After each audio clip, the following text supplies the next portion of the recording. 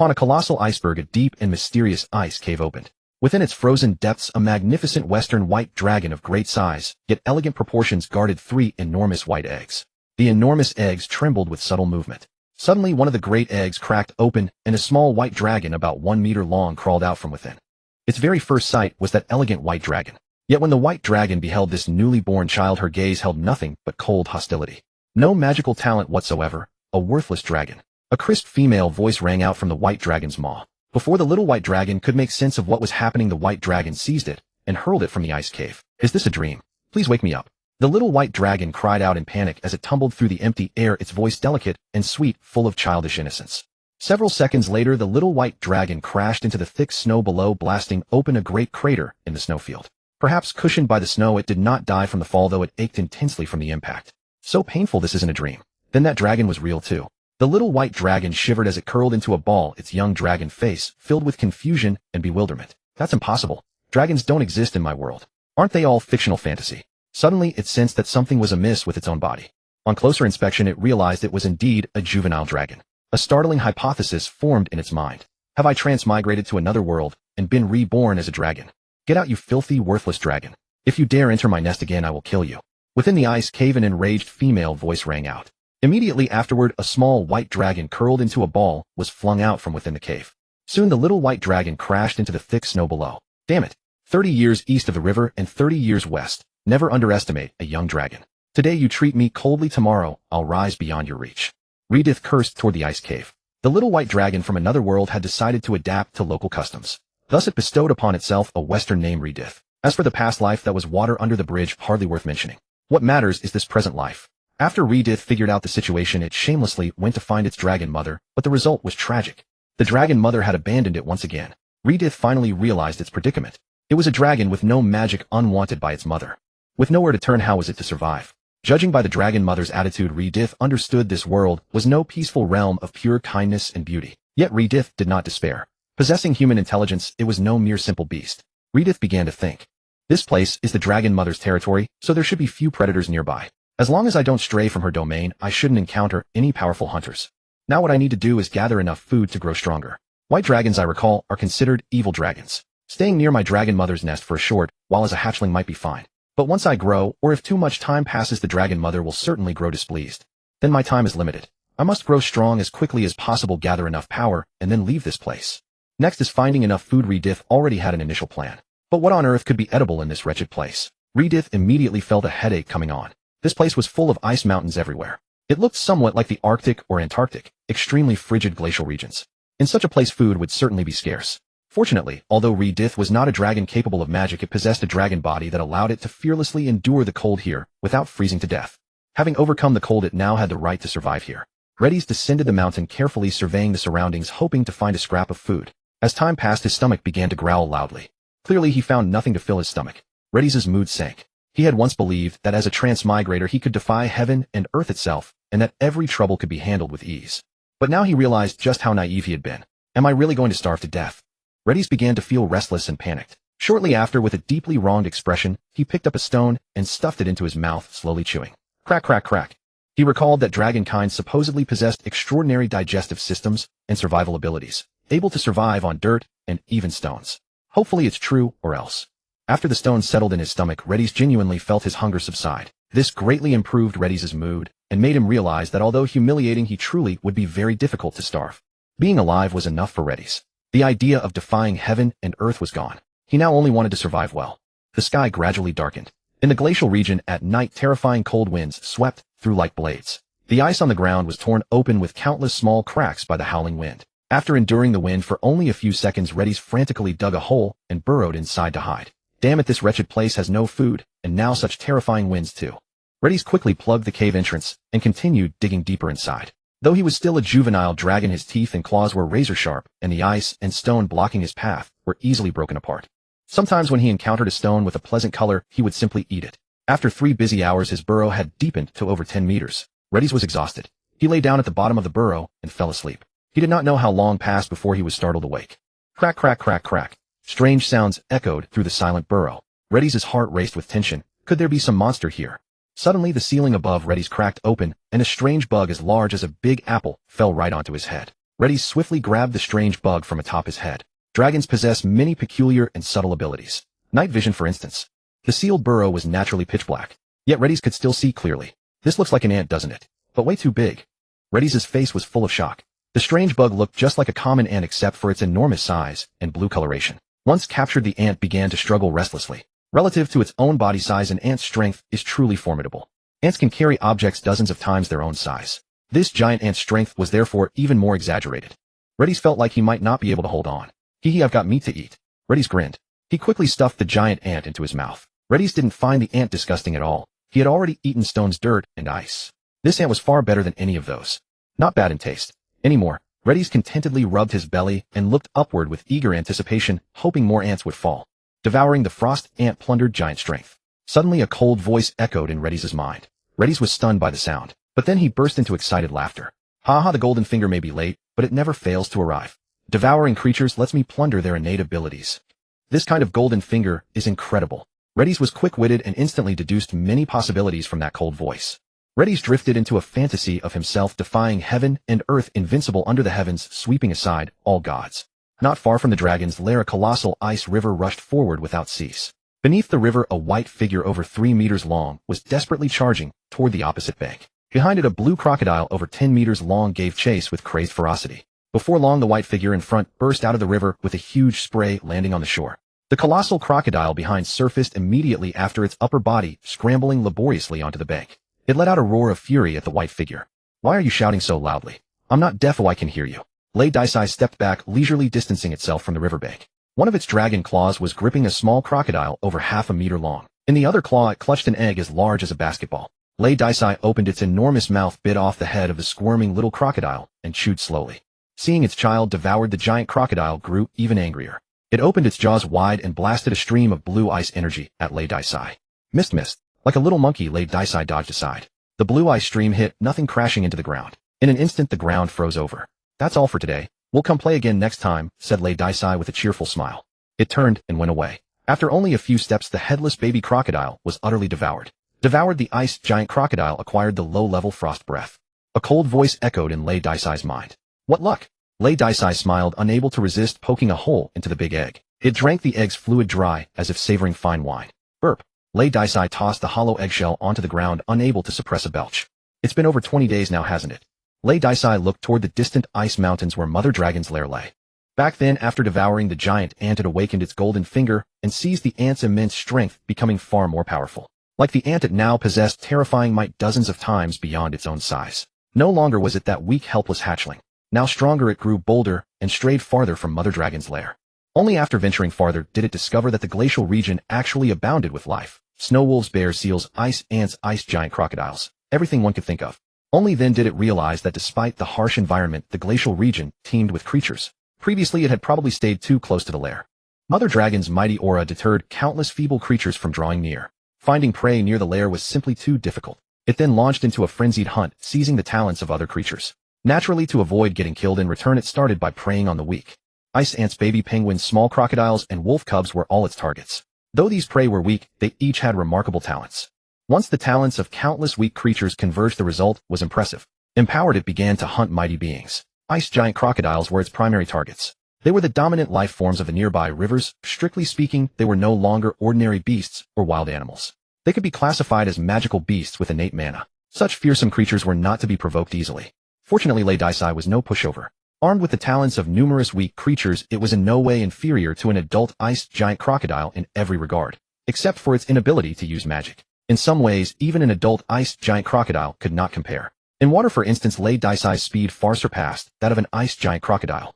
This showed how terrifying Lay Dicey's growth over that period had been. In truth, Lay Dicey itself was astounded by its own transformation.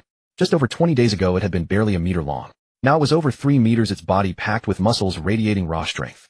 Now that it had acquired the frost breath, its magical essence and spellcasting abilities were considered complete. Its final deficiency had been somewhat remedied. Several hours later, Lady C crept stealthily toward the riverbank, and upon confirming no crocodiles lurked nearby, it eagerly plunged into the water. Having gained self-preservation capabilities, it no longer needed to linger here. After all, this was Dragon Mother's domain, and as an abandoned remnant, prolonged residence was unsuitable. When swimming, Lady C moved like a massive fish fitted with thrusters, propelling itself at astonishing speed. Still the water teemed with ice, giant crocodiles. Soon Lady C encountered an enormous crocodile stretching 8 to 9 meters in length. The beast charged with ferocious intent, determined to hunt down Lady C. Barbaric charge. Unwilling to yield, Lady C surged forward with tremendous force, colliding head-on with the colossal crocodile. Though Lady C's frame was smaller, its raw power rivaled the beast's. In fact, Lady C was slightly larger. The crocodile staggered, dazed from the impact, its fangs significantly shattered upon closer inspection. Recognizing Lady C's formidable strength, the crocodile swiftly turned and fled. Lady C made no move to pursue. The ice giant crocodiles in this region remained remarkably cohesive. Should any delay persist, more ice giant crocodiles might converge to besiege it. Thus Lady C abandoned hunting entirely, focusing solely on rapid movement. Of course, should any fool dare attack it voluntarily, it would show no mercy. Before long, darkness fell. Now Lady C had lost all sense of its location. It sensed no crocodile presence here, indicating it had swum beyond their territory. Upon reaching shore, Lady C observed the area abounded with seagulls and penguins. Beyond that, the environment remained consistent with before. Snow and ice blanketed the land, interspersed with towering icebergs. Growing hungry, Lady C began hunting penguins and seagulls. It rarely consumed these creatures. Flying seagulls proved nearly impossible to catch, and though penguins lacked notable talents, their endearing appearance made it hard to bring itself to kill them. Regrettably, hunger prevailed. The cute penguins had to perish. Though seagulls could fly, Lady C managed to capture several despite the challenge. Devour seagull claimed flight. Does this mean I can fly now? Lady C was taken aback. As a juvenile dragon, its body remained fragile and magical reserves scarce, making flight nearly impossible. Only when it matured into an adolescent or adult dragon would free flight become possible. It slowly beat its dragon wings. The wings stirred a powerful gust. Soon its sturdy yet heavy body gradually lifted into the air. It intensified the flapping rhythm. It shot rapidly into the sky. Haha, the sensation of flying is truly splendid. In the depths of the frozen river, a petite figure quickly leaped onto the shore from the water. Only after emerging could one notice she was a merfolk girl adorned with blue fish scales. Fear gripped the merfolk girl's face as she fled desperately toward distant ice mountains. Behind her, a massive white crab spanning over 2 meters in diameter surged ashore in pursuit. The colossal crab moved swiftly across the shoreline, scuttling sideways with menacing intent as it closed the distance on its prey. Why did I have such terrible luck being pursued by this enormous crab? Anya felt despair creeping in as the looming beast drew ever closer behind her. Suddenly, a massive white figure descended from the sky, with tremendous force crashing down onto the crab and driving it into the ground below. Anya was blown away by the powerful gusts from the white figure, slamming into an ice block over 10 meters away before coming to a stop. Little merfolk, I've saved you, so you must pledge yourself to me, Reddy's declared with arrogance. Fortunately, the crab beneath his feet wasn't crushed to death by the impact. The crab paused momentarily before thrashing wildly, nearly toppling Reddy's off balance. With a frustrated stomp, he muttered, "Giant bear tread." With a sharp crack, the crab's hardened shell shattered under Reddy's foot, spilling golden roe as it weakly waved its claws before going still. Reddy's reflected with satisfaction that the ability he'd taken from the bear was quite powerful indeed. Anya was dazed from the fall, but when she finally regained her senses and saw the white dragon, Reddy's, she screamed in panic, a juvenile dragon. Anya knew all too well that 5-colored dragons were evil dragons. She felt as though she'd barely escaped one danger only to fall headlong into another. Reddy's bristled at being called a juvenile dragon, responding indignantly, "You should address me as Lord White Dragon." Glancing at the easily crushed crab, Anya knelt respectfully, saying, "Yes, my lord." Reddy's nodded approvingly. "Good. From now on you shall be my subordinate." "Oh right, what's your name?" Anya replied eagerly, "My lord, I am Anya, an elite warrior of the Dao Merfolk tribe." Anya was thrilled to be taken in by such a powerful dragon, yet Reddy's couldn't help but express shock. Someone like you qualifies as an elite warrior. Anya felt awkward and fearful, worried that Reddy's might abandon her for being so weak. Anya quickly explained, "My lord, my Dao Merfolk tribe is a weak race. Even our strongest chieftain is merely a mid-tier transcendent.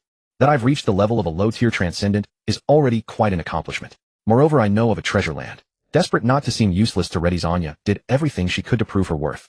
At the mention of a treasure land, Reddy's became intrigued, though he decided to put that aside for now. "Tell me about the realms of transcendence and the situation in this area." Reddy stated this because although he had come to know this was a Western fantasy world, after crossing over he knew practically nothing beyond that. Anya looked utterly confused, unable to understand why Reddy's would ask about such commonly known facts, but she nonetheless answered truthfully. "It is said that this is the edge of the Hanbing continent. The nearby frozen river is called the Shada Frozen River.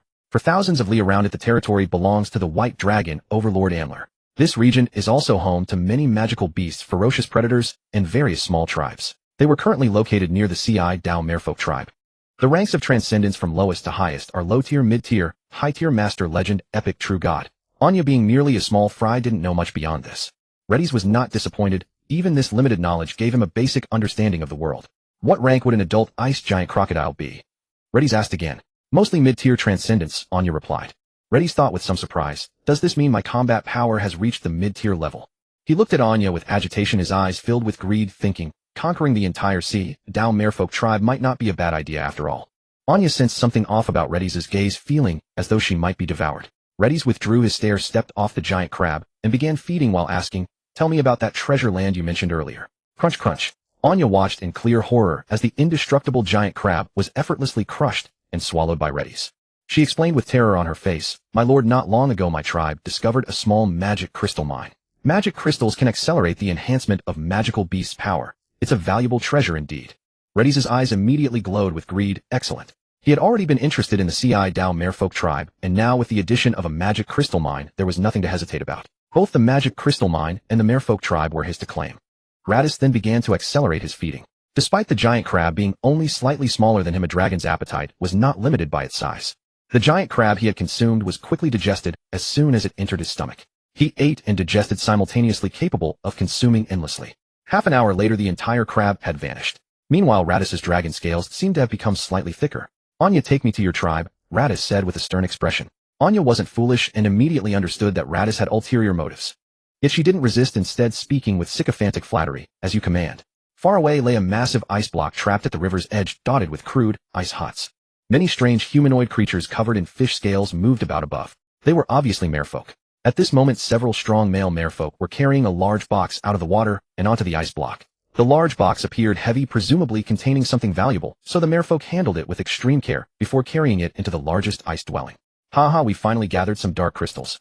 Inside the ice house, a strong merfolk over 2 meters tall laughed excitedly upon seeing the large box being carried in. This was the fisherman tribe's chief Daira. You all leave first, Daira instructed the other merfolk to depart. Daira opened the large box to reveal dark black crystals inside that shimmered brilliantly when light hit them. A vein of dark crystal ore could definitely push me into the high-level transcendent realm, making me one of the dominant powers along the downstream Saudi Ice River. Daira was extremely excited. Suddenly something crashed down, causing the massive ice block to shake violently. Daira's towering frame nearly lost balance and collapsed. I'll help. Chief, come quickly. The dragon is here. Anya, how dare you? Chaos erupted outside as many tribe members screamed in panic. What's going on? Daira stepped out, his unease palpable. Meanwhile, Radis stood upright at the center of the massive ice block, one dragon claw gripping Anya's delicate form. Beneath its feet, the ice ground had caved in significantly. Some nearby ice huts had collapsed, and a few unfortunate merfolk were trapped beneath the rubble. Numerous merfolk nearby stared at Radis with terror. This has to be a true dragon. I can feel the dragon's presence. How did our merfolk tribe attract a true dragon? Look, isn't that the merfolk the true dragon is holding? Anya. Damn it must be Anya who lured the true dragon here. Does she want to destroy our merfolk tribe? The nearby merfolk were filled with dread. The dread dragon's reputation was simply too formidable. Some merfolk fell into despair at the sight of Radis. Radis released Anya and let out a mighty roar. Boom. The terrifying dragon's roar spread outward like a storm, and the once noisy merfolk were shaken to their core, silenced by fear. From now on you shall be my subjects, Radis declared with authority. Who objects? The merfolk remained silent, none daring to speak. They seemed to accept this silently. There was no choice. Radis appeared overwhelmingly powerful, and the dread dragon's reputation compelled them to submit instinctively. Yet some merfolk felt excited instead. We've become the dragon's subjects. Who would dare bully us now? With a true dragon present, the merfolk tribe will surely rise to prominence. I must curry favor with the great dragon lord. Young dragon. Daira emerged from the ice house and immediately spotted the white dragon, formidable in stature, yet noticeably small compared to a true adult dragon. Anya whispered to Radis, my lord, that is Daira the merfolk chieftain. She felt uneasy, well aware of his strength. Though Radis was powerful, his juvenile appearance made others instinctively underestimate him. Submit to me, or die. Radis addressed Daira. Daira replied gravely, noble true dragon, you are far too weak. He also sensed that Radis's youth meant his power might be insufficient. Truthfully, if not for Radis's noble true dragon status, Daira would have attacked outright. You seek death. Radis grew enraged, despising those who judged by appearances. Radis beat his dragon wings, launching his entire body like a massive cannonball toward Daira. Noble young dragon, it seems you require a lesson. Daira struck back upon seeing Radis attack. Supercharge. His head rapidly elongated and sharpened, resembling a bayonet. Daira charged forward. In an instant, dragon and man collided. With a crash, Daira was knocked backward dozens of steps. Such overwhelming power, far stronger than most juvenile dragons, Daira exclaimed in shock. Upon closer inspection, his bayonet-like head was noticeably bent. How painful! Radis rubbed his head. A scale on his forehead had shattered, and a trace of dragon blood seeped out. Radis grew even more furious. Having never been injured since his initial wounds, Daira had somehow broken that streak. Ice breath, Radis roared, his mouth wide open in frenzy. Blue light emanated from deep within his throat. Terrifying cold swept outward and nearby areas froze visibly before his eyes. Great true dragon, I surrender. It is my honor to serve you. Daira knelt, immediately recognizing the immense power radiating from Radis's maw. His face pressed firmly against the ground to show submission. Seeing Daira kneel, the surrounding merfolk followed suit. Radis gradually closed his mouth, the blue light fading away. Consider yourself fortunate, he said gruffly. Anya ran over eagerly. Congratulations on subjugating the bayonet merfolk tribe. Radis dismissed it casually. Just a small tribe. If I weren't still immature, do you think I'd bother with you? Anya quickly nodded. Exactly, it is our honor. Radis impatiently replied. Cut the chatter. Take me to the dark crystal mine. Anya countered. My lord, there's no need for you to go personally. I recall Daira has already sent people to the mine, so there should be finished products by now. At that moment, Radis failed to notice Daira's furious, twisted expression as he knelt and bowed. Damn, evil dragon, the dark crystals should be mine. Damn Anya, you scum. Daira's heart swelled with hatred. He understood clearly that his chance at greatness had been stolen. Radis turned to Daira. Daira, bring me the dark crystals. Daira lifted his head, his formerly resentful expression now carefully guarded. Great true dragon, please follow me. The dark crystals are stored in my dwelling. Radis lay contentedly upon an ice throne, its dragon claws reaching into a large chest beside it, grasping a handful of magic crystals and depositing them into its mouth. Crunch, crunch. The rigid magic crystals were effortlessly pulverized under Radis' chewing. After swallowing the crystals, Radis could clearly feel its magical powers surging upward. My lord, I have already ordered the mining accelerated. A new batch of magic crystals shall be delivered shortly. Daira spoke from a distance, his manner deeply servile. Radis nodded. Very good. However, besides magic crystals, I also require flesh and blood creatures. Daira replied with earnest devotion. I understand. I will immediately send others to hunt. Daira turned and departed. Having a group of subordinates is truly delightful, Radis mused in high spirits. He felt that subjugating the merman tribe this time had been an exceedingly wise choice. Soon all manner of fish were presented by the merfolk. Radis began to devour them voraciously. Devour grouper, acquire underwater breathing. Devour bladed lobster, acquire defensive capability. Devour sea serpent, acquire resilience. Devour wind wolf, acquire wind manipulation. Various creature talents were seized by Radis. Unfortunately, none of these talents were particularly powerful. Still, they contributed meaningfully to Radis' growth. In merely a few hours, Anya felt that Radis appeared to have grown slightly. My lord, I apologize. Mining the magic crystals has proven immensely difficult, and no new supply has arrived yet. Anya said anxiously. She feared Radis might grow displeased. Radis replied casually, take me there. I shall mine them myself. Send all the miners to hunt instead. Mining while eating simultaneously, quite satisfactory. Anya could not help but dissuade him. But you are a noble true dragon. Radis retorted impatiently. If you were of any real use, would I be doing this myself? Anya was speechless. She managed only to say, my lord, it seems magic crystals should not be consumed in excess. Others who utilized magic crystals did not eat them directly. Rather, they employed their spiritual consciousness to draw out the energy contained within the crystals. Of course, eating them directly was feasible, but Anya had never heard of anyone consuming them so voraciously. She worried excessive consumption might prove harmful. Radis dismissed her concern nonchalantly. I feel no issue. Enough. Stop meddling. Take me to the magic crystal mine at once. Radis grew somewhat impatient. Seeing Radis so resolute, Anya could only obey. Several thousand meters away. Simba, tell War God Sack everything about the magic crystal mine and that young dragon. Daira said with a sinister expression. If I cannot have the mine, neither shall Radis. Before Daira stood a merman, short but stocky, who spoke with palpable fury. Lord Daira, I guarantee I shall complete this mission. That wretched evil dragon dares treat us as mere servants. How outrageous. Daira nodded. Good. Depart quickly. I shall be cautious and ensure I am not discovered. The disappearance of one short merman from the merman tribe drew no attention whatsoever. Meanwhile, Radis was resting inside an underwater cave consuming stones. Before anyone realized it, 2 days had passed. The effects of the magic crystals were astonishing. Radis, originally a little over 3 meters long, had now grown to 5 meters. This accelerated growth frightened Anya. The other merfolk also felt unnerved. Though the merman tribe consisted of ordinary folk with limited knowledge, they knew magic crystals could not possibly possess such terrifying effects. Otherwise, those possessing magic crystals would have long ascended to godhood. Anya understood that either the magic crystals were problematic or Radis himself was the anomaly. Anya hoped the issue lay with Radis himself, as that would seem more controllable. If the magic crystals were at fault, matters would become dire indeed. At present, Anya's status within the merman tribe was second only to Radis himself. All of this stemmed from Radis' favor. Should anything happen to Radis, everything Anya currently possessed would vanish. Even her own life might be forfeit. Anya knew very well that Daira harbored deep resentment toward her for bringing Radis here. If Radis perished, Daira would undoubtedly be the first to execute Anya as a traitor. Soon another day had passed. Ladis had grown another half-meter and was now a colossal creature measuring 5.5 meters. Ladis finally stopped devouring. It crawled drowsily out of the mine cave and returned to the little ice island of the fishmen on the opposite bank. My lord, why did you come out? Anya rushed over from afar. Ladies said seriously, I think I am about to enter a deep slumber. Anya could not help feeling delighted. A true dragon slumber came in two kinds. The first was ordinary sleep, but the second was something far more impressive, evolutionary advancement. The slumber Ladies spoke of now was clearly the second kind. If it were the first, Ladies would not have been so serious. My lord, I will arrange a sleeping chamber for you right away, Anya said. She was extremely devoted. The stronger Ladies became, the more her own fortunes would rise along with it. No need. I am going to slumber inside the mine cave. From now on, don't bring me any food, and no one is allowed to enter and disturb me. Ladies shook its head. After saying this, it leapt into the river without delay. Anya looked helplessly at the gradually calming surface. My lord, you left too quickly. I still had something to say. Many wolves have come nearby. They are all demon wolves, and they seem to have set their sights on the Fishman tribe. I hope I am overthinking it. Those wolves are probably just out for a stroll. Anya turned to look at the distant riverbank. Through the blur, she vaguely saw a huge wolf as large as a full-grown horse staring fixedly in this direction with a fierce, hungry gaze. Ladies swam back into the mine cave. Standing at the cave mouth, it opened its mouth and exhaled. Terrifying cold air froze the river water at the entrance. Ladies slowly backed away, and the inside of the mine cave began to freeze as well, until the ice sealed the cave tightly. It did not stop until more than 20 meters of the passage had frozen solid. Damn, I'm exhausted. Ladies panted. Frost breath consumed a great deal of magical power. If it had not grown stronger recently, it would never have been able to freeze such a large area, even if it had exhausted itself to death. For the sake of safety, it had to put in a little extra effort just in case someone tried to kill it while it slept. Ladies lay down on the ground and closed its eyes.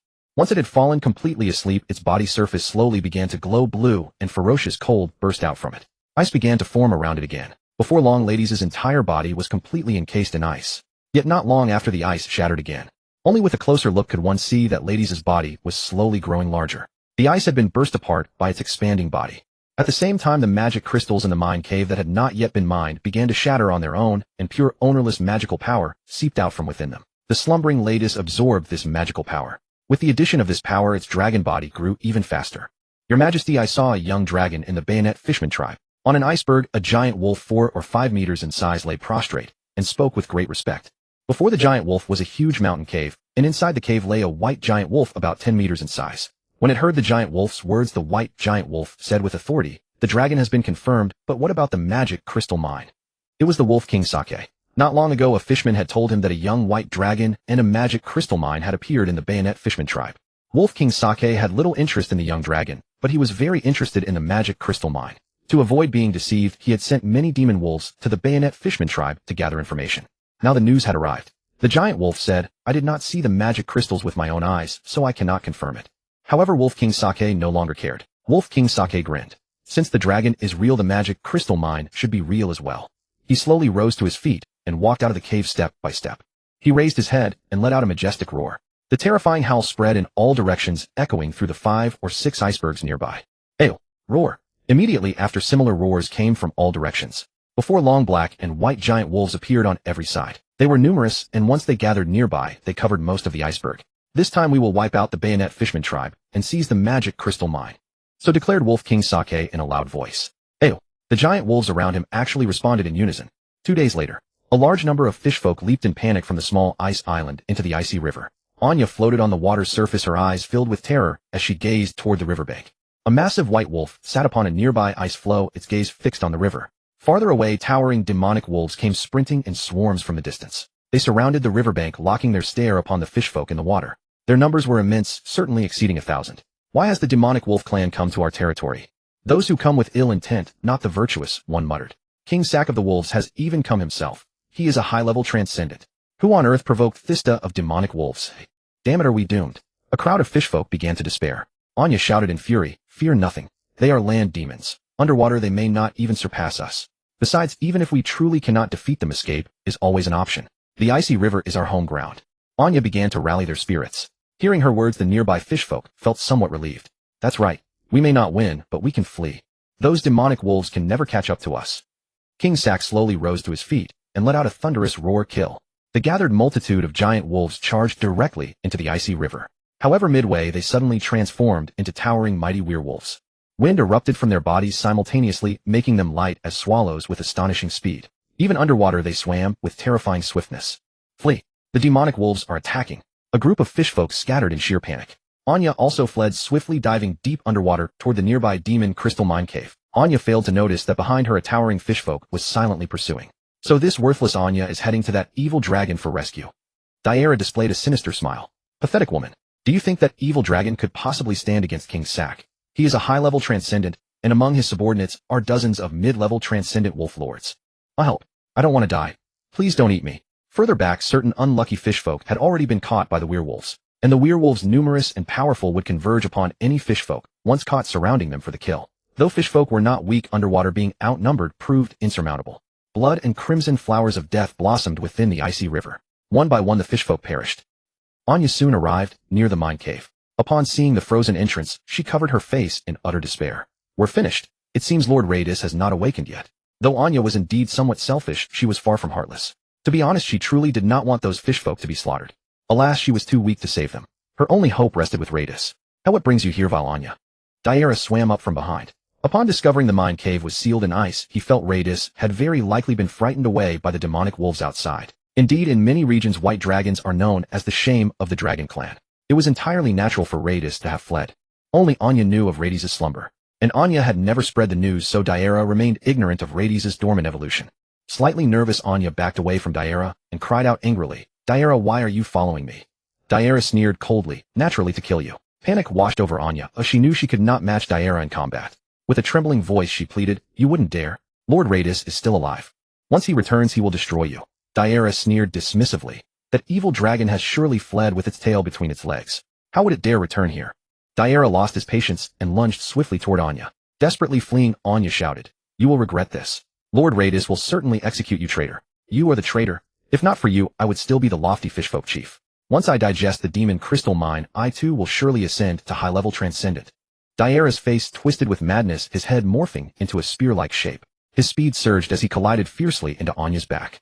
Anya tried to twist aside forcefully, but still grazed the blow. In an instant a deep gash opened across her back. Great rivers of blood poured forth. The once lively Anya, now weakened, closed her eyes and whispered, Lord Radis will surely avenge me. Damned fool, someday I will personally sever that evil dragon's head. Seeing Anya threat him even at death's door only fueled Daira's fury further. Suddenly the nearby mine cave shuddered violently. The tremors even rippled through the surrounding waters. Anya, who had resigned herself to death, couldn't help but widen her eyes in shock. Lord Radis has awakened. Ha ha ha, you are doomed. Unable to contain herself, Anya burst into uncontrollable laughter. What nonsense are you spouting? Didn't that evil dragon get scared off? Diala glanced uneasily at the mine shaft, faintly sensing that something dreadful inside was surging upward. However, before Anya could say anything else, the entrance to the mine shaft suddenly exploded. The nearby river churned violently from the shockwave. Anya was carried away by the river. Diala managed to keep his footing, staring wide-eyed at the blasted open mine shaft. It was too cramped. I almost couldn't squeeze out. A colossal dragon claw reached out from within the mine. It was enormous, as large as a dining table. That's impossible. Diala couldn't help shrieking. Staring at that immense claw, a suspicion he could hardly believe took shape in his mind. The claw exerted a little force and tore the mine entrance open. Then a white muscular dragon, a little over 10 meters long, slowly crawled out. Its dreadful dragon might radiated outward in full force. Diala felt the overwhelming mass of its body, and his own frame began to tremble instinctively. Oh, Diala, are you here to welcome me? Lidasai's colossal dragon head curled into a ferocious smile. Anya swept to a spot not far away by the water, couldn't help shouting, Lord Lidasai, that bastard Diala has betrayed us. I was almost killed by him. Lidasai's initially warm and genial demeanor changed in an instant. It gazed at Diala calmly. I detest betrayal. Diala immediately dropped to his knees. My lord, I was wrong. I was wrong. Please give me another chance. You don't deserve it. Lidasai said with contempt. If Diala had been a tender beauty, it might have softened. But a stinking man like him, why should it show mercy? With that it lunged forward. Lidasai was terrifyingly fast, almost as if it had teleported. Before Diala could react, Lidasai had caught him in its jaws. No, please don't eat me. Diala struggled in utter panic, but the power Lidasai now possessed was far beyond anything Diala could hope to resist. With a gentle bite, Lidasai snapped Diala's body in two. Diala died a miserable death. After a moment's hesitation, Lidasai opened its jaws and spat out his remains. Lidasai turned and went to Anya's side. Can you survive? Anya forced a smile. If you want me to live, then I will surely live. Even if the Grim Reaper came for me, he wouldn't dare take my life. Lidasai couldn't help chuckling. Good. Then live well. Lidasai reached out, grabbed Anya, and shot upward at a terrifying speed. A few seconds later, the calm surface of the water violently exploded. A huge curtain of spray soared into the sky. Only after the spray fell back into the river could one see a white muscular dragon over 10 meters long hovering above the water. Something seems off. Lidasai looked around warily and caught the scent of blood in the water. Upon closer inspection, it spotted mangled fishmen corpses drifting along with the current. My lord, the demon wolf clan has come to slaughter us. Please save my people, Anya said feebly. as a transcendent Anya possessed formidable vitality. Once she was out of the water, the wounds on her body gradually stopped bleeding. Given enough time, her injuries might even heal on their own. Heh, they really show me no respect. The fishmen are my vassals. Feeling insulted, Lightasai beat its dragon wings and flew toward the fishmen's little ice island. At that moment, on a riverbank nearby, a group of wolfmen was escorting more than a dozen fishmen to the Wolf King Sake, who stood atop the ice mountain. Tell me the location of the magic crystal mine, Sake asked with majestic authority. A plump fishman blurted out eagerly, Your Majesty, I know it. I can take you there. Please, since I've been obedient, don't kill me. Sake nodded with satisfaction. Rest assured, mining still needs fishmen like you. You are all fine slaves. Why would I kill you? Hearing this, the captured fishmen felt relieved. Although mining was exhausting and bitter, it was still better than being killed. The magic crystal mine is mine. A booming male voice came from the distance. Everyone present instinctively looked in that direction. Ah, a giant dragon, the plump fishman blurted in shock. The Wolf King Sake drew a deep breath and said, Only didn't you say the fishman tribe had only a young dragon here? How is this a giant dragon on the verge of young adulthood? The gulf between a dragon's juvenile and young adult stages was immense. Even the Wolf King Sake felt some pressure facing a young adult dragon. A wolfman knelt in panic. Your Majesty, I absolutely couldn't have been mistaken. At that time it was a young dragon only about 5 meters long. Could it be that there is not only a young dragon here, but also this young adult dragon? The wolfman only suddenly speculated. The plump fishman interjected, Impossible. We truly had only one young dragon here. This young adult dragon was never around before. Sake said, It seems this one came later. It may be the young dragon's patron. By then Lightasai had finally arrived as well. It landed on a small ice island nearby and fixed its gaze on the Wolf King Sake. Lightasai had actually heard the conversation between the Wolf King and the Wolfman, as well as their confusion, but it had no intention of explaining. He looks rather powerful. Lightasai was taken aback by the Wolf King Sake. Creatures with massive bodies were almost always fearsome, and Lightasai could also sense vast magical power surging within the Wolf King's body. So the Wolf King Sake is definitely a terrifying being. Still, this makes it more fun. Today I'll use you to test my strength. Lightasai started laughing again. Stay here. I cannot take you along from now on. Redis placed Anya onto an ice block a short distance away. My lord, please be careful, Anya reminded him. You all stay back as well. This is a fearsome opponent. Weaklings like you lingering here will only distract me. Wolf King Sake said to the werewolves beside him. As you command. The werewolves obediently nodded, then transformed back into their giant wolf forms and bolted away at great speed. Wolf King Sake excelled at wind manipulation, his speed almost terrifying. Redis had no particular specialty. He was simply balanced in every aspect. After settling their respective subordinates, Redis and Wolf King Sake crashed into each other with fierce ferocity. Claw strike. Redis swiftly raised his dragon claw. Wolf King Sake was not one to show weakness either. He raised his forepaw and met Redis' strike head-on. Boom. The sheer force behind Wolf King Sake's attacks was formidable. To everyone's surprise, Redis was pushed back several paces. In terms of raw physical strength, Redis was somewhat weaker. Yet, even with that slight disadvantage, the gap was not significant. Redis flapped his dragon wings and charged forward once more. As he moved, his body seemed to transform into a block of ancient ice, continuously radiating cold energy that made the surrounding area feel even frigid. Frost had begun to form on Wolf King Sake's fur. Storm Domain. Wolf King Sake also deployed his magical power with countless wind blades materializing around his body. These wind blades relentlessly assaulted Redis' body. Crackle, crackle, crackle. The wind blades struck against Redis, but were blocked by his hard dragon scales. The dragon scales rang out with every impact, yet they stubbornly held firm without shattering. Throughout his life, Redis' defensive capability had always been terrifying. Ordinary attacks could barely scratch him. Ice breath. Redis opened his mouth and spat forth a stream of blue light. Wolf King Sake quickly dodged aside and maneuvered to Redis' flank, charging headlong into his stomach. Redis was knocked sprawling onto the ground, smashing a massive crater into the earth. Without hesitation, he rose to his feet and continued his assault. Storm breath. Wolf King Sake opened his maw wide and unleashed a tornado as solid as stone directly at Redis. Boom. Redis' massive body was sent flying over 20 meters away. Ouch, that move was devastating. It really hurt, Redis muttered, looking down at his chest. A large portion of his once impenetrable scales had shattered, exposing raw flesh beneath. Wolf King Sake was dissatisfied with the result, having expected to inflict far more severe damage. Truly terrifying defense, Wolf King Sake exclaimed in awe. Haha, let us continue. Redis charged forward. Oh. The nearby earth, battered by their clash, lay shattered and ruined. In the distance, certain merfolk and demon wolves watched the fierce battle. Unknowingly, half an hour had passed. By now, Redis was badly wounded. Many of his scales were broken, and his dragon blood oozed slowly from his wounds. Yet the once remarkably swift Wolf King Sake had slowed considerably. I've been tied up too long.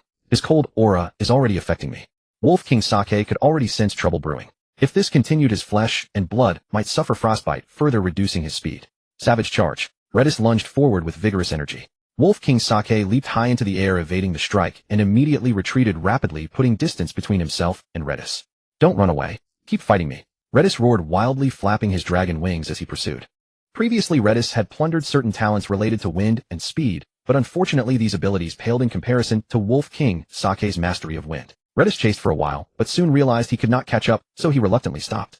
I suppose I lose this round, Wolf King Sake's voice echoed from afar. Nonsense. I drove you away. If I don't win, then did you? Redis growled irritably. But though you may escape, the other demon wolves certainly won't be so lucky. Redis turned his head toward the distant demon wolves. Wolf King Sake, already making his retreat, paused briefly. Hesitation crossed his face, but then he steeled his resolve and continued fleeing. Redis felt somewhat disappointed that Wolf King Sake fled without much resistance. However, excitement soon replaced that feeling. He flapped his dragon wings and charged toward the distant demon wolves. Although Redis found Wolf King Sake difficult to handle, dispatching these demon wolves proved effortless, whether low-tier transcended or mid-tier transcended. Under Redis' pursuit, they proved utterly fragile. Devour Wind Wolf sees Fong. Devour Wind Wolf sees Windblade. Devour Wind Wolf sees Storm Breath. As Redis devoured one demon wolf after another, he acquired a series of new talents. Some of these talents were powerful, while others were rather unremarkable. Storm Breath. Redis looked up and exhaled toward the sky. A cone-shaped tornado spewed forth from his maw. This was a fearsome attack wherein countless wind blades had been highly compressed and fused together. A hole was punched through a cloud in the sky by the blast of Storm Breath. Viewed from below, the sky appeared as though a hole had been torn through it. Ha ha ha, I've acquired another powerful spell. Redis burst into loud laughter. It's time to head back. The demon wolves have scattered and fled far away. They've become difficult to hunt. After all this time, I wonder if that woman Anya is still alive. Redis began his journey homeward. His mood was actually quite good. By now he had barely qualified as a high-tier transcendent, being a strength that made him a formidable expert anywhere enough to possibly claim dominion over a territory. Perhaps before long I'll be able to thrash that dragon mother. Redis held grudges readily. The way Dragon Mother had callously abandoned him long ago had always festered in his heart. Of course, Redis did not regard Dragon Mother as an enemy to be slain outright. He simply wanted to vent his resentment. The fishfolk of Little Fishman Ice Island had already returned in considerable numbers. They had originally not fled far, and their intelligence was quite sharp, so they quickly learned that Redis had driven the Demon Wolf clan away. Although the Demon Wolves' rampage had claimed many fishfolk lives, the survivors were still numerous. Moreover, some of them knew how to heal wounds, so Anya might yet be saved. Although he had driven off Wolf King Sak, Redis showed no intention of resting. He then ordered the fishfolk to investigate powerful creatures in the vicinity.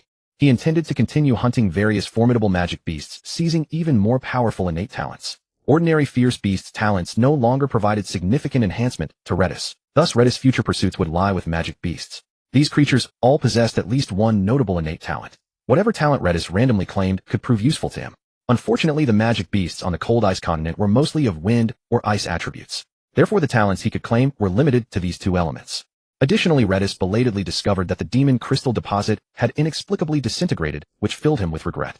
He felt the demon crystals had truly served as his catalyst. Therefore, Redis began probing for new demon crystal deposits. If he could obtain more demon crystals, his strength would undoubtedly surge again within a short period. Frankly, Redis himself sensed that his growth rate was abnormal. If demon crystals were truly that extraordinary, other creatures' growth would not be so sluggish. After much deliberation, Redis concluded that the demon crystals he had previously obtained should be fine. His rapid growth was likely due to his own nature. Perhaps this is a hidden ability of my golden finger. It seems my golden finger can do more than simply steal others' innate talents. It's not so straightforward after all. Redis experienced a moment of clarity. Beneath a small iceberg by the riverbank. My lord, according to our investigation, there is a demon bear clan in the ice valley 100 li away. Inya, her face pale, looked up at the white muscular dragon coiled upon the mountaintop. I understand.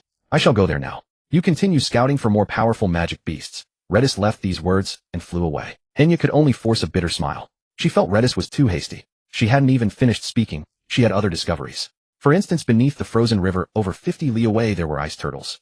In other areas there were ice serpents, giant octopi, colossal lobsters. Never mind. I'll continue when my lord returns, Inya thought. At the lower reaches of the Sado Ice River, where it connected to the boundless ocean.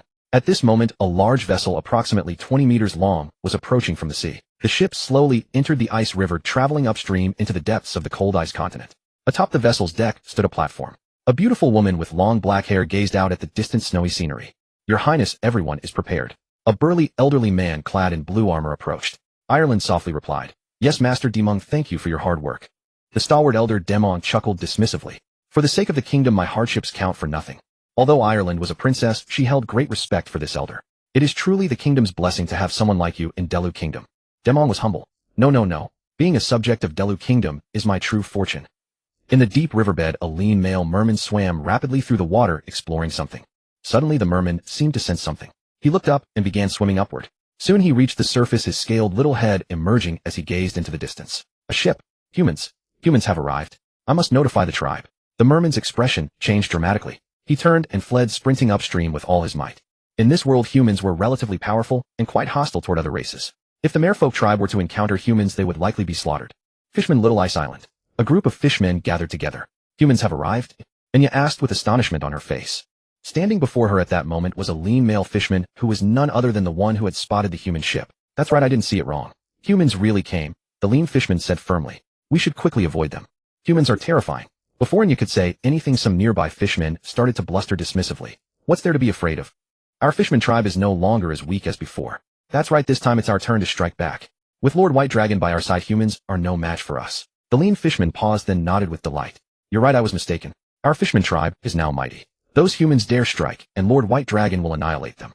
It's no longer about whether humans attack us, but whether we attack them. The situation has completely reversed. Redis, a powerhouse comparable to a young dragon, filled the fishmen with such confidence, they became somewhat overconfident. And you couldn't help but warn, Lord Redis went hunting and isn't here now. Hearing this, the previously arrogant fishmen who wanted to attack humans immediately cowered. Oh, we must hide quickly. Yes, we'll let those humans go this time. When Lord White Dragon returns, we'll attack them. In the distant frozen ice valley. Devour, the mighty demon bear, gained tremendous strength. Devour, the mighty demon bear, gained sturdiness. Devour, the mighty demon bear, gained Earth's protection. Standing on the ground, both defense and strength are enhanced. Soon after, an extraordinary white muscular dragon, a being that would stand out even among red dragons, flew out from the valley. Not bad at all. A slight smile appeared on Redis' slightly stronger frame. Soon Redis returned near the fishman tribe. Where is everyone? Redis plummeted onto the ice island, looking around in confusion as he found the place deserted with no fishmen in sight. A figure appeared on a distant small hill, shouting loudly, Lord Redis, we're over here. Redis turned his head and realized it was Enya. Redis flew over in bewilderment. What's going on with you all? As he drew closer, he discovered numerous ice caves here within which dwelt fishmen previously invisible to him. Enya quickly explained, some humans from overseas passed by here earlier. To avoid conflict, I led everyone to hide. Humans have arrived? Redis asked with delight. Where are they? He hadn't seen any humans for a long time, and actually missed them quite a bit now. Moreover, humans coming from overseas must be well-traveled and knowledgeable. Redis also wanted to inquire about the outside world from them. Enya pointed upstream along the Saudi Ice River. The humans have all gone up there. Lord Redis, should we attack them? I've heard humans possess many treasures. Let's plunder them. Ha! Redis laughed, of course. All capable fishmen follow me. Let's pursue them. Redis said eagerly. Soon after, a large ship silently approached the area near Lear's dragon nest. Inside the ship, Ireland said solemnly to Demung, Teacher Demung, I leave the rest to you. Demung said firmly, don't worry. Even if Lear is a legendary dragon, I'm not afraid. I am a man equipped with the dragon fong blade. Demung patted his waist where a massive dragon fong, like a long blade, hung. Don't be careless, Ireland reminded him. Demung nodded, then ran toward the dragon nest along the riverbank. Ireland looked toward the dragon nest with some nervousness. Soon after, Demung, who was no longer visible, roared, Evil dragon, die. At the foot of the mountain where the dragon nest was located, a brilliant white light suddenly flared up, followed by a massive blade of light rushing toward the dragon nest with fierce momentum. Human, how dare you trespass into my territory? Today I will make you pay with your life. A 20-meter-long white, great dragon brimming with rage emerged from the dragon nest. Opening its mouth, it spat out a torrent of white energy. The breath and the light blade collided with each other. With a thunderous bang, they canceled each other out and then exploded. Evil dragon, you think I'm afraid of you? Today I will definitely sever your head. Demung leaped up from the mountainside wielding the dragon fong blade and charging toward Lear. Lear angrily raised her dragon claw to attack Demung. In an instant, two powerful beings, one vast and the other small, yet both radiating earth-shaking might, collided. Each collision sent out thunderous detonations that echoed into the distance. The terrifying shockwaves of their battle caused earthquakes in the vicinity, and some icebergs actually collapsed with crashing sounds. Not long after, Demung fell into a disadvantageous position. He was whipped away by Lear's tail and slammed into a massive mountain over 1,000 meters away. The poor mountain was smashed open with a cave over 10 meters deep. Next time I'll definitely kill you. Demung flew out of the cave, wiping blood from his lips. At this moment, he was in a wretched state, his armor shattered to pieces. After spitting out those harsh words, Demung turned and fled. Curs, you dared to offend my dignity, and now you want to run. Lear pursued relentlessly. Soon the two of them disappeared into the horizon, one after the other. Opportunity has arrived. Seeing that both Lear and Demung had departed, Ireland couldn't wait to fly toward the dragon nest. Behind the large ship, a colossal white dragon had surfaced silently. Redis glanced at the direction Lear and Demung had departed, then turned his gaze toward that large ship. The skilled fighters are gone. How opportunity has come, little one's charge. Redis said eagerly. Behind him, dozens of fishermen warriors also nodded in excitement. Redis dove back into the water and led the charge forward. Soon they reached the underside of the large ship. Redis clenched his dragon claws and struck the hull with all his might. With a loud bang, the ship shuddered violently, and a massive hole burst open in its hull. Water rushed in as the vessel began sinking rapidly. Actually, a contingent of human armored warriors remained aboard. Oh, what's happening? The ship's under attack. Everyone get to shore quickly. The humans panicked and screamed. Redis below continued his assault. It only took a few more strikes before the ship broke apart. The humans on the ship fell into the water. Nearby fishmen swarmed over. Oh, there's a monster. No, how can there be a giant dragon here? The plan went wrong, we're doomed. The humans in the water immediately spotted the enormous Redis. They instantly felt hopeless. Redis struck without hesitation. Every move radiated terrifying power. Humans in the water were easily subdued by him. Facing Redis, even with desperate resistance, these humans couldn't escape. The gap in power was simply too vast. Within moments, more than 10 humans lost their combat effectiveness and were captured by the fishmen. Princess will not forgive you. A mid-tier transcendent human warrior glared at Redis with reluctance. To Redis' delight upon hearing the word princess, his eyes lit up. The woman who just left was the princess. Ha ha ha, this is truly wonderful. Separate some fishmen to take these humans back first. The rest of you search the battlefield below. I feel there must be many valuable things in that ship, Redis instructed the nearby fishmen. As you command. The multitude of fishmen were all quite happy. They increasingly felt it was truly good to be Redis' subordinates. Redis slowly swam to the riverside and dove underwater to hide. This princess must be worth a fortune. Extorting tens of thousands of gene of magic crystals should be no difficulty, right? Redis curled up in anticipation, and due to his skin and the cold river water, he resembled a giant block of ice at that moment. Before long, Ireland returned. However, she wasn't empty-handed. In her hands were 2 burning whips with the other ends wrapped around the necks of 2 white dragonets. These dragonets were clearly Lear's other offspring. Unfortunately, they lacked golden fingers, so, in just about a month, they had only grown to over 2 meters. Damn, humans, release us quickly. We are great true dragons. It hurts so much. When my mother returns, she'll surely kill you all. The white dragonets roared in fury. The burning whips left them feeling powerless and in great pain. However, Ireland ignored the 2 young dragons. Instead, she gazed anxiously at the icy river. Where's the ship? Ireland's expression turned grim and unsettled. Ireland quickly flew over, hovering above the empty water surface. What exactly is going on? Ireland was bewildered. Such a large fleet, and she had only been away for a short time, yet it was gone. The people inside the ships were gone too. Bang! From the nearby waters there was a sudden explosion, and an enormous white great dragon emerged from the water with a wicked grin. On my princess, I've come. Redis extended his 2 colossal dragon claws, reaching for Ireland's graceful yet petite frame. There's another giant dragon. Ireland was startled by Redis. However, as a flying powerhouse, her reaction was swift. She directly dropped the 2 dragonets. Immediately after, she produced a small silver magic wand. Flame burst. The wand erupted with blinding red light. Terrifying flames surged in all directions. The nearby water and ice rapidly transformed into water vapor. The little white dragons that had fallen into the river scrambled underwater to avoid being burned to death. Redis, however, paid no heed and faced these flames head-on. When the flames struck him, his invulnerable dragon scales smoked and glowed red-hot. It burns, but since it can't kill me instantly, I've won. Beautiful princess, you're mine now. Redis' enormous dragon claw pierced through the firelight, appearing before Ireland. Light barrier, Ireland shouted. A layer of light curtain emerged around her. The dragon claw tightened rapidly, but the barrier firmly blocked it. Before long, Lidasai arrived at the foot of a great mountain near the Fishmen's Little Ice Island. Quite a few fishmen were building igloos there. Congratulations on your triumphant return, Lord Lidasai. Anya hurried over. Her wounds had not yet healed, so she had not gone along earlier. She and some of the old, weak, sick, and injured stayed behind to guard the home. Meanwhile, the fishmen Lidasai had taken with him were still on their way back. Lidasai was simply too fast. Those fishmen warriors could not catch up at all. Anya, search her, and bring me all the valuables on her. Lidasai tossed Ireland to the ground. As you command. Anya rushed over eagerly. Oh no. The poor Ireland was like a little lamb. Although she struggled desperately, she could not escape Anya's clutches. Ireland had been drastically weakened by Lidasai, so now even the frail Anya could do whatever she wanted with her. Before long, a pile of little trinkets was delivered into Lidasai's dragon claws. Lidasai, however, paid no attention to these trinkets. Having been searched, Ireland was left disheveled with large patches of snow-white skin exposed. Oh, don't look. I am the princess of Devour Kingdom. My father will never let you get away with this. Ireland hugged herself tightly in panic, able to feel Lidasai's gaze. And she knew very well that dragons were lecherous by nature. Ireland was truly afraid that Lidasai might do something to her. Lidasai suppressed the heat in his heart and said to Anya in a deep voice, lock her up.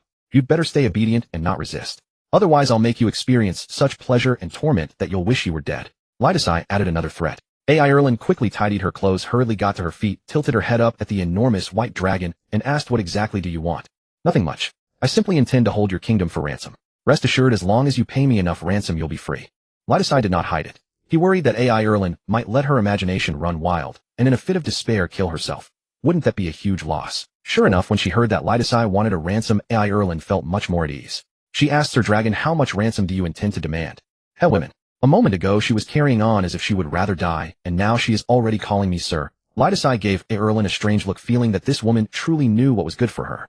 Lidasai said offhandedly, I'll have 100,000 caddies of magic crystals. AI Erlin said gravely, what grade? Lidasai was taken aback. Magic crystals have grades. AI Erlin was astonished. You don't know? Lidasai felt embarrassed, but it was nothing to be ashamed of admitting. He nodded. Explain it to me. Though puzzled, AI Erlin still explained magic crystals are divided into 4 grades: low grade, mid grade, high grade, and divine grade. After hearing this, Lidasai said, I'm not greedy. I'll just take 100,000 high grade magic crystals. AI Erlin could not help rolling her eyes. You might as well kill me.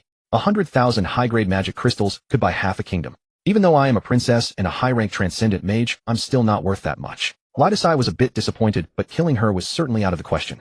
He settled for the next best thing. Then 100,000 caddies of mid-grade magic crystals. AI Erlin's expression, however, remained rather grim. She asked tentatively, how about 10,000?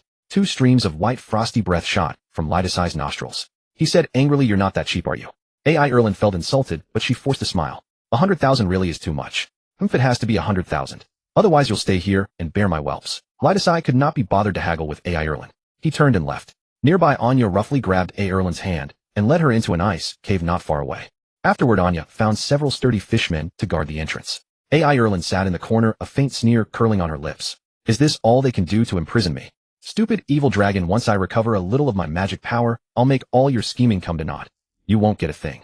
On the other side, Redis was examining the items in her hand.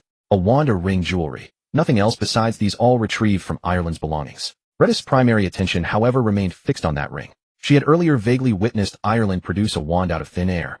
Therefore, she believed Ireland possessed a spatial storage ability. She guessed the ring was most likely a spatial ring. Impatiently, she went to the ice cave where Ireland was imprisoned and asked her how to use it. Without the bloodline inheritance of dragons, there were many things she did not know. Although Ireland was unwilling, she taught Redis for the sake of her own life. Ireland's spatial ring was quite large, containing an abundance of items. Gold coins, silver coins, clothing, food, magic crystals. All were well stocked. To Redis' surprise, these magic crystals were noticeably different. Upon careful observation, she discovered they could be divided into 2 categories. One was lower-grade crystals, which were more numerous. The other type was clearly superior and rarer, likely mid-grade magic crystals. Redis was very familiar with the lower-grade ones, having consumed many before. So the crystals I had been eating were the lowest grade. Redis suddenly realized. She then eagerly began consuming them. But after a few bites, Redis couldn't help but furrow her brow. Why is the effect so much weaker? After devouring the low-grade crystals, she clearly felt the effect was negligible. The effect was nowhere near as remarkable as before. Redis then turned to consuming mid-grade crystals. Her brow gradually relaxed. The effect of mid-grade crystals was quite acceptable. It seems after my advancement, I've become immune to low-grade crystals. From now on, I need to consume better crystals to continue growing rapidly. Redis came to understand. Mid-grade crystals seemed quite precious. Princess Ireland only possessed a little over 1,000 caddies of them. Such a small amount was hardly enough to fill her. Before long, the mid-grade crystals were devoured entirely. Meanwhile, the merman warriors had already returned with human captives. Not long after, another group of merman warriors arrived bearing treasures salvaged from the wrecked ship. Redis watched with great curiosity. Soon she spotted some peculiar bracelets, anklets, and collars. Redis asked around and learned these were magical artifacts called spirit-locking chains. Any creature wearing a spirit lock would be unable to channel magical energy. This is a fine tool. Redis couldn't help but smile. Soon after, Anya proudly brought several spirit locks and secured Ireland's neck and limbs. Ireland resigned herself to her fate. Stripped of her magical power, any of her secret schemes would come to nothing. Unknowingly, a day had passed. On the early morning of the second day by the shot ice river, Zyva Hyluo, be careful on your journey. You must deliver my words to King Dur, said Redis with heartfelt emotion. Before it stood a crude little boat upon which a stout fishman and a middle-aged man were standing. The stout fishman was Hyluo, and the middle-aged man was Zyva. Redis intended to send the pair to the neighboring Aster continent to deliver a message to Irish's father, the king. Lord Redis, may I not go? The fat fishman Hyluo said with a woeful expression. He was terrified of being killed by Irish's father upon reaching the Aster continent. Worse still, he might even be killed by Zyva midway to vent his anger. Redis' expression instantly turned cold. Today you must go whether you want to or not. Seeing Redis angered, Hyluo quickly nodded. My lord, I guarantee I will complete the mission. Hyluo understood that refusing at this moment would surely mean his death. Evil dragons were simply this ruthless. Redis smiled again. Excellent. If you succeed this time, you will be rewarded as a merit-worthy subject. I shall grant you dragon blood, bestowing upon you a portion of my power. Dragon blood could be absorbed by ordinary creatures, granting them a fraction of draconic power and transforming them into dragonborn. Hearing about this reward, Hyluo grew extremely excited. He thought to himself, ha ha ha, once I become a dragonborn, how dare this little girl Anya still meddle in my affairs. Redis impatiently urged, hurry and go. It flapped its dragon wings, summoning a fierce gust of wind. The small boat was swept away, drifting downstream and gradually disappearing into the distance. Anya, come with me. Redis turned and walked toward a massive ice cave. Beside it, Anya obediently followed along. Inside the ice cave, Redis withdrew a large bathtub from Ireland from its spatial ring. Redis placed its dragon arm into its mouth and bit down with great force. With a cracking sound, the indestructible dragon scales and flesh were bitten through. A great volume of dragon blood gushed forth. Lord Redis, what are you doing? You might be doing something foolish. Anya exclaimed with worry upon witnessing the sight. Redis calmly extended its arm over the bathtub, letting the dragon blood flow into it, and said nonchalantly, you are too weak. I will turn you into a dragonborn to strengthen your power. Hearing this, Anya was dumbfounded, and then tears welled up in her eyes. Lord Redis, you are truly too kind to me. Although she had not encountered many dragons, she well understood that few dragons would ever grant their servants dragon blood. Before long, the large bathtub was filled 2/3 full of dragon blood.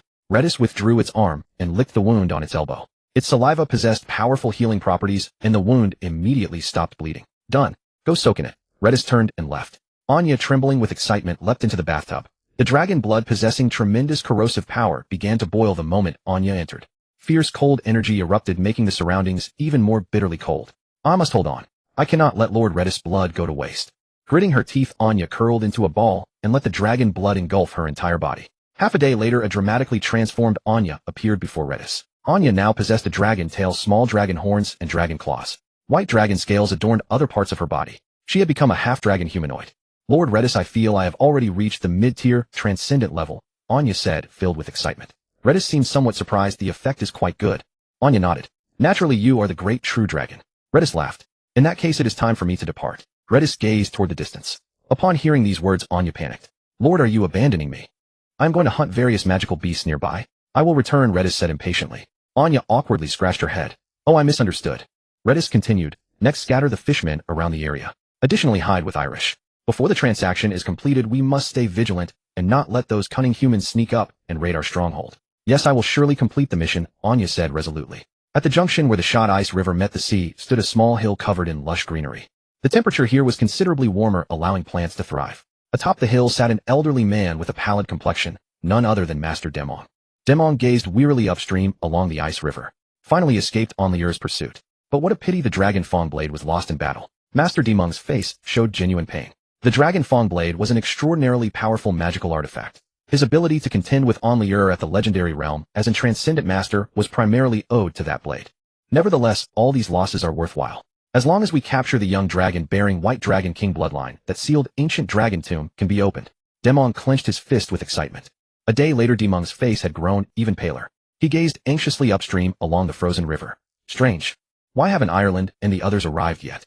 Could something have gone wrong? Earlier, Ireland and Demon had agreed to rendezvous at this location. Yet after waiting so long, Ireland still hadn't appeared. They may have been delayed on the way. Let's wait a bit longer. Demon forcibly suppressed his unease and continued waiting. Before he knew it, another day had passed. Demon's complexion had turned deathly pale, utterly drained of any color. It seems something has indeed gone awry, he sighed bitterly. Suddenly, a dilapidated skiff slid down from upstream along the frozen river, carrying 2 figures aboard. The moment Demon spotted it, he leapt up with sudden excitement. A surge of aura erupted from within him, lifting him into the air. Demon propelled himself toward the skiff. Are you Master Demon? One of the figures in the boat exclaimed with delight upon sighting the elderly man descending from the sky. Demon landed gracefully inside the vessel, his brows furrowing as he fixed a displeased stare on the rotund fishman named Hailuo. Turning his attention to Shiwa, he demanded to know what had happened and where Prince Ireland was.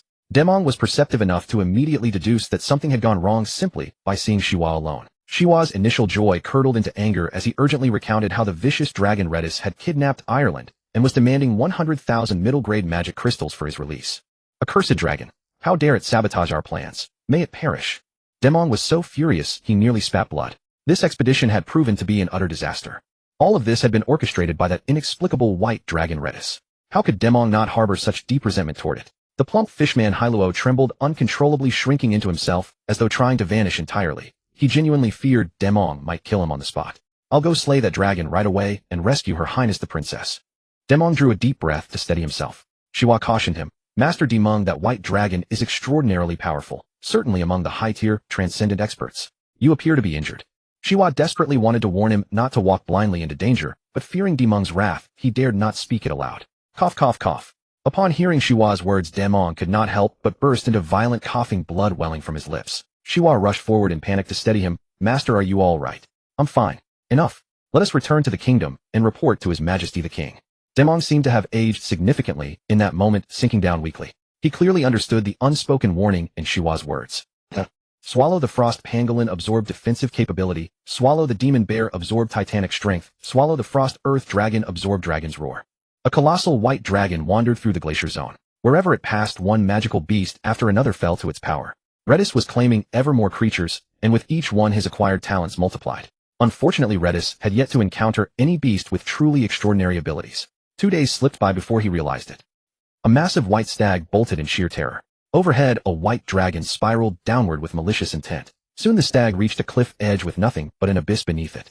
Nay, nay, it cried out in despair. The white dragon descended from the sky, advancing step by step toward the stag. The stag retreated step by step, drawing closer and closer to the precipice. Why flee? Would you not prefer to become my meal? Redis said with exasperation. With a bitter glare filled with resentment, the stag turned and leaped from the cliff. Nay. Redis was stunned. Good heavens, quite the spirited one, aren't you? I suppose I've become some sort of villain now. Could this stag possess such extraordinary luck that it won't die from the fall? Perhaps it would find some divine elixir or sacred manual down there, Redis mused, feeling strangely unsettled. Hey, you won't be that lucky. I'll follow you down and collect your remains. It jumped after the stag as well, but possessing wings it was destined not to suffer injury. Below the cliff lay a bottomless fissure. The depths below were pitch black, yet perhaps due to the lack of ventilation the temperature there was considerably warmer. 1 minute later Redis finally reached the bottom. Looks like you weren't destined for greatness.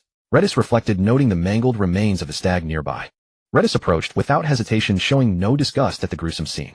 Swallow the gale, stag, absorb wind mastery. Redis spread its dragon wings, preparing to depart. Suddenly a faint white light flickered in the distant darkness. Curious, Redis hastened toward it.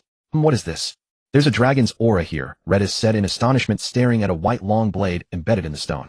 It extended its dragon claw and pulled the blade free. Upon closer inspection, Redis realized it seemed to be an enormous fang, a dragon's tusk. Combining this with the dragon pressure, Redis drew a conclusion. TCH, I thought it was something valuable. Redis looked somewhat disdainful. Having his own dragon fangs, he had no intention of treasuring another's. Redis tossed the dragon fang into his mouth and swallowed it whole without chewing. Swallow the fang of the White Dragon King, absorb the fragmented bloodline dragon crown. Dragon crown contains the oppressive pressure of the Dragon King. Creatures with weaker bloodlines and inferior strength will be cowed by the crown, causing their combat capabilities to diminish. An urgent reminder flashed through Redis' mind. Immediately afterward, his head underwent a transformation. This change was so intense that it gave Redis a terrible headache. Oh, what's happening? Redis was both astonished and delighted, amazed by his own physical changes, yet thrilled that consuming a mere dragon fang could grant him a new ability. 2 minutes later, the transformation ended. The once normal dragon head now bore a white crown. What the? Redis rubbed his head in confusion. In the past, when he had absorbed talents from others, his body had never undergone such obvious mutations. But now, his dragon head had essentially been reforged from scratch. Redis flapped his dragon wings, soaring upward from beneath the cliff. He arrived before a smooth ice surface which reflected his image like a mirror. I seem to have grown even more divine and majestic. Am I to be considered the White Dragon Emperor? Redis could not restrain himself and burst into laughter. 5 days later, within the palace of the Del Kingdom, King Dekawazakong sat upon his throne, his face twisted with rage as he clenched his fists. Below them knelt a middle-aged man and a plump merman. They were none other than Shiwa and Hailuo. After 5 days of arduous travel, they had finally returned to the Aster continent from the frozen land. The injured Master Deming had already been sent away for treatment. Shiwa and Hailuo had no choice but to appear before Ireland's father, King Dekawazakong. That beast ruined our plans, kidnapped Ireland, and demanded 100,000 caddies of medium-grade magic crystals as ransom. King Dekawazakong asked through gritted teeth. Shiwa felt an overwhelming pressure, sweat pouring down his face as he said, "Indeed, this merman is the envoy dispatched by that wicked dragon." Unable to bear King Dekawazakong's fury, Shiwa shoved the chubby merman Hailuo forward. King Dekawazakong turned his gaze toward Hailuo, who trembled with terror, his head bowed so low he dared not move a muscle. "Seize that despicable merman and execute him.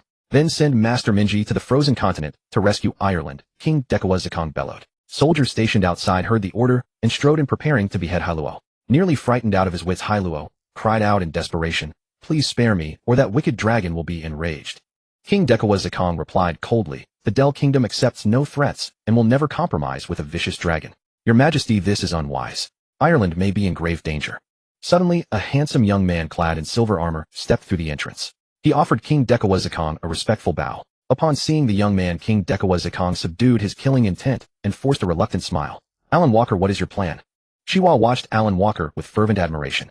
This young man was a renowned Grand Knight of the Del Kingdom. Alan Walker was barely in his 20s, yet he had already attained the realm of transcendent master. Countless citizens of the Del Kingdom celebrated in jubilation, believing Alan Walker's future to be boundless. He would inevitably ascend to the rank of legend, perhaps even the legendary epic tier. Such a prodigy would undoubtedly lead the unremarkable Del Kingdom of the Aster continent to rise as one of the world's most supreme human empires. King Dekawazikong of the Del Kingdom, seeking to secure Alan Walker's allegiance, had even promised his gifted daughter Ireland in marriage to him. Alan Walker replied with calm composure, "Your Majesty, we may first agree to the terms and rescue Ireland, then slay that wicked dragon to avenge you both." King Dekawazikong nodded. "Very well, I shall follow your counsel." One day later, at a certain port on the Aster continent, Alan Walker and a squad of armored warriors stepped aboard a white giant vessel over 30 meters in length. Carrying 100,000 magic crystals, Alan Walker set forth to the frozen continent to ransom Ireland back. Over the past few days, Redis had not been idle. He flew about the glacier zone hunting powerful magic beasts. Having already plundered numerous talents, his strength had climbed another notch. Alas, those talents were all related to physical prowess, ice and wind. While still useful to him, they were far too repetitive. Redis yearned for talents of different types. Meanwhile, without sufficient demon crystals, his dragon body's growth had been rather sluggish. In so many days, his growth had been less than a meter. Redis began his return journey. After such a long time, he was eager to check whether Ireland's father had sent someone with demon crystals to rescue her. Speaking of which, after wandering the glacier zone for so many days, Redis had made a particular discovery. In this vicinity, creatures possessing true intelligence or the ability to speak human language were exceedingly rare. Of course, those with wisdom who could speak were all clever creatures. Perhaps they simply chose not to dwell in such a harsh environment. Redis soared through the high sky. Soon after, he spotted a massive white-bellied serpent crawling swiftly across the snow. It appeared to be over 20 meters long. Ahead of the giant serpent, a panicked great bear was fleeing. The bear was only 6 or 7 meters in length. Suddenly, the enormous bellied serpent contracted its body by nearly half, and its speed surged dramatically. In moments, it closed the distance and caught up with the great bear. Cunning as ever, the giant serpent coiled around the bear and bit into the back of its neck, injecting frozen venom directly into the bear's bloodstream. Though the great bear possessed immense strength, its body lacked agility, making it nearly impossible to evade the serpent. Struck by poison, the bear quickly collapsed to the ground. Once the great bear was rendered powerless, the giant serpent expanded back to its full size and slowly began consuming its massive prey. Redis observed the scene in astonishment. This monstrous serpent is quite formidable, at least matching the combat power of a high-tier transcendent. He adjusted his course and dove downward. The giant serpent was highly vigilant. Almost instantly, it sensed Redis' presence. Nervously, it spat out the half-swallowed bear and opened its jaws wide, glaring at Redis with ferocious menace. "Let me test the power of the dragon crown." A faint white light emanated from the crown upon Redis' head, and an imposing aura of majestic authority radiated in all directions. In that moment, the giant serpent seemed to behold a towering white dragon emperor gazing down upon it from above. The terrifying dragon pressure crushed both body and mind, filling it with dread and leaving it too terrified to resist. In such a state, its combat prowess inevitably plummeted. The giant serpent instantly shrank and darted away in a desperate flight. Wind acceleration. Cold winds swirled around Redis, dramatically increasing his speed. Storm breath. Redis opened his mouth and unleashed a drill-like vortex of dragon wind solid enough to cut. With a thunderous crash, the giant serpent was struck. The devastating force shattered the earth itself. Vast quantities of snow and ice erupted in every direction, carving a deep crater and exposing the soil buried beneath. The giant serpent lay writhing in agony within the crater. A bloodied, gaping wound marred its midsection, and its exposed spinal column was faintly visible. HSSSSS. Enraged, the giant serpent let out a furious hiss. Its body suddenly expanded, transforming instantly into a monstrous 30-meter behemoth. The serpent raised its tail and lashed toward the charging Redis. Redis sneered. Storm domain. Countless wind blades erupted, blanketing all directions. The striking serpent tail was continuously sliced by the wind blades. The serpent's defenses were no joke either. The wind blades only shattered some scales without inflicting severe damage. Redis extended his dragon claw, seized the serpent's tail, and rocketed upward with tremendous force. The serpent's colossal body was dragged skyward along with him. The serpent struggled fiercely, attempting to break free from Redis' grasp. Yet the dragon claws were so powerful that they dug deep into the serpent's tailbones, making escape impossible. Soon Redis ascended to over 1,000 meters above the ground with the serpent in tow, circling furiously. After several loops, the serpent became completely disoriented, losing all sense of direction. Redis suddenly released the serpent, sending it plummeting downward. With a thunderous impact, the serpent crashed into a small hill, flattening more than half of it. The serpent's skull was crushed and deformed. Yet it was not entirely dead. Ice breath. Mid-air, Redis opened his jaws wide, drew in a deep breath, and then sprayed a column of blue light downward. The beam struck the serpent's upper body. Terrible cold seized the creature, causing it to freeze rapidly. In less than 7 seconds, the serpent's entire upper half was completely encased in ice. The serpent's lower half trembled a few times, then grew utterly still. The giant serpent was now completely frozen rigid. Redis descended from the sky and began to devour his meal. Devouring AO long serpent, seizing the shape-shifting talent. It took Redis half a day to finish consuming the serpent entirely. However, when he saw the talent he had acquired, he was taken aback. He had not believed, given his luck, that he could obtain the serpent's transformation talent. A fortune has finally turned in my favor. Let me try this ability. Lei Daisai bared a savage smile. The next moment, its dragon body expanded rapidly. In just 3 seconds, it had grown to more than 20 meters in size. At this size, Lei Daisai was almost like a small hill, filling one with an overwhelming sense of oppression. Growing larger actually consumes mana. The larger I become, the more mana it consumes. Lei Daisai carefully sensed the changes in its body. But after growing larger, my strength seems to have increased considerably as well. This is a good ability for temporarily boosting combat power. Immediately afterward, Lei Daisai's body rapidly shrank again. It only stopped when it had shrunk to 4 meters. After shrinking, my body feels constrained, as if I cannot use my strength normally. However, mana consumption is negligible. At the same time, with a smaller body, my speed seems to be a little faster. Lei Daisai nodded. Although growing larger and smaller both seemed to have drawbacks, they also had enormous advantages. Lei Daisai was quite satisfied with the talent of this big-bellied giant serpent. Without wasting any more time, Lei Daisai flew off and continued its return. Soon it arrived atop a strange iceberg near the glacier. Lord Lei Daisai, you have finally returned. Inya rushed up from the foot of the mountain. There were no other fishmen here. This was where Inya and Ai Erlin were hiding, and the other fishmen knew nothing of it. After all, with too many people around, word could easily leak out. If the hiding place was exposed and Ai Erlin was seized by the humans, how could she answer to Lord Lei Daisai? Not bad. Lei Daisai was quite satisfied with the place Inya had chosen. To be honest, if Inya had not become one of its dragonborn, which allowed it to vaguely sense her location, it would truly have been difficult to find her in this glacial region. Conversely, Inya could also vaguely sense Lei Daisai. Otherwise, she really would not dare to believe that the young dragon, wearing a crown before her, was her tall and mighty master. While Lei Daisai was still maintaining its 4-meter size, and had not changed back to its true size. Lei Daisai felt that being too large would be inconvenient when getting along with small figures like Inya. Inya continued, my lord, a trustworthy fishman sent me a message yesterday. It is said that a large human vessel is rapidly approaching from downstream. By now, the human's large vessel has very likely already reached the fishman's little ice island. And you guessed, these people should be here to ransom Ireland. Lei Daisai was somewhat surprised. They came this quickly. And you nodded. This time the ship seems to be more advanced, so it is faster. Lei Daisai smiled and said, very well. Send a fishman over now to contact those humans and have them wait for me at the mountain near the dragon lair. Lei Daisai could hardly wait any longer. It felt that if it devoured hundreds of thousands of gene of medium-grade mana crystals, it might evolve into its adult form. An ordinary true dragon upon reaching adulthood can easily advance to transcendent master. Some true dragons with talent and better bloodlines may directly advance to the legendary realm upon reaching adulthood. Lei Daisai was rather cautious, and with its situation being somewhat complicated, it did not consider its own bloodline to be particularly good. It believed that once it reached adulthood, it would at best be one of the stronger transcendent masters. Back to the matter at hand, it wanted to conduct the handover near the dragon lair, because it worried that the humans might not obey the rules. Lei Daisai planned to use the power of Enlier, that legendary true dragon, to intimidate the humans. If the humans truly dared to play tricks, it would rouse Enlier at all costs. Enlier would surely be far better disposed toward a fellow true dragon than toward humans. If forced to choose between the two, Enlier would definitely deal with the humans first. A day later, near an icy mountain close to the dragon's lair, a group of humans arrived. My lord, isn't this place too dangerous? If that young dragon joins forces with Annalie and ambushes us, we'll be in trouble. Shiva said, full of worry to the young man leading them ahead. By this time, Hilo was already gone. Before coming here, Hilo had been set free. A nobody like Hilo was of little real use. Alan Walker smiled and said, that shouldn't happen. These dragons are basically lone wolves, they rarely unite. Besides, I brought quite a few life-saving magic artifacts this time. Even if Annalie really does come for us, I'm confident I can lead you all away safely. Alan Walker's final assurance put Shiva at ease. Their group waited there. About half a day later, a young dragon, wearing a crown, flew over from the distance. Finally, it's here. But it actually possesses Dragon King bloodline. It looks like the bloodline has already awakened a bit. Alan Walker's expression shifted to one of surprise. He stared intently at the crown atop the young dragon's head. As for Redith's size differing from the legends, he didn't find that particularly unusual. Many dragons knew numerous kinds of magic, including spells for changing their form. Redith descended from the sky and landed on a large block of ice nearby. My human friends, greetings to you all. Alan Walker stepped forward and said with a gentlemanly demeanor, hello, I am Alan Walker. Redith nodded gravely, vaguely sensing the immense power contained within Alan Walker's body. This man is actually a transcendent master. Redith was somewhat shocked and felt a wave of lingering fear. If it had been careless and this man had ignored the rules, wouldn't it have been done for? This is 100,000 caddies of medium-grade magic crystals. Please release Ireland. Alan Walker tossed over a spatial ring very readily.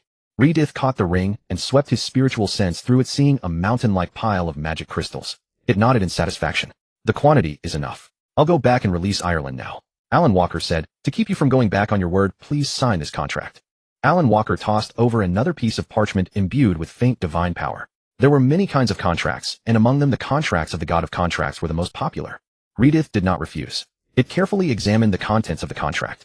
It couldn't read the script of this other world, yet certain contracts in this world were quite miraculous. The writing on them could automatically let one understand the meaning of the words. Luckily, the contract Alan Walker provided was just right for someone illiterate. Of course, even if it ever encountered a contract it couldn't understand, Redith wasn't afraid. It could shamelessly find someone to ask. It would just be a bit troublesome. After finding no issues with the contract, Redith directly signed its name. Then Redith flew away. Redith returned to the previous ice mountain and released Ireland, who had been locked up for many days. It also removed the magic sealing lock. The once sealed magic power was liberated and a faint but powerful surge of magic emanated involuntarily from the fragile Ireland's body. "Princess Ireland, let us meet again if fate allows," Redith said in a friendly manner.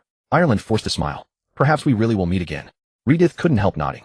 "That's right. As long as a princess doesn't die, she can always be used multiple times." After saying this, Redith awkwardly covered its mouth. It seemed to have revealed certain unsavory thoughts. Ireland was quite clever, and she seemed to catch the deep meaning in Redith's words. She said darkly farewell. Ireland took one hard look at Redith's crown before flying off into the sky, fuming. "I should also leave quickly and find a safe place to devour the magic crystals." Redith turned and grabbed Anya. It flapped its dragon wings, soared into the sky, and left that place as well. Half a day later, in a gloomy ice cavern, Devour Invisibility Tracker Bug sees the invisibility talent Redith, who was frantically devouring magic crystals, suddenly froze. "I didn't eat any bugs, did I? Could there be parasites inside the magic crystals?" An invisibility tracker bug. This bug seems. Redith felt that something wasn't right. Damn, what a cunning human, actually placing a tracker inside the magic crystals. Then Redith realized something. It rushed out of the cave in a panic and found Anya standing guard outside. "My lord, what's wrong?" Anya asked, puzzled. "No time to explain. We need to leave right now." Redith grabbed Anya urgently and soared into the sky. It rushed madly in the direction of the dragon mother. Midway through, Redith suddenly vanished into thin air.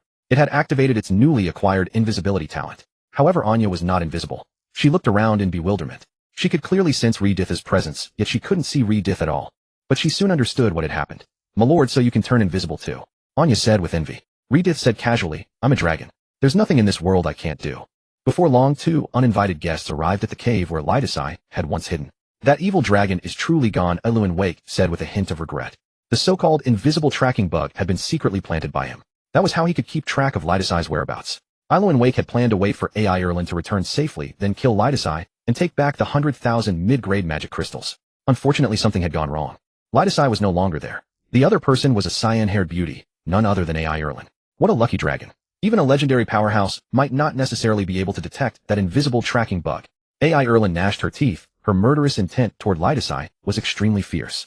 After learning of Aluin Wake's little scheme, she had gleefully followed along, wanting to see the despair in Lidasai's eyes when he was caught. Unfortunately, the invisible tracking bug had already been inexplicably dealt with by Lidasai. In fact, the moment the bug died, they knew the plan had failed. Yet they were still a little reluctant to give up and clung to a thread of hope. That was why they came to look at the last place where the invisible tracking bug had appeared. Alas, Lidasai was no fool. He had already slipped away cleanly. Lidasai ran to the vicinity of Enlir's dragon lair and quickly dug a new cave. "Even if there are more invisible tracking bugs, those humans surely wouldn't dare to come here, would they? Lidasai said with full confidence. "If they really dare to come after me, then I'll dare to wake the mother dragon and kill them with a borrowed knife." Afterward, Lidasai continued to devour magic crystals. Nor did Anya remain idle. Every so often she would return to the vicinity and hunt magical beasts for him. Growing weary of devouring magic crystals all the time, Lidasai needed flesh and blood to refresh his palate. Before he knew it, 9 days had passed. A white muscular giant dragon more than 17 meters long walked out of the ice cave, helplessness written all over his face. "Congratulations, my lord, on emerging from seclusion," Anya, who had been guarding the entrance, called out joyfully. Lidasai, however, was displeased. "What is there to congratulate? I haven't even evolved into the adult form of a true dragon yet." Normal true dragons grew to over 20 meters upon reaching adulthood, and he was still more than 2 meters short. Lidasai had to admit that he had underestimated himself. He had originally thought 100,000 gene of mid-grade magic crystals would be enough for his growth. Who would have thought he had miscalculated? By Lidasai's estimate, he still needed at least 40 to 50,000 gene of mid-grade transcendent magic crystals before he could truly mature. Seeing Lidasai like that, Anya hastened to comfort him. "My lord, you have been growing quickly enough. Don't be anxious. Let's continue earning money, and then you can advance." Lidasai nodded. There was another unexpected factor in his earlier calculations. He had originally believed that he would only gain the realm and combat power of a transcendent master after reaching adulthood. Now, however, he was surprised to find that he already possessed magic power at the transcendent master level. His dragon body was also many times tougher than before, absolutely comparable to the defense and strength of true dragons at the Transcendent Master level. This unexpected outcome left Lidasai rather pleased. Now Lidasai had a bold guess. He felt that once he evolved into his adult form, he would very likely be comparable to a legendary powerhouse. Lidasai grabbed Anya and set her on his shoulder. Anya, next we're going to leave this homeland behind. Anya smiled softly. As long as I can follow you, I will gladly go wherever you wish. Lidasai soared into the sky and said casually, very well. First I'll settle those fishmen, then leave the Hanbing continent and go to the Eyesight continent to earn money. Anya was instantly moved. You truly are wonderful. In truth, the feeble fishman tribe had never been of much help to Lidasai all along. An ordinary evil dragon would not be so responsible. Many dragons were like the wind, they left whenever they pleased, never caring about the mess they left behind. Lidasai brought Anya to the fishman's little ice island by the Shake Glacier. A crowd of fishmen had gathered there. When they saw the enormous white dragon descend, they swarmed over with excited surprise. Dragon Lord, you have finally returned. Wonderful. Now let's see who still dares to bully our bayonet fishman tribe. Dragon Lord, you're truly awe-inspiring. In just over a dozen days you've grown this big. Anya is so lucky. She actually gets to sit on Lord Lidasai's shoulder. The fishmen chattered among themselves, gazing at Lidasai with fervent adoration. A plump fishman rushed out of the crowd and knelt swiftly at Lidasai's feet. Lord Lidasai, what about the dragon blood you promised me? Lidasai looked at Hei Luo with slight surprise. You're still alive? Hei Luo gave an awkward smile. Those humans all fear your majesty, they wouldn't dare to hurt me. Anya jumped down from Lidasai's shoulder and said angrily, Hei Luo, you scoundrel. How dare you make Lord Lidasai bleed? Hei Luo's face turned pale with fright. Oh, it's my fault. I don't deserve Lord Lidasai's power. My lord, I was only joking. Don't take it seriously. Hei Luo felt he was courting death. After all, Lidasai was an evil dragon. Going back on his word was only too ordinary. He had actually taken the previous matter seriously. How stupid that was. But Lidasai said nonchalantly, it's nothing. Just a little blood. Hearing this, Anya grew anxious. My lord, having me is enough. Hei Luo was overjoyed, never expecting Lidasai to keep his promise. But when he heard Anya's words, he began to resent her deeply. Anya glared at Hei Luo with equal hatred. If looks could kill, Hei Luo would have been dead a dozen times over. Ignoring Anya, Lidasai quickly produced a small basin, bit through his dragon claw, and drained 2 caddies of blood into it. Hei Luo was not worthy of a dragon bloodbath. However, Lidasai had grown stronger, and his bloodline now contained the Dragon King's essence. Though the amount was meager, its effect was much greater than before. Lidasai also realized this. He quickly took out another small basin and drew 3 or 4 caddies of dragon blood into it. Hei Luo, the smaller portion is yours. Anya, the larger portion is yours, Lidasai said. Thank you, my lord. You are a benevolent dragon. Even the legendary golden dragon is far inferior to you. Hei Luo cheered with fanatical excitement. The other fishmen nearby watched this scene with envy. They also joined in the cheers. They felt an opportunity had arrived. Perhaps in the future they too could be rewarded with dragon blood. Hei Luo could hardly wait and drank the dragon blood without hesitation.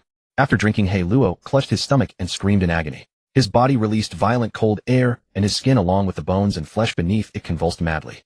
You got off easy. Anya shot Hei Luo a glare, then drank her own portion of dragon blood. Perhaps because it was her second time, Anya felt much less pain. At the same time, her reaction was not as intense as before. About a dozen minutes later, Anya was finished. By then her figure had become curvaceous and stunningly beautiful. Meanwhile, her strength had also increased by a large margin.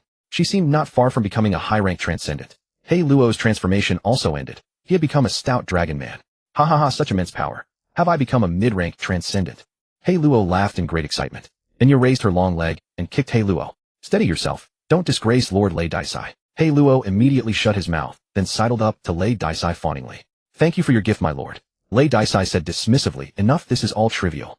Afterward, Lidasai took out a large number of low-grade magic crystals along with gold and silver coins from his spatial ring. These items soon piled up into a hill dozens of meters high. Leave these for the Fishman tribe's development. And from now on, Hei Luo will be the new chieftain of the Fishman tribe, Lidasai announced. Seeing this, the fishmen nearby were overjoyed. How do we get rewards too? This is no evil dragon. This must be a legendary sage. Oh heavens, we are so blessed. Lidasai then said to Hei Luo, you must seriously expand the Fishman tribe. Next, Anya and I will first go cruise around the Eyesight continent. Once we are settled on the Eyesight continent, I may send for you. Hei Luo was somewhat unhappy and pleaded, my lord, take me with you. Hei Luo knew very well that only by staying by Lidasai's side could he have a chance to rise. Remaining here might be safer, but it also meant losing the opportunities he needed. Lidasai said with great authority, I do not like being refused. Hei Luo quickly replied, as you command. I will surely lead the Fishman tribe to grow strong and become a useful vassal clan. On the waters of the Shade Ice River, a great ship forged of ice drifted downstream with the current. On board, a 2-meter-tall, upright, muscle dragon stood in the wind. Behind him stood a tall dragon girl with a mature, fiery figure. She wore a blue long skirt, looking every bit a noble young lady. Anya, after all, we are leaving our homeland to make a living in an unfamiliar world, Lei Daisai said with profound gravity. For the sake of being low-key and safe from now on, we shall call ourselves the Ice Lizard Men. Anya bent over. As you command, my lord. As she bent down, her exquisite body formed a beautiful arc. Lei Daisai had no clothes, and even Anya's dress was found by Lei Daisai from AI Erland's spatial ring. Before long, the ice ship reached the open sea. Gazing at the boundless ocean, Lei Daisai felt a ripple of emotion. Then, riding the wind, he pushed the great ship rapidly toward the distance. Along the way, Lei Daisai encountered merchant ships crossing the sea. He communicated with them amiably and bought some clothes suitable for himself. Although it did not matter for a dragon to go clothesless, normal people outside all wore a layer of clothes, and Lei Daisai did not want to be too out of the ordinary. The ice ship sailed on. At a bright sunny noon, Lei Daisai sat on the ice bench sunbathing. Anya stayed beside him holding fruit pies and feeding Lei Daisai. Suddenly the ice ship shook violently. Then a dozen or more dark red enormous tentacles climbed up from the seabed and seized the ice ship. The entire ice ship shook violently and began to sink. The ice ship was about to be dragged to the bottom of the sea by those tentacles. Damn it, what a nuisance. A sea monster is attacking again. Lei Daisai jumped up with curses. This sea was incredibly mysterious and dangerous. Traveling on it could easily invite attacks from monsters beneath the waves. It was also easy to run into all sorts of natural disasters. Many weaklings suffered countless casualties when maritime disasters struck. That was why many weak and timid people did not dare to go out to sea. Legend had it that the people who could roam the sea were truly brave warriors, 1 in 100. Storm domain. A surge of mighty magic erupted from Lei Daisai's body. A terrible storm materialized out of thin air, covering an area of several hundred meters in all directions. The colossal tentacles that had bound the ice ship were torn apart by the storm, reduced to chunks of meat. Oh ho! A shriek of agony sounded from under the sea. Anya, stay on the ship and wait for me. I'm going down to slaughter this sea monster. After giving the order, Lei Daisai dived into the sea without looking back. My lord, be careful. Anya barely managed to say a single sentence before Lei Daisai disappeared from sight completely. Beneath the ice ship, there was a gigantic octopus over 35 meters long with 20 or 30 massive tentacles, each measuring 40 to 50 meters in length. However, some of those tentacles were now broken. What was astonishing was that the severed tentacles were rapidly regenerating. Lei Daisai, once underwater, spotted the huge octopus monster at first glance. The octopus monster also saw Lei Daisai. How, what a big one. Its strength is at least at the high-rank transcendent level, right? Lei Daisai was somewhat astonished. The octopus monster was brutally fierce. It immediately manipulated over 10 enormous tentacles and whipped them toward Lei Daisai. Those tentacles were like giant pythons, swift and bursting with power. Lei Daisai even had the illusion of being wrapped in a huge net. Enlarged, Lei Daisai's eyes widened, and his small body abruptly swelled at tremendous speed. In a blink, Lei Daisai turned into a colossal white dragon over 30 meters long. Dragon might. The crown on Lei Daisai's head lit up with a dim glow. A terrifying draconic king's pressure spread in every direction. The octopus monster could not help trembling. It had never imagined that a mere little bug would suddenly become a giant. Claw strike. Lei Daisai swung his dragon claws rapidly. In a few swishes, the tentacles that surged him were shredded. Pressing his advantage, Lei Daisai charged at the octopus monster. In pain, the octopus monster opened its mouth wide and spewed out a large mass of black water. When the black water touched Lei Daisai, it rotted part of his indestructible dragon scales. I underestimated you. You have the killing power of a transcendent master. But this can't kill me. Lei Daisai was a little surprised, yet he did not fear. His dragon body's surface rapidly formed frost, creating a pale blue armor that kept the black water outside. Without a single moment's pause, Lei Daisai rushed to the octopus monster. His sharp dragon claws slashed across the octopus monster's face. With a tearing sound, 3 or 4 deep, long gashes appeared on the octopus monster's head, and a torrent of blood gushed out. Roar, roar, roar. The octopus monster howled in agony, all its tentacles dancing wildly, lashing frantically at everything around it. You're quite fragile. Lei Daisai spread his dragon wings wide and unleashed a ferocious storm. The surrounding seawater was driven away. The tentacles that came lashing over were swiftly cut apart. Lei Daisai now clearly sensed that this octopus monster's defensive power was truly lacking. However, the octopus monster's regenerative ability was astonishing. The wounds Lei Daisai inflicted actually healed back to their original state in no time. Unfortunately, quick recovery was useless. Lei Daisai accelerated his attacks, using both hands and feet, clinging to the octopus monster's massive body and tearing into it madly with his fangs. Mouthful after mouthful of flesh was devoured by Lei Daisai. Though the octopus monster desperately regenerated and desperately resisted, it still could not inflict severe wounds on Lei Daisai. At most, it only gave Lei Daisai many minor injuries. Instead, as time passed, the octopus monster's wounds grew more and more serious, and its powerful regeneration could no longer keep up. Lei Daisai held the upper hand. At the same time, he was certain that such terrifying regenerative power could not possibly be lossless or costless. This was a protracted war of attrition. 2 hours later, devoured the evil god's polluted body and acquired the low-grade, undying body. Damn, finally ate it all. But it was so satisfying. Lei Daisai wore a satisfied expression as he clutched his round belly. The octopus monster's flesh had really been too much. It was the first time he had eaten so much meat at once. Lei Daisai felt his stomach and intestines cheering. At that moment his body was covered in wounds and scars and his size had shrunk to just over 17 meters. His talent for enlarging his dragon body consumed a lot of energy and could not be sustained for long. Lei Daisai rested for a few minutes before leaving.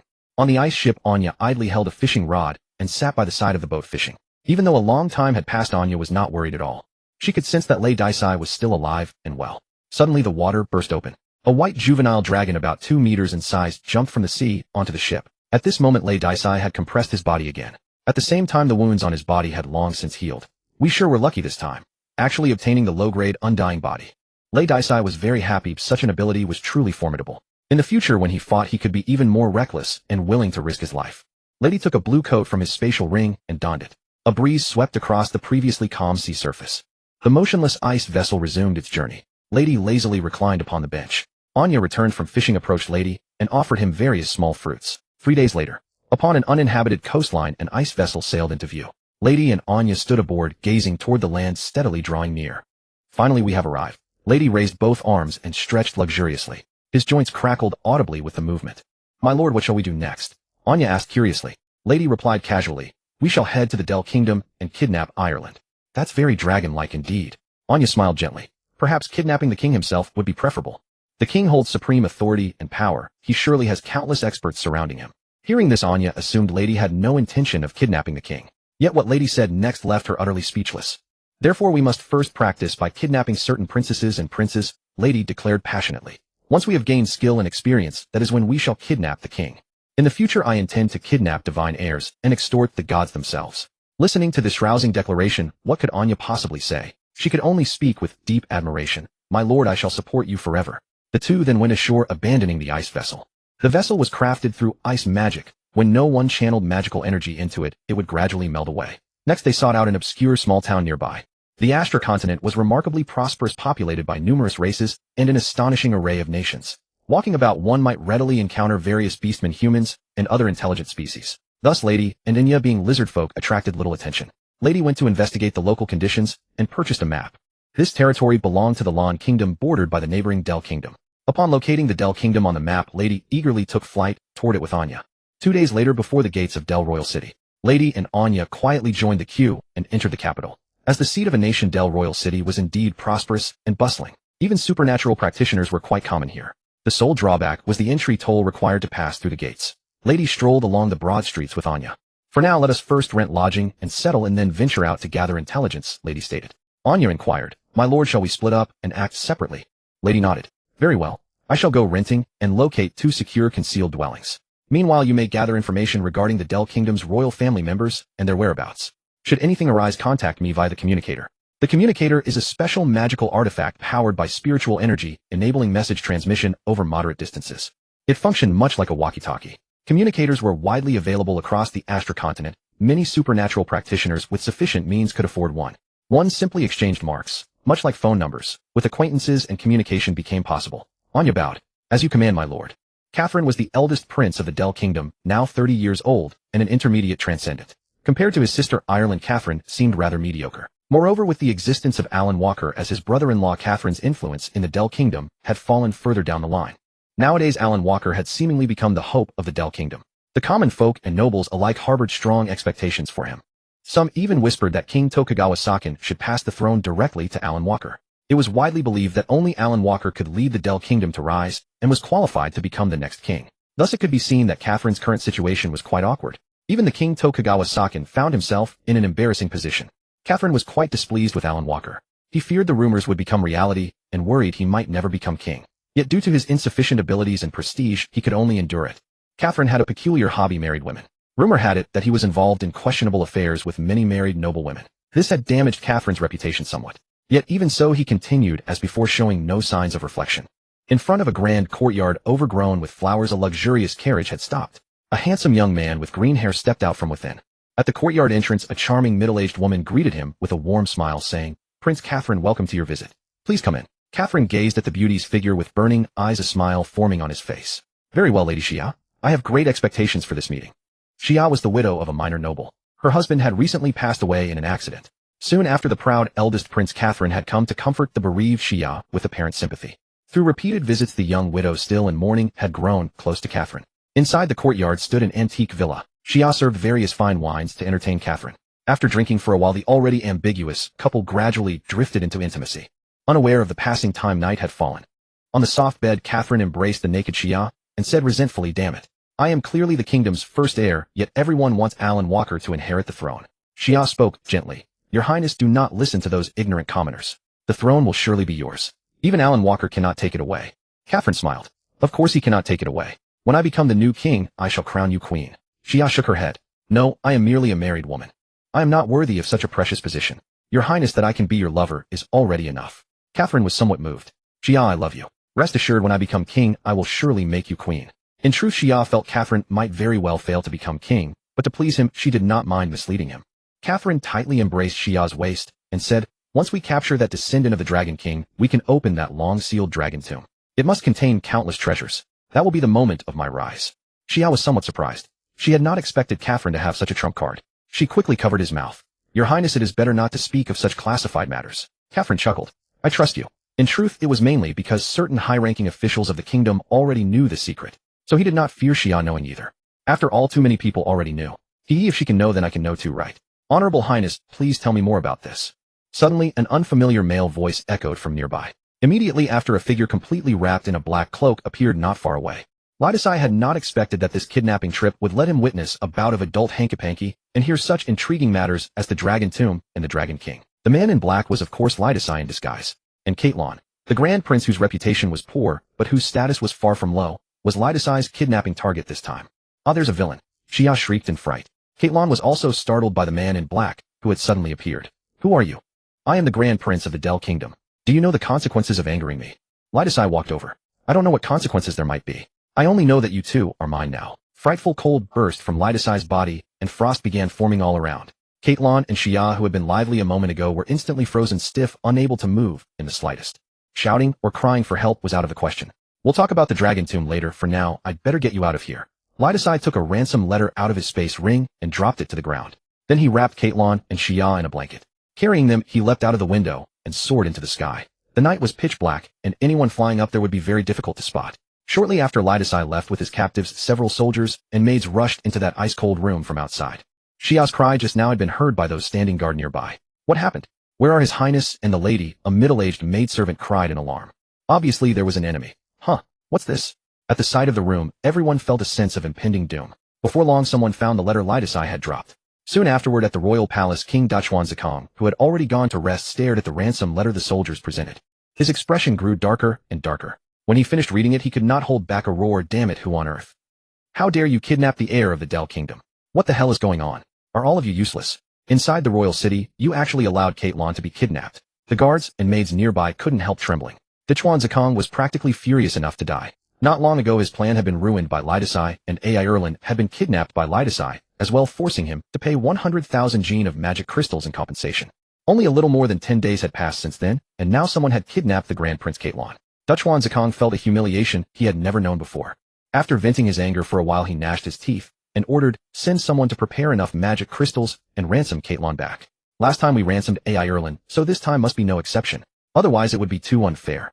But from start to finish, this amounted to a loss of 150,000 gene of mid-grade magic crystals, a devastating blow that would sap even the King of Del to the bone. "And this time I absolutely must catch that damned kidnapper. I'll have him executed by 1,000 cuts." Dachuan declared, nearly insane with rage. If the culprit were not made to pay, the Del Kingdom would lose every shred of face. Moreover, there would surely be countless criminals trying to repeat this kind of extortion. Thus it was time to kill the chicken to warn the monkey, to let the world know how formidable the Del Kingdom was, and to keep anyone from entertaining evil thoughts. The nearby guards immediately knelt and shouted, "As you command." Somewhere in the royal city, Lidasai descended from the night sky with Caitlon and Xia in his arms and landed in a secluded old building. This was the residence Lidasai had rented. He carried the pair into a dim basement and placed magic sealing locks on both Caitlon and Xia, depriving them of the extraordinary powers they depended on. Immediately after, Lidasai drew the bitter cold from their bodies, restoring them to their original state. "Who are you exactly? What do you intend to do?" Caitlon demanded, shivering.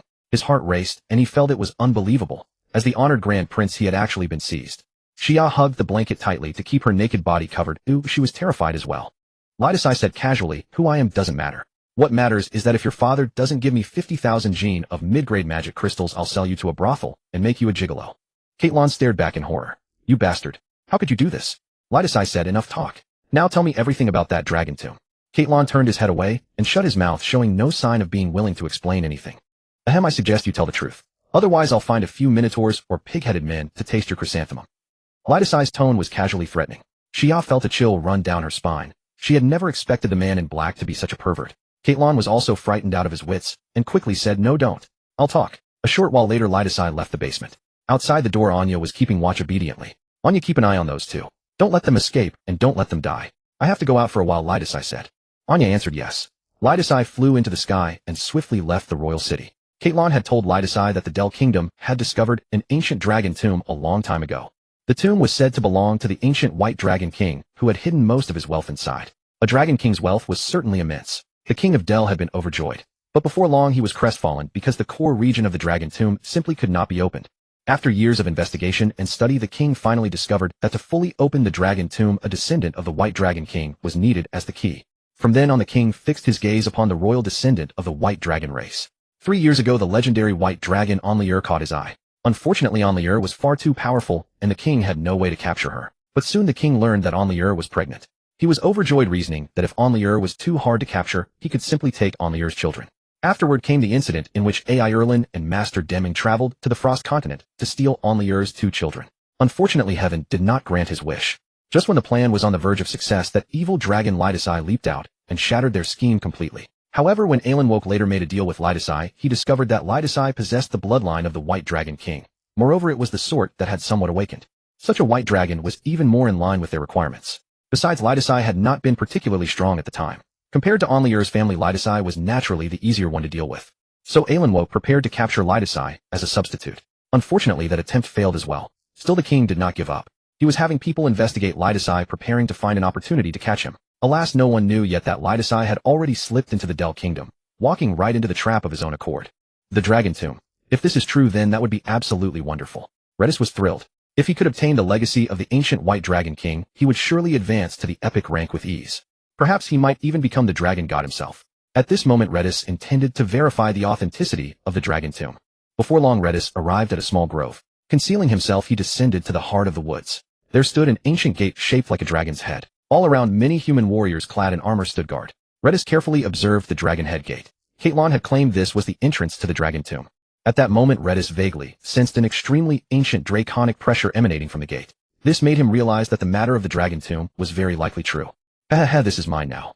Redis revealed a smile. But before that, I need to evolve into my adult form. Only then can I snatch the prize from the tiger's jaws. Redis turned and left. He had sensed that not only human warriors gathered here, but also formidable transcendent masters were stationed nearby. Moreover, if trouble arose here, reinforcements from the Del Kingdom would arrive swiftly. Redis knew that he alone as a transcendent master could not contend with the entire Del Kingdom. To claim the White Dragon King's tomb exclusively, he would need far greater power.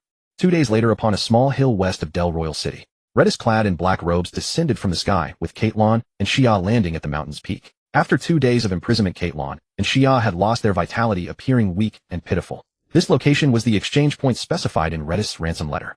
During those 2 days, Redis had also discreetly watched the area to prevent the Del Kingdom from setting traps in advance.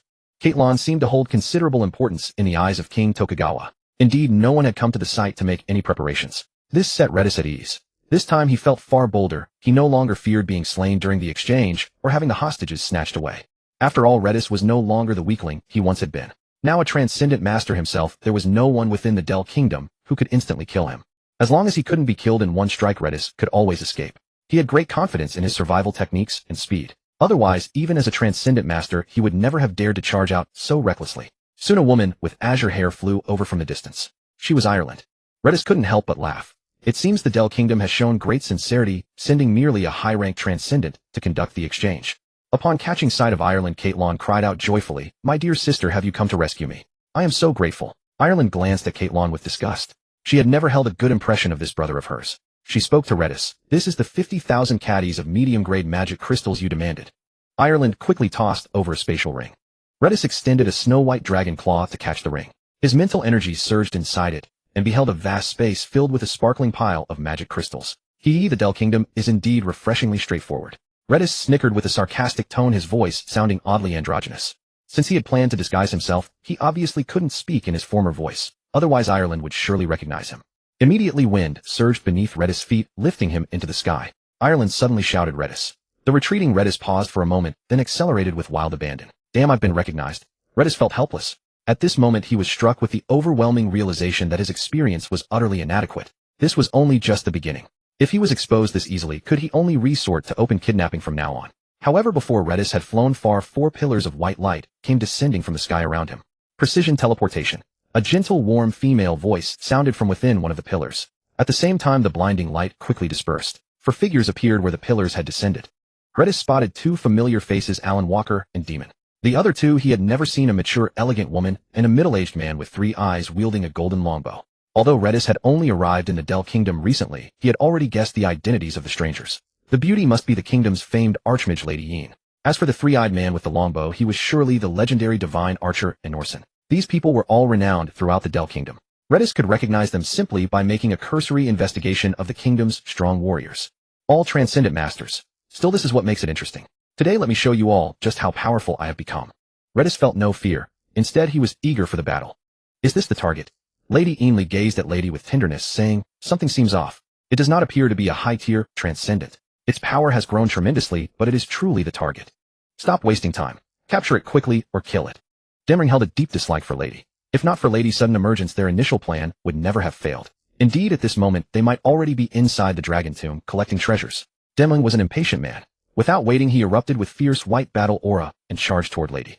Andrusen, the divine marksman, a silent and ruthless fighter, drew his bow as soon as Devouring moved. The longbow bent into a crescent moon, yet no arrow was nocked. Instead, a golden light arrow materialized out of thin air.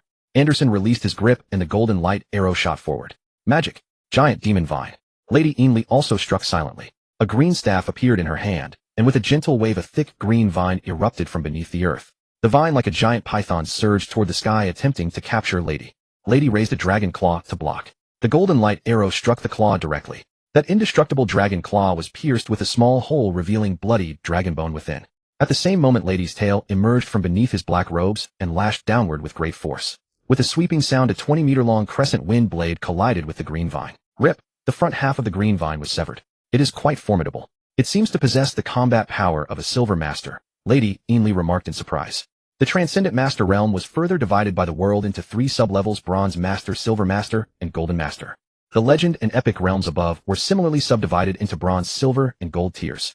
Its strength far exceeds my expectations. Upon witnessing Lady's power, Alan Walker was also taken aback. Fortunately, I was cautious enough. Earlier I sought out His Majesty the King and invited all the masters here. Otherwise, relying solely on myself, I would never have been able to subdue this demon dragon. Throughout the years, Alan Walker had always kept close watch on Lady, planting numerous spies across the Hanbin continent to track Lady's movements. Only recently did his spies learn that Lady had departed from the Hanbin continent and headed to the Eyesight continent. When Alan Walker received this news, he felt a sense of helplessness. The Eyesight continent was so vast that searching for Lady there would prove exceedingly difficult. Just as he was troubled, word arrived that the Crown Prince Caitlon had been kidnapped. Alan Walker had a sudden inspiration and formed an astonishing conjecture. He suspected that the kidnappers were very likely Lady the Demon Dragon. Though this was merely speculation, Alan Walker decided to take the risk and try. Thus unfolded the present scene. Deming had already charged to Lady's vicinity, drawing a long blade and striking at Lady's back. Lady's dragon claw that had blocked the golden light arrow swiftly circled behind, intercepting the long blade. With a thunderous crash, half of Lady's dragon claw was severed. That single strike was far more devastating than the golden light arrow, shattering even Lady's bones. Winter calamity. Lady roared, and his body rapidly expanded, growing into a towering 15-meter behemoth in an instant. Moreover, countless wind blades and biting cold manifested around him. The cold air and wind merged, forming a bizarre forbidden zone. The nearby sky was affected, snowflakes beginning to fall. The ground rapidly iced over. Simultaneously, his wounded dragon claw had already fully healed. The low-tier immortality previously absorbed from the octopus monster erupted with incomparable regenerative power at that very moment. Redis could naturally sense the pursuers trailing behind him. Hee, if I wish to flee, how could you possibly catch me? A surge of wind erupted from Redis' body, granting him the effect of an impeller and propelling him to greater speeds. At that moment, Redis seemed to have transformed into a streak of white light. Alan Walker and Andrewson's speeds were indeed formidable, yet compared to Redis, they still fell short. As time elapsed, the distance between the two parties continued to widen. Moreover, after flying for some time, Redis rendered himself invisible. This left Alan Walker unable to perceive Redis at all. Conversely, Andrewson, the sharpshooter, possessed extraordinarily keen eyes and could still barely make out Redis' traces. We cannot endure this any longer. Let us halt our pursuit. There is no way we can catch that evil dragon, Alan Walker said with no small amount of frustration. In truth, he harbored another concern: what if Redis' injuries had fully healed, and he turned around to counterattack? In that event, they would indeed face grave danger. Now there were only the two of them. Although Lady Ainley's performance earlier had not been particularly remarkable, she had genuinely diverted a considerable amount of Redis' strength. Without Lady Ainley, Alan Walker believed Redis would inevitably prove even more terrifying. Anderson nodded. That evil dragon is simply more troublesome than certain golden masters. His immortality was truly revolting, making it exceedingly difficult for someone of the same realm to instantaneously slay Redis. And as long as they could not deliver a decisive strike, they would be forced into a war of attrition. However, throughout the course of such attrition, they were at great peril. One careless mistake, and they might end up like demons slain by Redis' hands. Thus concluded the battle. Yet the repercussions of this engagement were profoundly significant. Some well-informed individuals soon grasped the general situation. The death of Master Demong spread rapidly. This sent the people of Del Kingdom into utter terror. In an instant, Redis, the evil dragon, truly earned a notorious reputation, becoming an infamous malefactor. Cursed fate! Is our Del Kingdom truly this feeble? A single white evil dragon has rendered the entire kingdom helpless. Within the royal palace, the Xuanzikang shouted loudly. He was far from composed on this occasion. 4 transcendent masters had been mobilized. Combined, these 4 masters stood a considerable chance of success even against a single golden master. Yet such formidable strength was dismantled by Redis, a youthful dragon, who was merely a high-tier transcendent not long before. To lose one to a counterattack was painful enough, but what enraged the Xuanzikang most was that despite such grievous costs, Redis had still managed to escape. This was truly a disastrous loss, costing them both treasury and troops. If this continues, how shall we ever open the Dragon Tomb?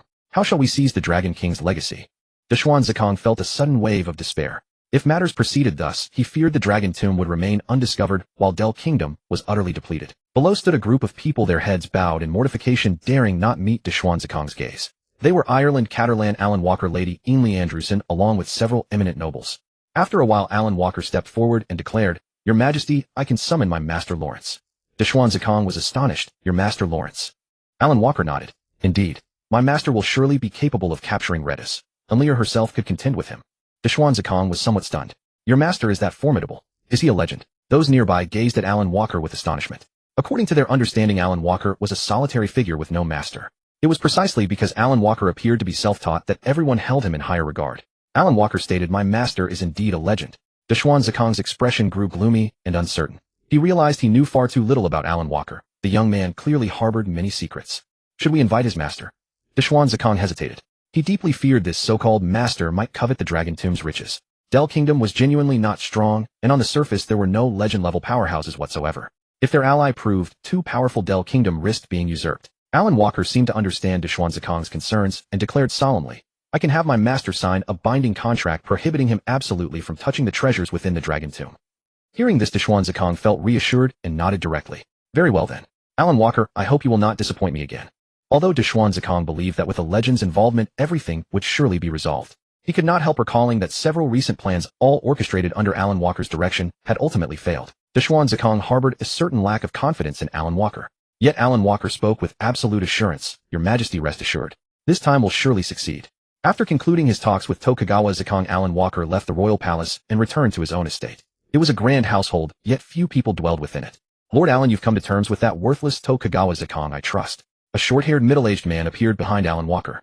Alan Walker showed neither alarm nor surprise. Without turning his head, he said, "It's settled. Lawrence, the next step is up to you. I no longer have the patience to remain undercover here. I want to open the Dragon Tomb as soon as possible and claim the White Dragon King's legacy. Then I shall return to my country and take the throne." Lawrence smiled. "My lord, I told you long ago. Let me simply make my move. Wouldn't that have been far less troublesome?" "We cannot have our hands visible in all of this," Alan Walker said coldly. "We need the Kingdom of Del to serve as our shield and absorb the dragon's wrath." Lawrence shook his head and said, "A pity. The Kingdom of Del is too feeble. They are unworthy to be your shield." Alan Walker replied, "Not necessarily. Even good-for-nothings have their uses. By acting in the name of the Kingdom of Del, everything we do becomes the kingdom's will. If the dragons ever learn the truth, they can only come after Del, not us." In the depths of the sea, the battered and broken Redis was digging with desperate urgency, planning to forge a simple dragon lair on the seabed. Once the lair was complete, Redis had also recovered its former self. It entered the lair, turned its head, and spat a beam of blue light that froze and sealed the entrance. "Ha, I've finally gathered it all. Now is the time for me to advance. Once I do, I won't fear anyone. Not the Kingdom of Del, and not the Dragon Mother either." Redis could hardly wait. It took out the intermediate-grade mana crystals and began devouring them wildly. 5 days later the crystals were spent, but Redis' body had finally grown to 20 meters in length. Redis yawned lazily, feeling incredibly drowsy. It did not resist the sleepiness. Before long, 10 days had passed. When Redis woke, it found it had grown another 4 meters. It now reached an immense 24-meter-long form. Even the dragon mother was now only about the same size. Yet Redis was far stronger than the dragon mother. One glance made it clear that Redis was the more formidable. My mana and dragon body strength have both increased by dozens of times. I must have reached the legendary realm by now. Haha, I'd like to see who dares to be disrespectful to me now. Redis could not help but burst into laughter. The sheer power gave it the illusion that it could do anything. It stretched out its enormous white body. The dragon lair, which had once been quite spacious, now felt cramped. But Redis' power was simply too overwhelming. The narrow lair was actually blasted apart. A violent tempest erupted, scattering everything around. Redis appeared on the seabed. The overwhelming draconic might leaking from its body made every nearby aquatic creature flee in panic. Some of the weaker creatures, and those too close, were even frightened into a dead faint. Legendary seems to possess disaster class, might enough to destroy an entire nation. Redis was struck by a realization. Now merely releasing a tiny fraction of its power was enough to overwhelm the weak creatures nearby. If it unleashed all its strength, it could overturn the seas and create a catastrophe worthy of the heavens. Redis reined in its aura and shrank its body to about 2 meters. It became utterly unremarkable. But then it suddenly raised a claw and made a slashing gesture. The thick sea above its head was rent open, creating a gaping crack over 1,000 meters long. Bizarrely, an invisible force seemed to hold it open, preventing it from closing. At the deepest seafloor, where sunlight should have been impossible, light poured down from above and illuminated the place. Redis flew out through the great rift. Only after Redis had departed did the sea, which had refused to close, finally return to its original state. Redis soared into the sky, casting a suspicious glance toward the heavens beyond. It was broad daylight, yet bizarrely the stars that usually appeared only at night were now emerging into view. Even stranger, these stars were moving. Sometimes certain stars even collided with one another. What on earth is going on? Redis felt bewildered. It had only been hiding for little more than a dozen days, so how had the sky become like this? Never mind that. The priority now is to rush to the Del Kingdom and seize the Dragon Tomb. Everything else is secondary. Though Redis was fiercely curious, it still knew how to prioritize. Whatever was happening in the sky could not affect it much anyway. If it delayed further, others might enter the Dragon Tomb first. In Del Royal City, haven't you found any trace of Redis yet? Inside the royal palace, Tokugawa Zakong asked Alan Walker. More than 10 days had passed with still no result, and he was growing impatient. Alan Walker replied, Redis has likely fled back to the Frost Continent. Tokugawa Zakong said, in that case, have your teacher make a trip to the Frost Continent. If you can't find Redis there, then seize Amriel's 2 children while you're at it. Alan Walker did not refuse. I've already arranged for a flying mount. Next, I'll accompany my teacher to the harbor and take a ship to the Frost Continent. Barring any accidents, we should be back within 10 days. Tokugawa Zakong smiled. That's good. Suddenly, a terrifying kingly pressure descended from the heavens, followed by a majestic voice that rang out from high above. Del Kingdom, I have returned. Are you ready to withstand my wrath? This time Redis was anything but low profile. Having reached the legendary realm, there were virtually no powerhouses left in the Del Kingdom who could pose a fatal threat to it. Since that was the case, why would Redis still hold anything back? At this moment, Redis flew over from the distance, carrying a terrifying kingly pressure and a blizzard that blotted out the sky, arriving above Del Royal City. The entire Del Royal City was engulfed by the raging storm. More than 1 million people within the city howled in agony because of the sudden blizzard. An abrupt plunge in temperature was unbearable for ordinary people. Only the transcendents could barely endure it. But as time passed, the temperature continued to drop. Soon a thick layer of snow covered the royal city. The water throughout the city began to slowly freeze. Even some low-ranking transcendents could hardly withstand it any longer. This was legendary. This was a natural disaster. Inside an ancient tower somewhere in the city, Anya looked up at the sky with excitement, faintly catching sight of Redis' silhouette. My lord, you finally returned. This time surely no one in the Del Kingdom dares to defy you anymore, right? Anya knew Redis quite well. Back when Redis lacked strength, it rarely overreached. It knew when to yield and was willing to submit and admit defeat whenever necessary. Now seeing Redis charging over so ostentatiously, accompanied by the overwhelming pressure and the blizzard that dominated the entire scene, Anya already understood that Lord Redis had reached an unfathomable realm, a realm that made Redis arrogant, bold, and utterly fearless. How is this possible? Alan Walker and Tokugawa Zakong walked out of the royal palace. When Alan Walker looked up at the sky and spotted that familiar figure, he couldn't help but scream. In truth, many people within the royal city couldn't believe their eyes when they saw Redis' silhouette. It's only been a little over 10 days. How has it reached such a realm? Inside a garden that had once been filled with birdsong and blooming flowers, Lady Ainley was utterly shocked. The divine archer Andrews, blessed with keener eyesight, saw Redis clearly. Unbelievable. Is this creature the reincarnation of a dragon god? At Alan Walker's residence, Lawrence also stared at Redis with a grim expression. Could it be that the dragons of the Frost Continent learned about the Dragon Tomb and sent someone to seize it? Lawrence had never met Redis before, so he misjudged its origin. When we first met, it was only at high transcendent level. Then a dozen or 20 days later it arrived at the Del Kingdom as an archmaster transcendent already. Now only a little over 10 days have passed, and it has actually become a legendary dragon. At this rate, in another 10-something days will it turn into an epic ancient dragon. Ireland understood Reddy as well as Alan Walker did, perhaps even better. Thus Reddy's current state struck Ireland with tremendous shock. That shock left Ireland utterly shaken. Lawrence, kill it. It must be killed today, or it will grow at an alarming rate. By then, even my solar empire may not be able to deal with it. Alan Walker, rushing frantically from the royal palace to his home, spoke to Lawrence with terror in his voice. Lawrence was astonished. Alan Walker was a being of supreme nobility, yet now he was in such a state. It was truly unbelievable. My lord, what has come over you? A legendary dragon, though mighty, could hardly threaten the empire, Lawrence said dismissively. Alan Walker quickly explained Radis's situation. Upon learning that Radis could advance with terrifying speed, Lawrence's expression turned grave. If that is so, it should indeed be slain without delay. Otherwise, once it matures, it may very well lead the already declining White Dragon clan to a resurgence. Alan Walker nodded. This is an unbelievable dragon. We absolutely cannot allow it to continue growing. Lawrence produced a crimson magical staff and slowly rose into the air. I will do my utmost to slay it, but it is a troublesome foe. I cannot guarantee success. Hearing this, Alan Walker suddenly remembered that Radis possessed an immortal body, an ability that placed it among the very pinnacle of its realm. Although Lawrence was also a legendary figure, killing Radis would still be an immense challenge. Let us try. If we cannot overcome it, we retreat. Though reluctant, Alan Walker had no intention of fighting Radis to the bitter end. Lawrence said, I will do everything in my power to repel it and keep it from the dragon tomb. If it reaches that place, I fear it may ascend to epic rank. If that happens, the Empire will find it nearly impossible to destroy it. High above, Radis waited for a while, yet no human powerhouse soared up to challenge it. It yawned, somewhat disappointed. How disappointing. Has the Dur Kingdom truly reached its end? In that case, there is no point in wasting time. First, I shall slay all the transcendent masters nearby, plunder the royal treasury, and then head to the dragon tomb. Radis made its decision. It descended from the sky with deliberate slowness. The closer it drew to the ground, the more ferocious the blizzard became. Oh gods, is this the apocalypse? What is happening? Is the Dur Kingdom, heir to 1,000 years of legacy, truly doomed today? Save me, I am so cold. I'll hold on to me. I am being swept away by the storm. The people within the city screamed in utter despair. Suddenly Radis halted.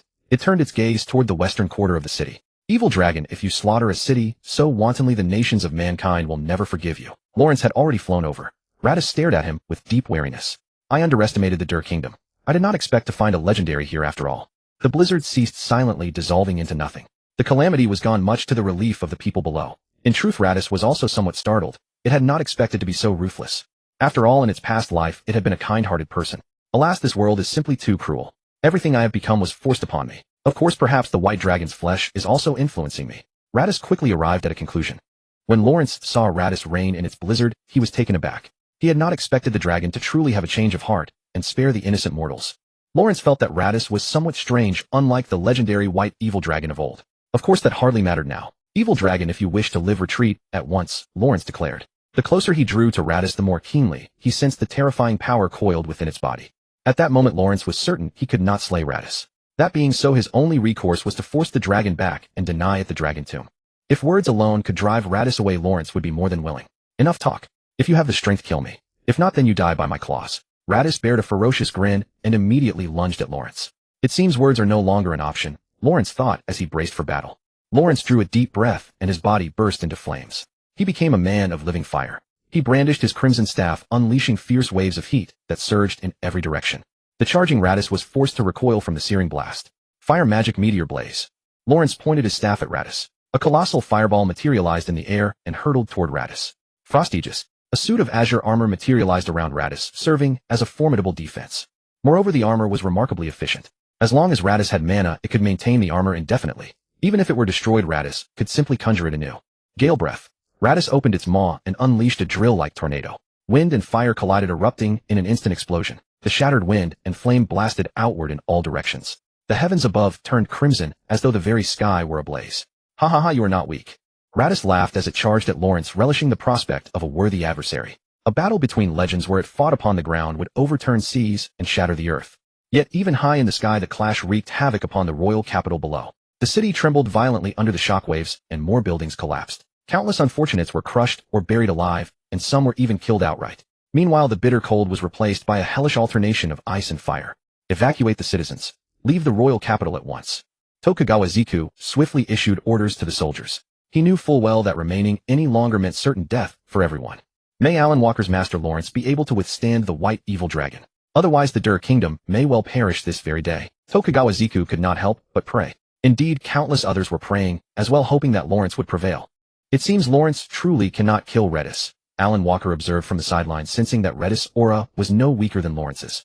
Lawrence had failed to inflict significant harm upon Redis throughout the battle. He could not deliver an instant kill nor land a fatal blow. As long as Redis remained unkillable, Alan, we should leave as well, Ireland panted, bursting in from outside. In this critical moment, she had not fled immediately, but instead sought out Alan Walker. Recovering his composure, Alan smiled and nodded. Indeed, we should go. The royal city was densely populated, making it impossible for everyone to evacuate in such a short time. Moreover, the legendary battle overhead had thrown the city into chaos. This made the evacuation far more troublesome. On top of that, some scoundrels took advantage of the danger to burn, kill, and plunder. The royal city had essentially become a chaotic battlefield. The legendary battle lasted 10 minutes before it had to end. Redis remained unchanged in his fighting style, reckless and relentless, rarely choosing to defend or dodge. But Lawrence would never fight so carelessly. At the outset, they appeared evenly matched. However, as time wore on, Redis grew fiercer with each passing moment, while Lawrence lacked Redis' remarkable recuperative power. Lawrence's injuries refused to heal. Redis was truly formidable. Lawrence's wounds grew increasingly severe, escalating from minor to critical. When the situation turned unfavorable, Lawrence retreated without hesitation. As a legendary expert, he was exceedingly fast and possessed numerous life-preserving techniques, making it difficult for Redis to kill him. Redis gazed discontentedly at the ruined city below. During his brief clash with Lawrence, the high-ranking officials of the Del Kingdom had essentially fled. As for the kingdom's treasury, he desired it was undoubtedly gone as well. Redis did not believe these people were fools who would abandon their wealth when fleeing. After all, spatial rings existed here, making it extraordinarily convenient to carry belongings. What a futile effort, he muttered. But having the dragon tomb is enough. Whatever else is lost is lost. Redis chuckled again. Descending from the sky, he landed within the city. Anya came running from nearby, her face alight with excitement. My lord, you are truly magnificent. That legendary expert stood no chance against you. Redis replied dismissively, flatter me again when I can slay a legendary expert effortlessly. Anya awkwardly responded, my lord, your standards are far too high. Defeating a legendary expert is already extraordinary. Such strength would make one a grandmaster across the entire East continent. Redis shook his head, feeling that Anya's ambition was far too limited. A mere legendary expert had already satisfied her, but his own aspirations were far greater. His goal was to become an invincible god. Enough talk. Let us proceed to the dragon tomb now. Redis reached out, grasped Anya, and flew out of the royal city. The location of the dragon tomb was eerily quiet at this moment. The humans who had been guarding it had all departed. They appeared to have left in considerable haste, many belongings left behind uncollected. Redis was not surprised by this. The people here likely maintained connections with the royal city. Having learned of his approach, they had chosen to flee in advance. Anya and Lidasai stood before the dragon head gate, studying how to open it. Meanwhile, the stars revealed in the sky were shifting faster, and their collisions grew ever more violent. To be honest, many people feared those stars would collide and explode. Above the dragon head gate was a massive claw print. My lord, this seems to be a dragon claw print, doesn't it? Anya said uncertainly. Does it require a true dragon to press this claw print? If the mark matches, will the door open? Lidasai leaned closer. That should be the case. Lidasai actually felt a twinge of regret. When he captured Catalan, he had forgotten to ask exactly how to open the door. As for violently breaking through the dragon head gate and forcing his way in, that was impossible. If they could truly fight their way in, there would be no need for Lidasai. That Leolunsi might have already slaughtered his way in long ago, without having to painstakingly search for the Dragon King's descendant. Lidasai enlarged his body, raised his massive dragon claw, and pressed it onto the claw print of the dragon head gate. The moment his dragon claw exactly matched the print, a pulling force seized Lidasai's claw. Suddenly, as if pricked by a thorn, something pierced Lidasai's palm and began drawing his dragon blood. Lidasai remained calm. What was a little blood being drained? His undying body was enough to replenish blood in an instant. The dragon head gate began to tremble. Then slowly it opened. Seemingly sated, Lidasai soon felt his claw move again. He withdrew his hand and stepped into the dragon head gate without hesitation. Anya followed closely. After they had entered, the dragon head gate slammed shut once more. On a rooftop, a young bespectacled scholar was holding a huge telescope, gazing at the stars in the sky. Beside the scholar was a female student with a lovely face but a rather flat chest. She held a bottle of water and sipped at it slowly, remarking, "Senior, what is so interesting about the stars?" The young scholar replied offhandedly, "I feel that these stars are not quite right." The female student was unimpressed. What could possibly be wrong with the stars? Are they going to explode or something? At that moment, the young scholar was stunned. He saw two stars collide, and one of them broke apart. The star really exploded. A fragment is still falling toward the East continent. The young scholar's face was filled with shock and horror. The female student was startled too. Really? Let me see. She quickly pushed the young man aside and snatched the telescope. Ah, there really is a fragment flying over. Hey, it's not actually going to crash into the continent, is it? The female student began to panic. Within the telescope, the star fragment loomed larger and larger. Though it was far away, she could not calculate the fragment's true size. But she knew full well that stars were enormous. Even a fragment would be terrifyingly huge. And falling from such a great distance, the impact it carried would be even more devastating. In ancient legends, a meteorite had once fallen from the starry sky, descending upon a place called the Aluan continent. The poor Aluan continent was instantly shattered and exploded. Most of the creatures upon it were wiped out in that explosion. From this, one could understand how terrifying a meteorite falling from beyond the sky truly was. Quickly notify all nations so they can prepare. The young scholar took out a communicator and sent messages to certain people, rapidly spreading word of the meteorite. In truth, the two of them were not the only ones who had noticed this. All over the continent, people were interested in the stars, and many stayed up night and day observing them. Thus, the incoming meteorite, a star fragment, was spotted by many. As time passed, the meteorite grew larger and larger. Hey, this meteorite is not right. Why does it look like a ferocious demonic head? The female student suddenly cried out. The young scholar pushed her aside. After observing through the telescope for a while, he nodded and said, "It indeed is a head. Unbelievable. It seems to have blood on it. How can there be such an enormous head? Is it a deity?" The young scholar was somewhat bewildered. Hey, something is wrong. The head's eyelids seem to be moving. It isn't dead, eh? The young scholar had made a new discovery. This new discovery filled him with dread. A deity has descended. What will become of our world? At last, the head slowly opened its eyes. The young scholar had the illusion that the head's eyes were staring straight back at him. The young scholar froze for a moment, then clutched his head and shrieked. "Ah, ill omen. Ill omen. It is the demon god. Curse it. It cannot be looked upon. One must absolutely not gaze upon it." Blood began to flow from the young scholar's eyes. The female student panicked and caught hold of him. "Hey, are you okay? Don't scare me." But the young scholar could not respond, for his eyes suddenly burst. "Ah!" The female student was splattered with blood and could not help screaming. "Teacher! Professor! Come quickly! The scholar is dying." The female student fled in utter terror. At that moment, many who were observing the meteorite, the head, suffered misfortune. It was as if they had been cursed. They went mad and were assailed by indescribable attacks. The colossal head continued its descent. Yet even before it reached the Est continent, it had already drawn the attention of countless people, plunging them into terror and unrest. If such a terrifying entity were to descend upon this world, who could foresee the consequences? Yet from the eerie aura emanating from that head alone, it was plainly clear this was no harbinger of good. If this thing truly landed, it would undoubtedly be an absolute calamity. Dear Mother, the dragon tomb has been seized by an evil dragon. This is a most fearsome evil dragon. In merely a short span of time, it has already reached the legend realm. Once it claims the treasures within the dragon tomb for itself, it will inevitably grow even more powerful. Indeed, it may soon advance to the epic tier. Throughout all ages, humans and dragons have stood as mortal enemies. Once this evil dragon matures, it will surely inflict enormous harm upon our kind. Therefore, I implore you to dispatch a golden legend tier warrior to slay this beast, and incidentally reclaim the dragon tomb that once belonged to us. Alan Walker carefully finished writing the letter, sealed it with utmost care, and placed it upon a miniature teleportation array. The teleportation array emitted a flash of white light, and the letter vanished. I hope Mother sends someone soon. I fear that in just over 10 days Redis will advance to the epic tier. Alan Walker said, his voice tinged with urgency. Ever since leaving Del Kingdom City, Lawrence in Ireland had found a safe location to take temporary refuge. After some time, once Lawrence's injuries had healed, they intended to rendezvous with Dekawazakam. 3 days later, the meteorite, or rather the head, seemed already within arm's reach. People across both the Est continent and the Frost continent could now see it with perfect clarity. At this time, many who accidentally caught sight of that head screamed in agony, bleeding from their eyes, driven mad. Fortunately, based on calculations and divinations, the head's landing position was not on any continent, but in the vast ocean. This brought a measure of relief to everyone. 2 days later, that head, resembling a miniature planet, finally plummeted into the sea. A deafening roar echoed. The entire world heard the sound of the head's impact. Instantly, the ocean erupted in catastrophe. Billions upon billions of tons of seawater surged outward in every direction. Islands were nearly submerged entirely. Coastal regions of the continents were swallowed by monstrous waves crashing ashore. Cities and entire nations vanished in an instant. Countless lives were lost in the chaos. Fortunately, after that initial onslaught, the tidal waves gradually subsided and began to recede. Meanwhile, the head also sank into the seabed, disappearing from sight. Soon after, some of the bravest souls, driven by curiosity about the head, set out to investigate. However, the calamity had only just begun. Someone noticed that the once clear blue sea was gradually turning dark.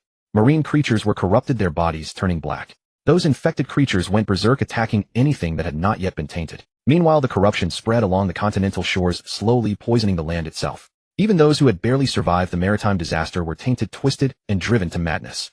This terrified everyone. The fragile peace that had briefly settled shattered once more. The ocean had become a forbidden zone. Those blackened monsters came to be known as demons. Another 4 or 5 days passed. The edges of the Est continent had already become a playground for demons. Even the depths of the continent began to see them emerge. Demons ran rampant, and the entire continent was thrown into peril. Mortals stood almost no chance against the demons. Countless ordinary people perished while others were corrupted and transformed into demons themselves. Fortunately, the churches that had previously gone unnoticed stepped forward.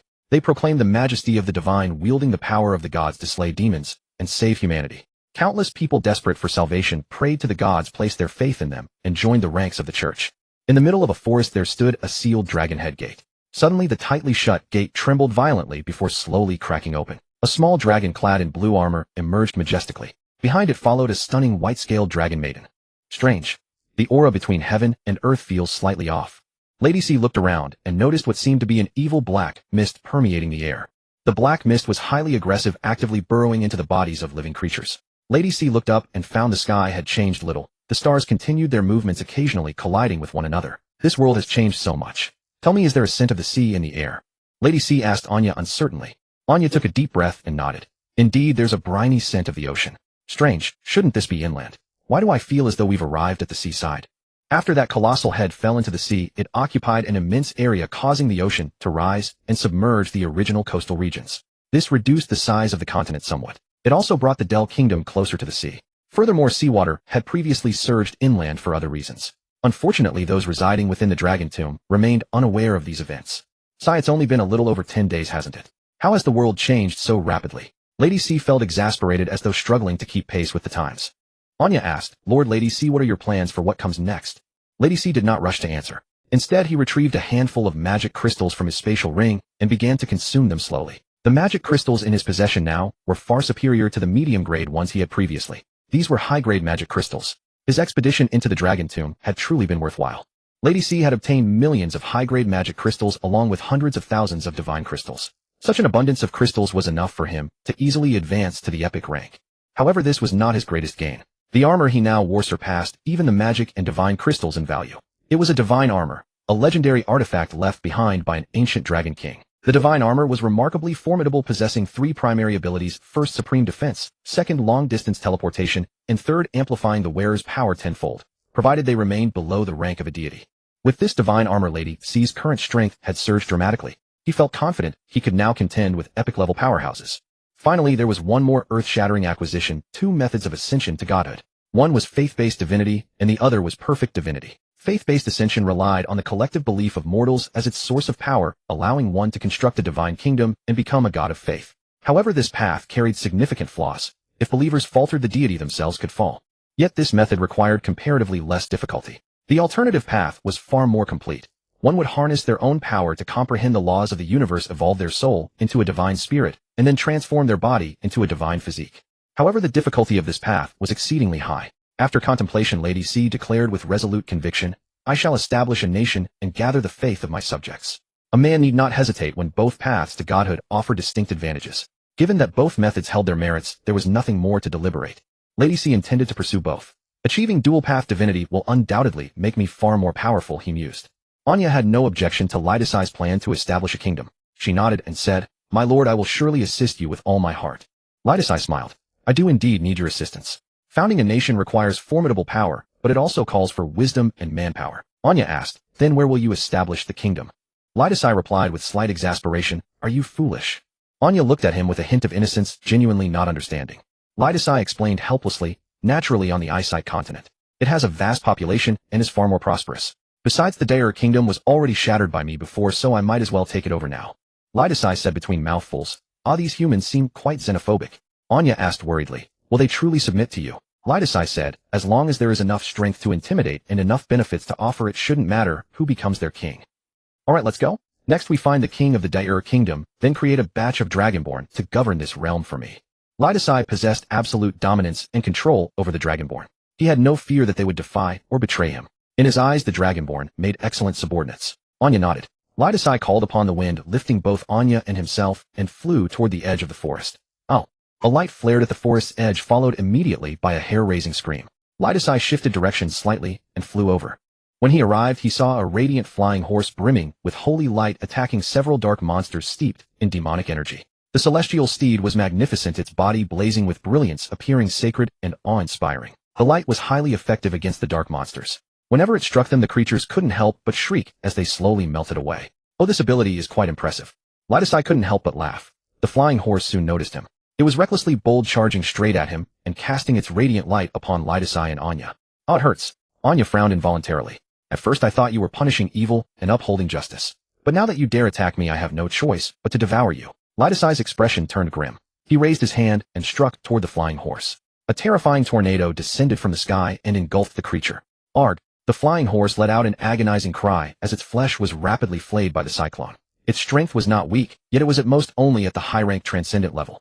To Lightasai, such power was pathetically feeble. His body swiftly expanded, and in a single gulp he devoured the flying horse whole. Devoured the luminous flying horse, seized the power of holy purification. "At least it isn't wind or ice talent this time," Lightasai said with pleasant surprise. He eagerly wielded this new ability. A burst of radiance emanated from Lightasai's body, and at that moment he too was filled with divinity. Perhaps because Lightasai's strength surpassed that of the flying horse, Lightasai appeared even brighter. At the same time, perhaps he bore no ill will toward Anya, and so the light was gentle as well. When it washed over Anya, she felt quite comfortable. Many of the negative influences clinging to her seemed to be purified away. The black miasma drifting through the air, however, fared far worse. Under that illumination, the dark vapors rapidly collapsed and dispersed. Instinctively, Lightasai sensed that this place had become far cleaner. Gazing at his own radiant and holy form, Lightasai couldn't help but declare, "Anya, from this day forth, I am the sacred light dragon. I represent justice, and I shall never share the same heaven as evil." After all, ruling over mortals as an evil dragon was inherently somewhat sinister and might provoke resistance. But now that he had become a holy radiant dragon, he was virtuous. That would make people far more willing to accept him. Anya said, "I understand." Lightasai continued, "Very well, let's continue. This time I shall let the glory of the sacred light dragon blanket the entire Devour kingdom." Lightasai's body rapidly expanded, and in the blink of an eye he became a colossal creature about 25 meters in size. He seized Anya and soared into the sky. He also amplified the output of holy purification. An even more intense radiance erupted from Lightasai's body, making him look almost like a small sun. Sacred white light cascaded from the heavens onto the land, purifying an even greater amount of black miasma. Before long, Lightasai spotted many dark monsters lurking about, slaughtering refugees. Fortunately, whenever Lightasai passed by, the holy light purified those fiends, and the refugees managed to escape alive. Some of them looked up at the sacred light dragon, soaring overhead, and knelt to the ground in gratitude, cheering.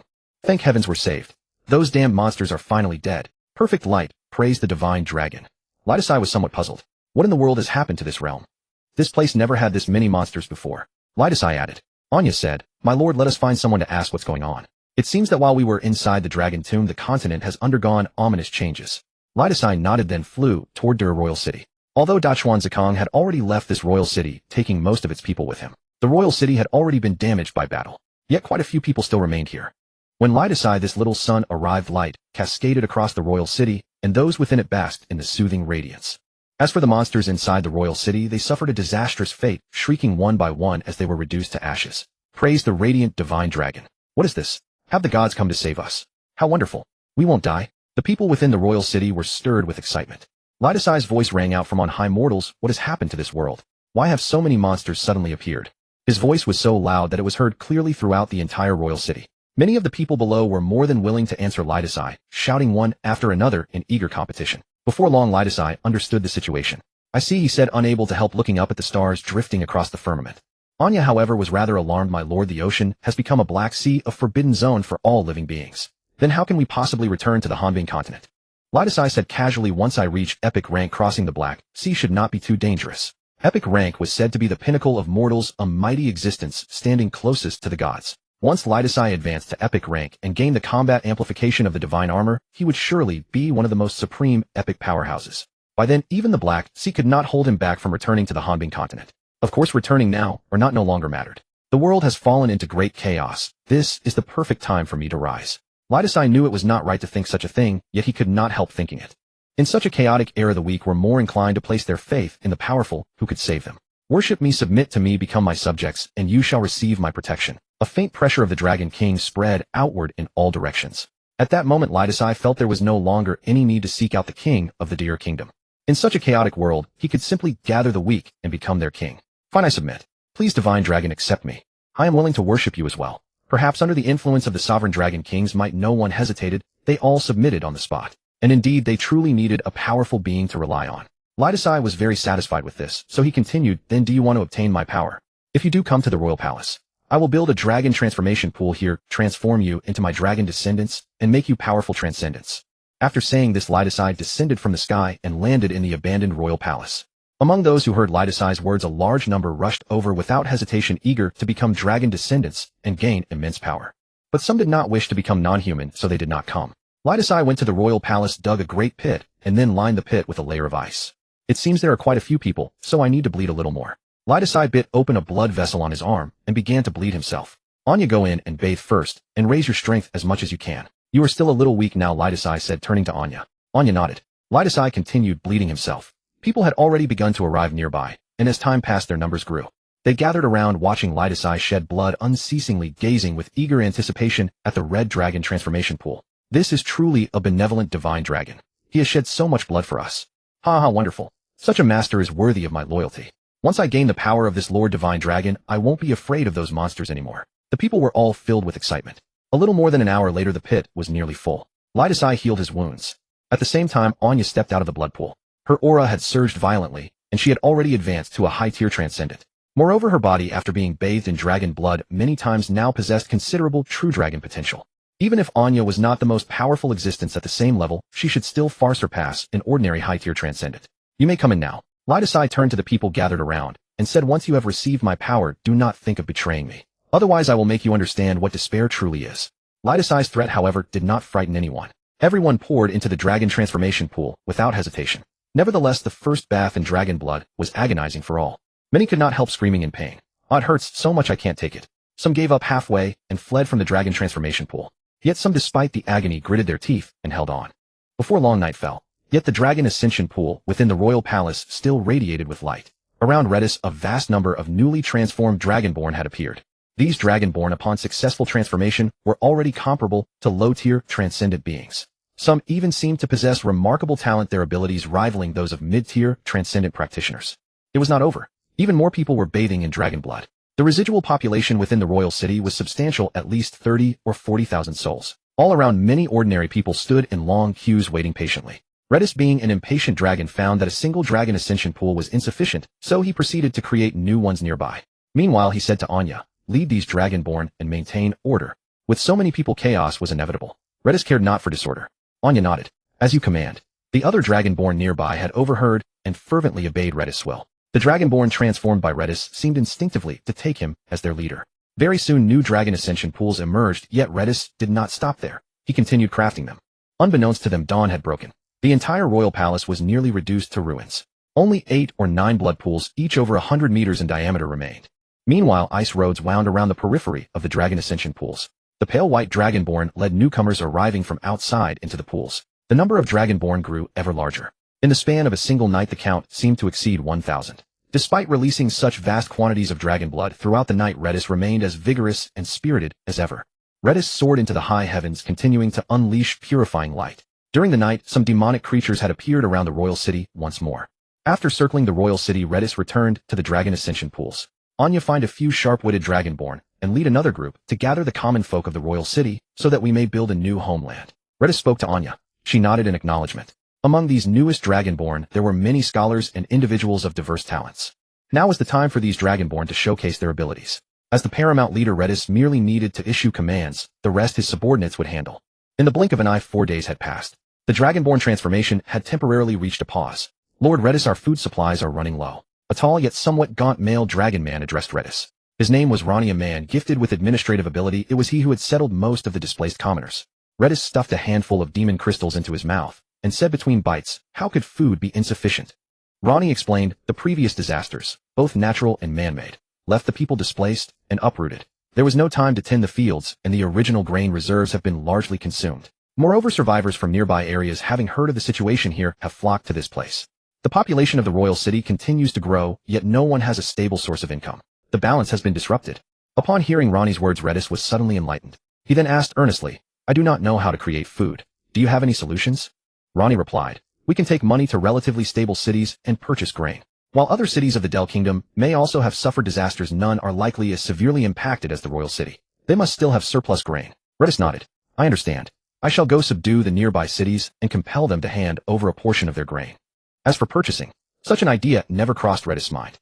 Gather 1,000 dragonfolk and come with me to the neighboring city, Lei Daisai instructed Luo and I. Luo and I nodded. He saw no harm in Lei Daisai's plan. Soon a host of white dragonborn gathered. Lei Daisai harnessed the storm and flew away with them, leaving the royal capital in Anya's hands for the meantime. Not long after Lei Daisai and his company arrived above a small city 1,000 li away, he released a blinding radiance transforming into a small white sun. The light enveloped the entire city, cleansing the demonic creatures and black miasma within it. Submit to me, worship me, and you shall have my protection. Lei Daisai then released the oppressive majesty of a dragon king, covering the whole city and compelling everyone beneath his pressure. He had no patience to win these people over slowly, so he decided to brainwash them by force. In truth, this was not brainwashing, it was simply overwhelming them with dominance. Faced with Lei Daisai, who was like a heavenly god, most of the city's residents submitted directly. As for those unwilling to submit, Lei Daisai's light was not sparing either. It cleansed as many of them as possible, turning them into dust. Then Lei Daisai descended with the Dragonborn and summoned all the local powers, nobles, chieftains, and extraordinary beings alike. He also created a dragon transformation pool, converting all these local bigwigs into Dragonborn. Thanks to this, he had little reason to worry that they might harbor treachery and feign submission. With the local leaders secured and cooperating, it was even easier to govern the city. Lei Daisai had not forgotten the purpose of this expedition, so he took a portion of their grain. He left behind some Dragonborn, took away some others, and flew off. Next, Lei Daisai went to other cities and repeated the same tactic. In less than 5 days, more than 10 major cities within 10,000 li were all forcibly subdued by Lei Daisai, and he also left behind many dragon transformation pools to convert people into Dragonborn. Lei Daisai returned to the royal capital with the grain he had collected. In the few days he was gone, nearly half of the once ruined royal capital had been tidied up and many houses had been built. The local poor had stabilized thoroughly and begun new lives. Lei Daisai put the grain into the granary, then perfunctorily held a founding ceremony. A nation belonging to Lei Daisai was thus established. It was called the Dragon Nation. After that, Lei Daisai left the royal capital again to inspect the many cities he had subjugated. Earlier he had been pressed for time and had not been able to leave behind too many dragon transformation pools. This time Lei Daisai planned to create more pools and transform more Dragonborn. Along the way he would also spread word of the Dragon Nation so that everyone knew to whom they belonged. Besides, his Dragon Nation was a humane one. He transplanted some of the main policies and systems from the Dragon Nation of his previous life. In this way, set in this ancient feudal otherworld, such a country could be considered quite democratic. The subjects below were no fools. As long as they lived well, they would certainly accept the Dragon Nation's rule. At the same time, as long as there were enough Dragonborn, these cities would have the strength to defend themselves even without Lei Daisai personally stationed there. Moreover, these Dragonborn followed Lei Daisai's will closely. Thus they would not deceive their superiors or bully their subordinates, becoming corrupt officials who blackened the Dragon Nation's name. Of course, there were always exceptions. Lei Daisai's dragon blood could only slightly influence the will of some Dragonborn. It did not mean these Dragonborn had utterly become his loyal lackeys.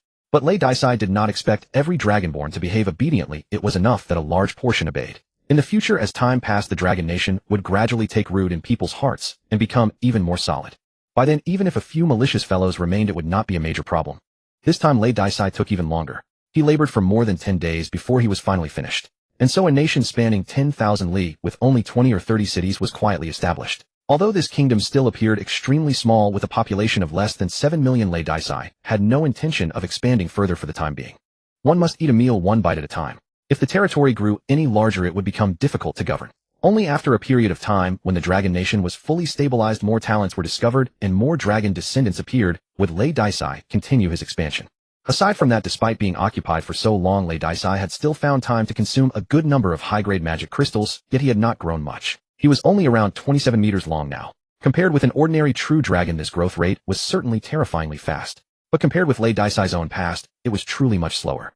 Lei Daisai planned to first advance to the epic rank. After that, he could devote himself wholly to expansion, and along the way search for more magic crystals, deities, and heavenly treasures to strengthen himself.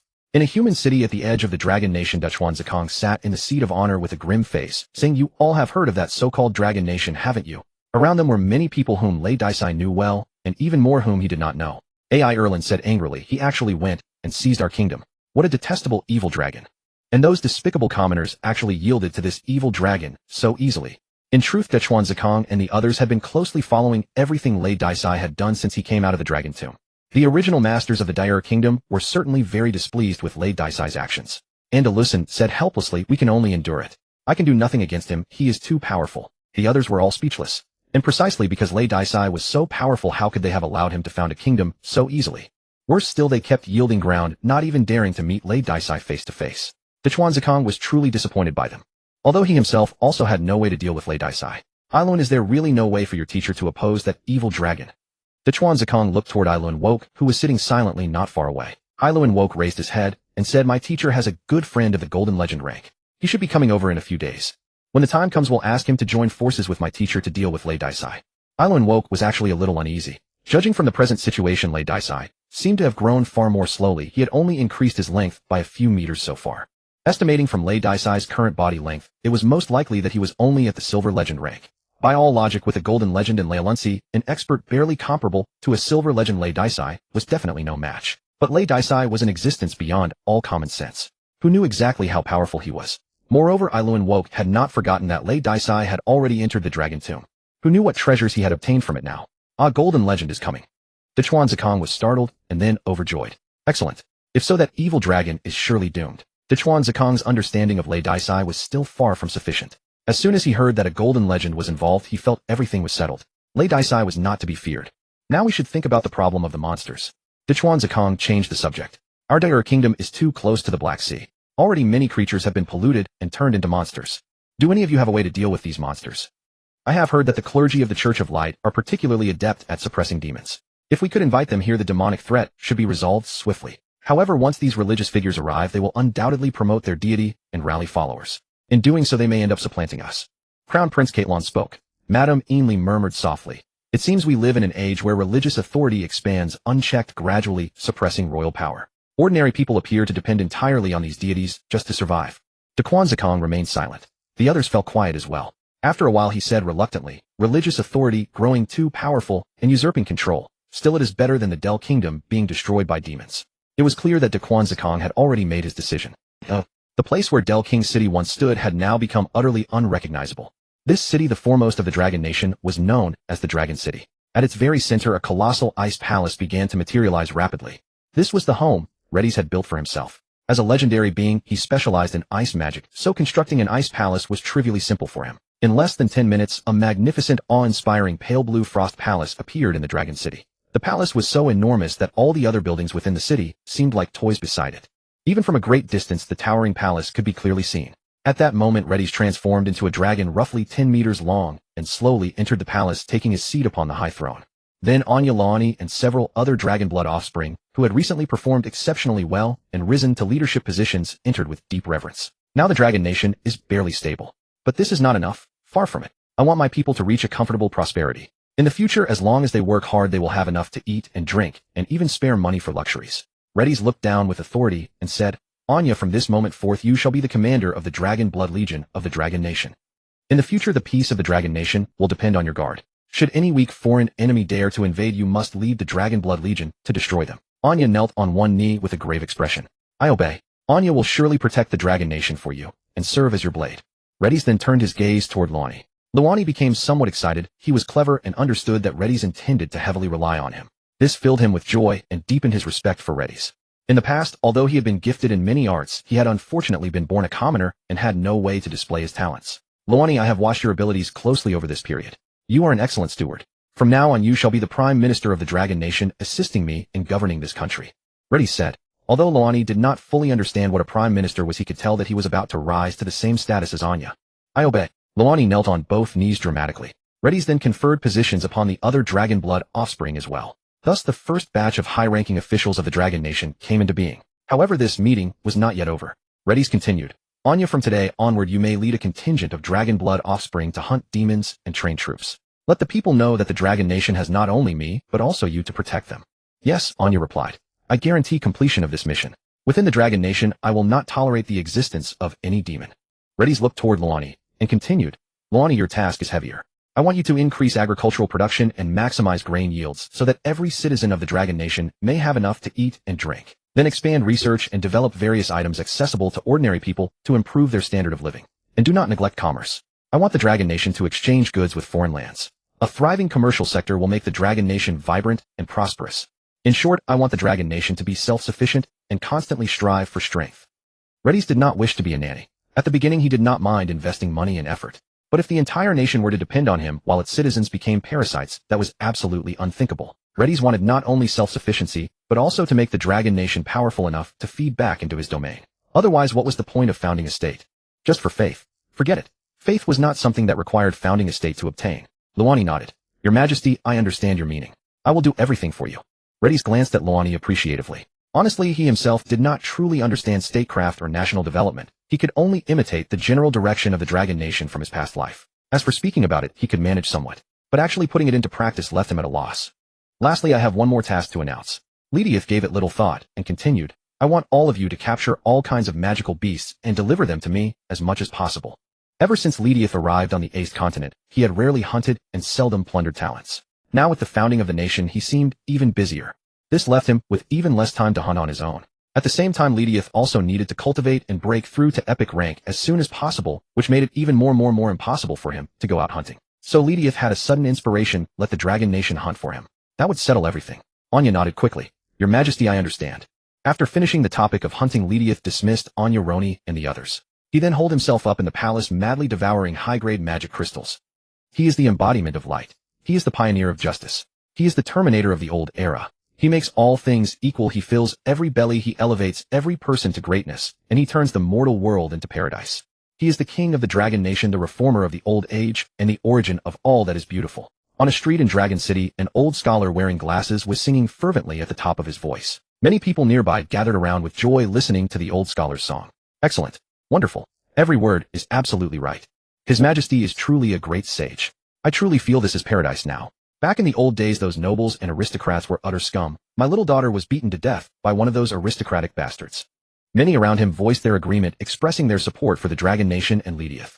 The ideology and institutions that Ledeoth had copied from his past life into this world had brought an immense shock to its people, and the beauty embodied in these ideas and institutions made countless people yearn for them.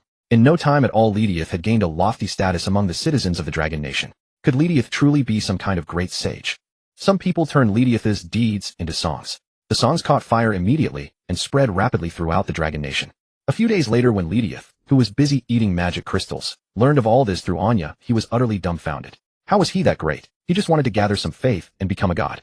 Along the way, he also wanted to recruit some underlings so he wouldn't have to fight alone. In truth, Ledeoth's actions were driven by strong selfish motives. Trouble, this is really trouble. Ledeoth felt somewhat dazed. Beside him, Anya was a bit puzzled. Your Majesty, isn't this a good thing? The people all adore you, respect you, and accept you. Anya truly had not expected that a vicious dragon like Ledeoth would end up being regarded as a great sage. Still, when Anya thought back to Ledeoth's past kindness toward his own people, she felt that Ledeoth was truly good. Ledeoth said irritably, it is a good thing indeed. But for some people it's not. Ledeoth's ideas and institutions were completely at odds with this world, and yet they seemed so beautiful. They made countless people at the bottom yearn for them, even to the point of madness. This was absolutely a great revolution that could change the world. It was destined to become an enemy of the high and mighty of this ancient world, even the entire ancient feudal world. Although Ledeoth was not weak, he could not possibly fight the whole world. Damn it, will a swarm of feudal rulers come tomorrow to destroy me and snuff out these ideas and institutions? Ledeoth was truly afraid. What he feared even more was whether the gods in the heavens would descend divine punishment and strike him dead if they learned of all this. Ledeoth understood very well that it was only through sufficient feudalism and backwardness that faith could spread more easily. His ideas and institutions might very well affect how mortals treated the gods. Anya did not fully understand Ledeoth's worries, but she still respected him deeply. She said, should I ban that song? Ledeoth rolled his eyes. With many things, the more you ban them, the more people crave them. I think we should just let nature take its course. Now hurry on with your work. I need to train hard to become stronger, or I might be destroyed tomorrow. And then this tiny dragon nation will become history. Ledeoth stuffed high-grade magic crystals into his mouth desperately. Only by growing stronger could he ease the terror in his heart. Anya left the palace in mild bewilderment. Gazing toward the distant figures of citizens living in peace and prosperity, a sudden smile graced her lips. Your Majesty, I must admit, I find those ideals and systems rather compelling. Anya too felt that everything Lordes had described was truly wondrous. Soon after, various small demonic beasts were brought forth. Some had been captured by agents dispatched by Anya. Others had been purchased with coin. Many hands make light work. This method proved far swifter than Lordes hunting alone in the wilds. Devour Firebird, acquire Flame Roar. Devour Magic Tiger, acquire Agility. Devour Thunder Ox, acquire Lightning Strike. Devour Magic Hound, acquire Super Scent. Devour White Crystal Fish, acquire Water Ball. A succession of brand new talents emerged within Lordes' body, and its abilities began to diversify. Many low-level demonic beasts possessed decent innate talents. Placed in the hands of the weak, such talents would yield mediocre results. Yet in the grasp of a legendary powerhouse, the potential of those talents was formidable. However, despite the diversification of abilities, Lordes' overall combat power had not increased dramatically. There was no helping it. When Lordes employed these talents, their effects remained roughly comparable to ice and wind. The sheer accumulation of talents merely rendered Lordes more versatile. Abundance of talents did not mean their powers could compound upon one another to enhance combat effectiveness. Still, it was not without merit. With each new talent acquired, Lordy's shortcomings and vulnerabilities gradually diminished. It grew remarkably adaptable, immune to environmental disadvantages, and immune to being countered by enemies' abilities. Rather, the increasingly omnipotent Lordy's could now suppress its foes. Should an enemy wield fire, it would answer with ice and water.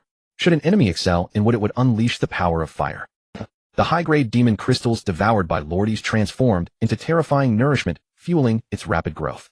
Unknowingly, it had already approached 29 meters. Its power had grown correspondingly formidable, and it drew ever closer to the epic tier. Yet Lordy's clearly sensed that as its strength rose, even with abundant demon crystals at its disposal, the pace of growth could not be prevented from declining. Simultaneously, the amount of nourishment Lordy's required continued to increase. Recently, it had devoured no less than 15,000 caddies of high-grade demon crystals. And yet, even after consuming so many crystals, Lordy's felt no sense of satiety. It surmised that it would likely need to devour another 100,000 caddies of high-grade demon crystals before evolving into the epic tier. Though high-grade demon crystals were not lacking, Lordy's still felt a measure of helplessness toward the future. High-grade crystals would suffice only for its promotion to epic. By its experience, anything beyond that stage would require devouring divine crystals. But divine crystals were exceedingly precious. Its own reserves numbered merely several 100,000, clearly insufficient. Divine crystals seemed to be the exclusive domain of deities. Lordy's had no idea where it might gather them. Without sufficient divine crystals, Lordy's growth risked being stifled. Two men entered through the gates of Dragon City. Walking along the streets, they observed the dragon-blooded and ordinary citizens bustling about. Life here appears quite prosperous, Lawrence remarked with some surprise. Beside him stood a burly giant, a golden legend summoned by Alan Walker named Lecky. Upon hearing Lawrence, Lecky sneered. A backwater settlement. It cannot compare to the Empire in the least. Lawrence nodded. Indeed, the place lacked both flourish and strength. Still, it was only just established, and such accomplishments were commendable. Yet what concerned Lawrence most was this land system. It was light. It granted equality unto all living beings. It enabled everyone to become as dragons. As they walked the streets, faint praises for Lordy's drifted through the air in song. The ideology and institutions here are truly extraordinary. Lawrence's expression grew grave. Lecky dismissed it with a scoff. Trifling matters. When Lordy's is dead, this tiny spark will be extinguished all too soon. I hope so, Lawrence said. He was a legendary mage, and mages were on the whole clever people who thought with their minds. He knew very well, therefore, that a single spark can sometimes ignite a prairie fire. This spark, though still weak, seems to have already burned beyond the Dragon Kingdom. Even destroying Radis, or even the Dragon Kingdom itself, would hardly extinguish this faint flame. Such were Lawrence's thoughts. Once Radis had released these ideas and institutions, it would be difficult to wipe them out completely. Even if they were eradicated, they might flare back to life in the future. Lawrence seemed to glimpse a world-shaking upheaval beginning to unfold. Soon the two of them arrived near the ice palace where Radis dwelt. I can sense it hiding inside this palace, Lawrence said grimly. Radis is far stronger now than when I fought it before. Ricky sneered. As long as it hasn't advanced to epic, it's doomed. I've brought an epic-class magic artifact, the heaven-shattering hammer. Ricky pulled a massive dark purple iron hammer from his spatial ring. Lawrence couldn't help nodding. With the heaven-shattering hammer, even a true epic powerhouse is someone you can fight. Hearing this, Ricky couldn't help shaking his head. Epic is the pinnacle below the gods. Even with an epic-class magic artifact empowering me, I would not presume to do battle with a true epic powerhouse. Ricky was somewhat arrogant, but not arrogant enough to look down on everyone. Hey, who are you? Why are you standing around with a hammer? A Dragonborn squad spotted Ricky and Lawrence and walked over. Humph, disgusting wretches. For the sake of power, you actually abandoned your human bodies. Ricky said disdainfully. Hearing that the Dragonborn squad members were furious. Bastard, are you looking down on the great Dragonborn? You're finished. Today we're going to teach you a lesson. As Dragonborn, they took great pride in carrying a trace of Radis's power. But being so belittled and insulted by Ricky was more than they could bear. Ants, if you want to die, I'll grant your wish. Ricky raised the heaven-shattering hammer and smashed it toward the Dragonborn squad. With a bang, the air itself seemed to explode as a terrifying force burst outward. Before the Dragonborn squad could react, the force engulfed them, and with a bang their bodies exploded. Shreds of flesh scattered in every direction. Lawrence's body radiated scorching heat, burning the splattering flesh and blood to ash. He said with some disapproval, Lord Ricky, you're too bloody. Ricky said casually, I'll be more careful in the future. But what had happened here had already been seen by passersby nearby. A murder. The Dragonborn soldiers were killed just like that. How dare they violate the laws of the Dragon Kingdom? Ignoring the crowd around him, Ricky raised the heaven-shattering hammer and smashed it down on the ice palace. In an instant, the entire palace was smashed to pieces and reduced to ruins. Damn it! Who did this? Radis, buried beneath the ice and rubble, roared in fury. A holy light blazed forth, purifying the shattered ice all around. Radis slowly rose into midair. Die! Ricky also erupted with his full strength. A terrifying legendary pressure shrouded the entire Dragon City. Ricky was a body-forging warrior. When he unleashed his might, the blood chi within him seethed and surged into the sky. The sky was stained red by Ricky's blood chi. Ricky, brandishing the heaven-shattering hammer, charged at Radis with ferocious speed. Lawrence followed suit, drawing a fiery red staff and pointing it at Radis. Blazing cage. From all directions, 4 walls of flame materialized, encircling Radis completely. So it's you. Did you bring a helper to seek revenge? You have no idea what it means to court death. Lidasai finally spotted Lawrence, and upon recognizing him grew even more enraged. A mere defeated opponent, and yet you dare to come back. This time I will make every last one of you die. I will use your lives to warn everyone of the Dragon Kingdom's might. Lidasai raised a dragon claw, and an ice sword formed of pure frost materialized in an instant. Gripping the sword, he thrust it at Li Qi, who was charging straight at him. In a flash, the ice sword plunged into the center of Li Qi's chest, and blood slowly trickled from the wound. The cold emanating from the blade promptly froze the blood. A layer of white frost rapidly spread across Li Qi's body, leaving him stiff and pale, as though frozen solid. The heavy heaven-shattering hammer slipped from his hand and crashed into the ground. The poor ground blasted open into a huge crater. Shock flooded Li Qi's face as he forced out the words, "An attack I can't even see. That cannot be something a legend is capable of. Have you already reached epic?" Li Qi had uttered words almost too unbelievable to accept. Lawrence was also stunned by the scene. How is this possible? How is this possible? It truly has become epic. Lawrence muttered, dazed and disheartened. It must be the dragon god reincarnated, right? Otherwise, who could advance this quickly? It has only been a few dozen days. Oh, wonderful. Invincible. The Dragon King is invincible. Slay these vile heretics. All who dare offend the Dragon Kingdom must die. Those who dare raise a hand against the Dragon King deserve death even more. Kill them all. With a Dragon King like this, the Dragon Kingdom is absolutely unassailable. Seeing Lidasai easily pierce Li Qi, who had seemed so hopelessly formidable, the Dragon Kingdom people nearby could not help erupting into cheers. Having such a powerful king made them proud and reassured as his people. Lidasai said offhandedly, "I haven't become epic, but I can still slay epic." The first half of that statement sounded reasonable, but the second half was a bit boastful. That Alan Walker truly never accomplishes anything, but is expert at ruining everything. Li Qi smiled oddly. "Farewell. This time I was in the wrong. I hope your majesty the Dragon King will not take offense. Take the heaven-shattering hammer as my apology gift." Li Qi spoke with a hint of respect. At the same time, a jade necklace around his neck emitted a gray glow. The gray light flashed once, and Li Qi, still impaled on the ice sword, vanished. Spatial teleportation. Lidasai frowned. He never expected the bird already in hand to fly away. He whipped his head around, opened his huge mouth, and spat a beam of blue light at Lawrence in the distance. The blue light moved as fast as teleportation. Before Lawrence could react, his entire body was enveloped in blue light. Crack, crack. It froze. Lawrence was completely encased in ice, and his life force began to plummet rapidly. Lidasai's current frost breath was overwhelmingly powerful. Even a legend could not withstand it. Next time I must be more decisive. Otherwise a bird in hand might fly away, just like Li Qi did. Lidasai reminded himself seriously. Then he called out to the people around him, "All right, it's over. Go back to whatever you were doing."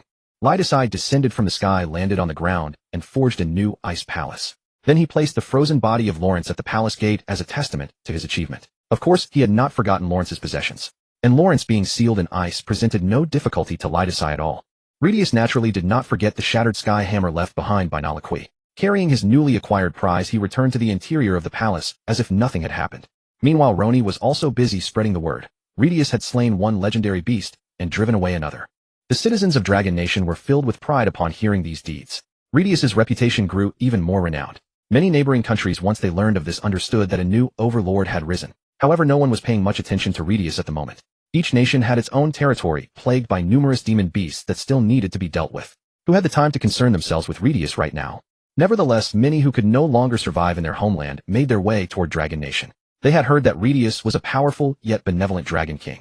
They had also heard of Redius's vision and governance. They longed for Dragon Nation. Of course, the primary reason was that Dragon Nation seemed safer with the Dragonborn Legion handling most of the demon beast threats. Living within Dragon Nation meant no need to fear the dangers of demon beasts. "Your Majesty, there is good news," Roni said, running into the palace with a young druid. "I pay my respects to your Majesty," the young druid said, kneeling with visible tension. Meanwhile, Redius continued to absorb the high-grade magic crystals. Curious, Redius asked, "What good news, Roni?" Roni spoke with excitement. "Your Majesty, as your renown spreads far and wide, refugees from cities near Dragon Nation, and even from much farther away, have begun arriving on their own." Redius was not surprised to have understood that Dragon Nation stood out as an exceptional place in this world. It was entirely natural that those suffering elsewhere would seek refuge here. Seeing Redius's lack of reaction, Roni continued, "Furthermore, your previous decree to increase grain production has already borne fruit.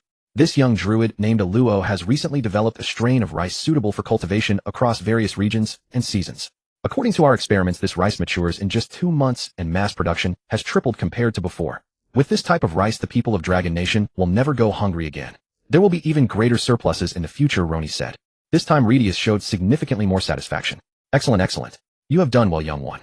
Take these 50 caddies of high-grade magic crystals as your reward. Redius was generous, tossing over a small pile of crystals directly. High-grade magic crystals were extremely precious. A single high-grade magic crystal was worth over 100 times that of a low-grade one.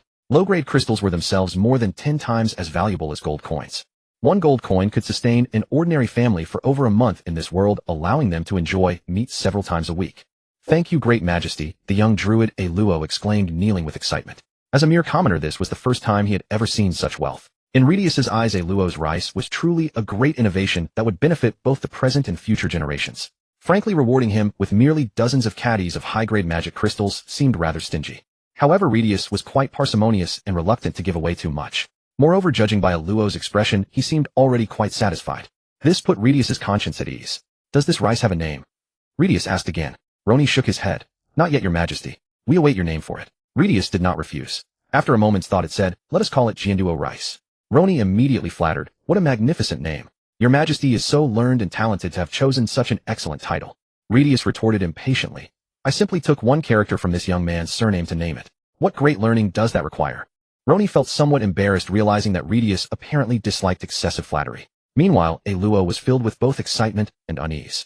"Your Majesty, what virtue do I, a humble person like myself, possess to deserve such honor?" To have something named after him meant his name could be remembered through the ages. This was an enormous gain in both fame and benefit. Redius grew impatient. "Stop your nonsense. Get out of here. If you truly have nothing better to do, then go back to work." Aluo bowed deeply. "As you command, Great Majesty. I will surely develop more crops that benefit the nation and its people to repay your generosity." Redius was too lazy to respond. What had it even done? It had only rewarded some magic crystals. What was there to make such a fuss about? Roni led the ecstatic Aluo out of the ice palace. A day later, Anya came running. "Your Majesty, there is trouble," she panted, looking visibly exhausted. Redius asked wearily, "What is it now?" It suspected that Roni and Anya had coordinated this. Just when things were going well, bad news arrived. A truly peculiar pattern. Anya reported, "The Black Sea seems to have stirred. Countless terrifying demon beasts have come ashore. Dragon Nation is too close to the Black Sea. Those creatures will surely rush our direction. Furthermore, new demon beasts are being born in greater numbers across the world, and their strength has also increased." Upon hearing this, Redius had no choice but to take it seriously. It frowned. "This is quite troubling. Nothing seems to let me rest for a moment." Redius simply wanted to advance to the epic rank in peace. Unfortunately, the constant crises prevented it from growing undisturbed. "And yet I will personally venture to the national border to eliminate all demonic beasts surrounding Long Nation. Meanwhile, you lead the Dragonborn Legion to suppress and eradicate the demonic beasts within our country. I hope you will not disappoint me," Redis commanded. Throughout the years, the demonic beasts within Long Nation have only posed minor disturbances. Even now that they have grown more numerous and powerful, they are by no means an unstoppable force. The old saying goes that raising an army for 1,000 days is for a single crucial moment. For such a minor matter, Redis had no intention of personally taking action. It intended to test some of the newly formed Dragonborn legions. Anya nodded confidently. "As you command." During this period, Anya had not been idling away her time. Her Dragonborn Legion, though freshly established, had already engaged in numerous battles, slaughtering countless demonic beasts and ruthless criminals. A single Dragonborn warrior was at minimum a low-tier transcendent. How much more so when an army of tens of thousands stood ready. Even if many were weaker, the collective force could still prove invincible. Yet there were no invincible enemies within Long Nation at present. Redis released an intense brilliance, soaring from the palace into the sky and swiftly disappearing into the distance. After stepping outside, Anya could not help but shout, "The Dragon King sets forth and demonic beasts shall perish." Nearby Dragonborn warriors, upon hearing these words, could not resist joining the cry. "The Dragon King sets forth and demonic beasts shall perish." The chanting of the multitude grew ever louder, spreading farther and farther. When more people heard the sound, they too joined the shouts. Long City, previously relatively tranquil, gradually erupted with deafening roars. In the end, it seemed as though every citizen of the entire city was shouting along. At this moment, the population of Long City had reached no less than 100,000. The combined voices of so many people rang out through the heavens, as if even the sky itself trembled. Redis, already far in the distance, faintly caught the echoing cheers behind it, and felt somewhat speechless. Had it simply gone to slay a few demonic beasts? Was such a grand farewell really necessary? Redis slightly increased its speed, feeling rather embarrassed by the commotion. A small white sun flew across the high sky. Those on the ground who witnessed this scene could not help but grow excited. They recognized this as the Dragon King of Long Nation. After all, Long Nation was not particularly vast. Redis arrived at the border of Long Nation in just over an hour. Indeed, there were many demonic beasts beyond Long Nation's borders. At present, demonic beasts seemed to have become the protagonists of the Ester continent. Demonic beasts were everywhere for all to see. However, with Redis' arrival, the nearby demonic beasts were in for a dire fate. Light purification remained far too overbearing against demonic entities. Upon being bathed in light, demonic beasts would scream in agony and turn to ashes, their bodies rapidly smoking and melting. Redis intensified its magical power, causing the radiance surrounding it to grow even more dazzling. The coverage area expanded further still. Redis circled along the marginal regions surrounding Long Nation. In a small mountain ravine, a group of refugees cautiously made their way forward. Suddenly, several black, demonic beasts appeared from all directions. "Our demonic beasts are coming. Run. We're done for. We're finished. We were so close to Long Nation. Why did we end up here? Damn it. If I had known this would happen, I would have stayed in my hometown. At least then I might not have died." The people in this area were all in a state of panic. The demonic beasts cared nothing for their plight.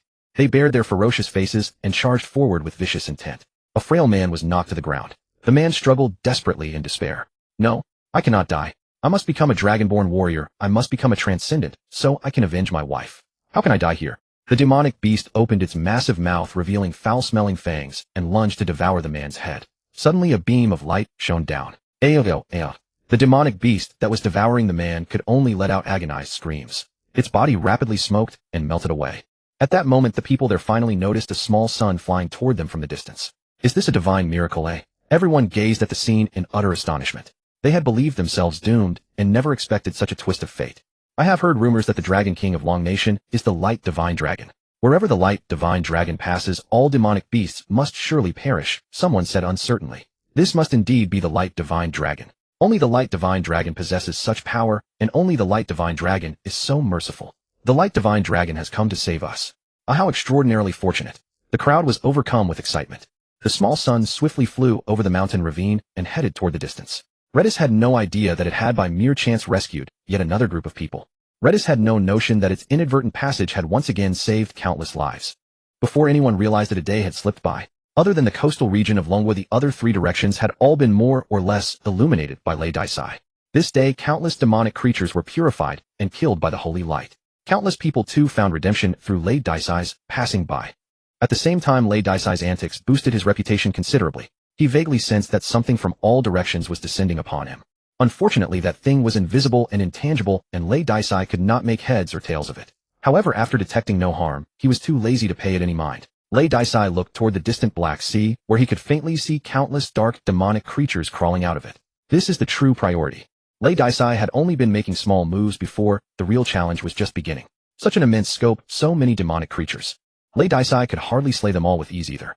Alright, that demon god's head which fell from the sky. It seems quite formidable, doesn't it? If I devour it, what kind of talent would I see, say? Lei Daisai's heart suddenly raced, and he looked toward the depths of the Black Sea with restless eagerness. The demon gods had unquestionably possessed many talents exclusive to deities. Whichever talent he obtained, it would be a massive gain. Don't rush. My current strength is nowhere near sufficient to devour the demon god's head. Once I advance to epic, I can give it a try. Lei Daisai hastily sealed that thought. Then, resorting to the same trick, he started his assault. Holy white light descended from heaven, and nearby demonic creatures screamed as they were reduced to ashes. Simultaneously, a violent storm mixed with thunder and lightning came crashing down, rampantly slaughtering demonic creatures. Lei Daisai had now become a walking calamity. Before he knew it, he had fought his way to the vicinity of the Black Sea. Roar! A colossal black fish over 100 meters long leaped out of the sea, opening its maw full of jagged teeth, trying to devour Lei Daisai. Thunderstrike! One of Lei Daisai's dragon claws released lightning that made space itself tremble, then hurled it at the giant black fish. With a thunderous boom, the lightning transformed into a long arc and struck the fish. With a tearing sound, the giant black fish's body was abruptly split in half and fell from the sky. Storm breath. Lei Daisai opened his maw and spewed tornadoes in all directions. The ground nearby was scraped away by a whole layer, exposing fresh damp soil underneath. The demonic creatures staying there were even more miserable. All of them were shredded by Lei Daisai's storm. Lei Daisai swiftly flew away, continuing his attacks elsewhere. Since there were no living humans left here, he no longer restrained his strength, raging and destroying without regard. The land he passed over was pitted and scarred as if it had been bombed. Before he realized that night had fallen, and Lei Daisai had also flown a full circle over Longwa's coastal region. Most of the nearby demonic creatures had been killed by Lei Daisai. Still within the Black Sea, new demonic creatures were coming ashore. Strange to say, these aquatic creatures, once corrupted, no longer felt out of their element. Even after coming ashore, they remained just as powerful, with no drop in combat effectiveness. This won't do. Who knows how many demonic creatures are still in the sea? I cannot possibly stay here guarding forever. Lei Daisai felt rather helpless. We need to build a defensive line here to isolate the demonic creatures. Only then can we barely hold back their invasion. Lei Daisai kept thinking and instinctively took out a large handful of demon crystals and crammed them into his mouth. It's a pity Longwo is still too weak and only now developing. It's hard to spare manpower, resources, and time to build the defensive line at the moment. But once I advance to epic, who knows? I might be able to reshape the world and craft a defensive line with ease. Lay Dicei then thought of a simple solution. That's it. For now, wipe out the local demonic creatures as much as possible, then have Anya lead the Dragonborn Legion over to garrison for a period. If Anya cannot hold, then retreat with the troops. As for the territories lost now, I will recapture them all in the future. Lay Dicei continued his patrol along the coast. In the night, Lay Dicei blazed all the more brilliantly, his light clearly visible even from over 100 li away. When dawn arrived, Redis began its retreat. Upon reaching the borderlands of the Dragon Nation, it spotted towering plumes of smoke on the horizon. A vast fire seemed to have broken out. Redis was indeed quite good to its own kind. Instinctively, it flew toward the smoke to extinguish the flames. Soon a burning town came into view before it. The people inside were fleeing in utter panic. At the town center, a crimson dragon 20 meters long spewed fire everywhere, with uncontrollable fury, setting countless houses ablaze and incinerating those too slow to escape. Ha ha, what nonsense about the Dragon Nation, what trashy Dragon King. A mere white dragon bastard. All white dragons are the shame of the dragon race. What right does it have to call itself king? I wonder where this piece of garbage crawled out of, yet you actually crown it your king. How utterly shameless and reckless. Only I, the great red dragon, deserve the right to reign supreme. The red dragon laughed arrogantly. Nearby, several white dragonborn leapt out. Evil dragon, stop this at once, or the Dragon King will kill you. This is Dragon Nation territory. You're breaking the law. These dragonborn were far weaker than the red dragon in terms of power, yet they somehow mustered the courage to challenge it. A bunch of trash. The red dragon felt insulted. These lowly, weak dragonborn dared to reprimand it. Opening its maw wide, it unleashed a massive torrent of molten lava, intending to annihilate them. Suddenly, a sun plummeted from the sky at terrifying speed. Where the red dragon stood, the impact caused a colossal explosion. The earth sank over 20 meters, forming a gigantic crater. The nearby dragonborn were blasted away by the shockwave, tumbling dozens of meters into the distance. Awakened ones possessed extraordinary vitality and defensive power, and among them dragonborn had particularly formidable defenses, so these dragonborn were not severely injured. It's His Majesty the Dragon King. Someone clearly recognized the white dragon within the blazing sphere. Ha ha ha, wonderful. That detestable evil dragon is done for. A dragonborn erupted into an excited laugh. Just moments ago, they had all resigned themselves to death, never expecting such a dramatic turn of events. Redis was now gripping the red dragon's skull with one clawed foot, while the other pinion pressed mercilessly onto its back. Impossible. Weren't you exterminating demons at the coast? The red dragon screamed in utter shock, blood slowly welling from its mouth. Redis was far too heavy, nearly squeezing its internal organs out. The red dragon struggled desperately, but Redis' power was overwhelming. No matter how it writhed, it could not shake off the crushing domination. The red dragon was terrified, filled with regret. Though it had openly despised the Dragon Nation and looked down on Redis, it had also heard tales of Redis' legendary might. It knew clearly that it was no match for Redis. This raid had been nothing more than an opportunistic strike, sensing Redis was away from home. A perfect chance to plunder. Dragons, after all, possessed vanity. Had it succeeded in the raid and escaped alive, it would have grown immensely famous, with plenty of bragging rights thereafter. However, man plans, and heaven laughs. Redis had suddenly returned, and to make matters worse, its route home happened to pass right near this area. Redis paid no attention to the red dragon. Instead, it raised its head and spewed massive spheres of water, each 5 or 6 meters in diameter. These water spheres soared rapidly into the sky and detonated. They burst into countless raindrops, cascading down from above and drenching the entire town.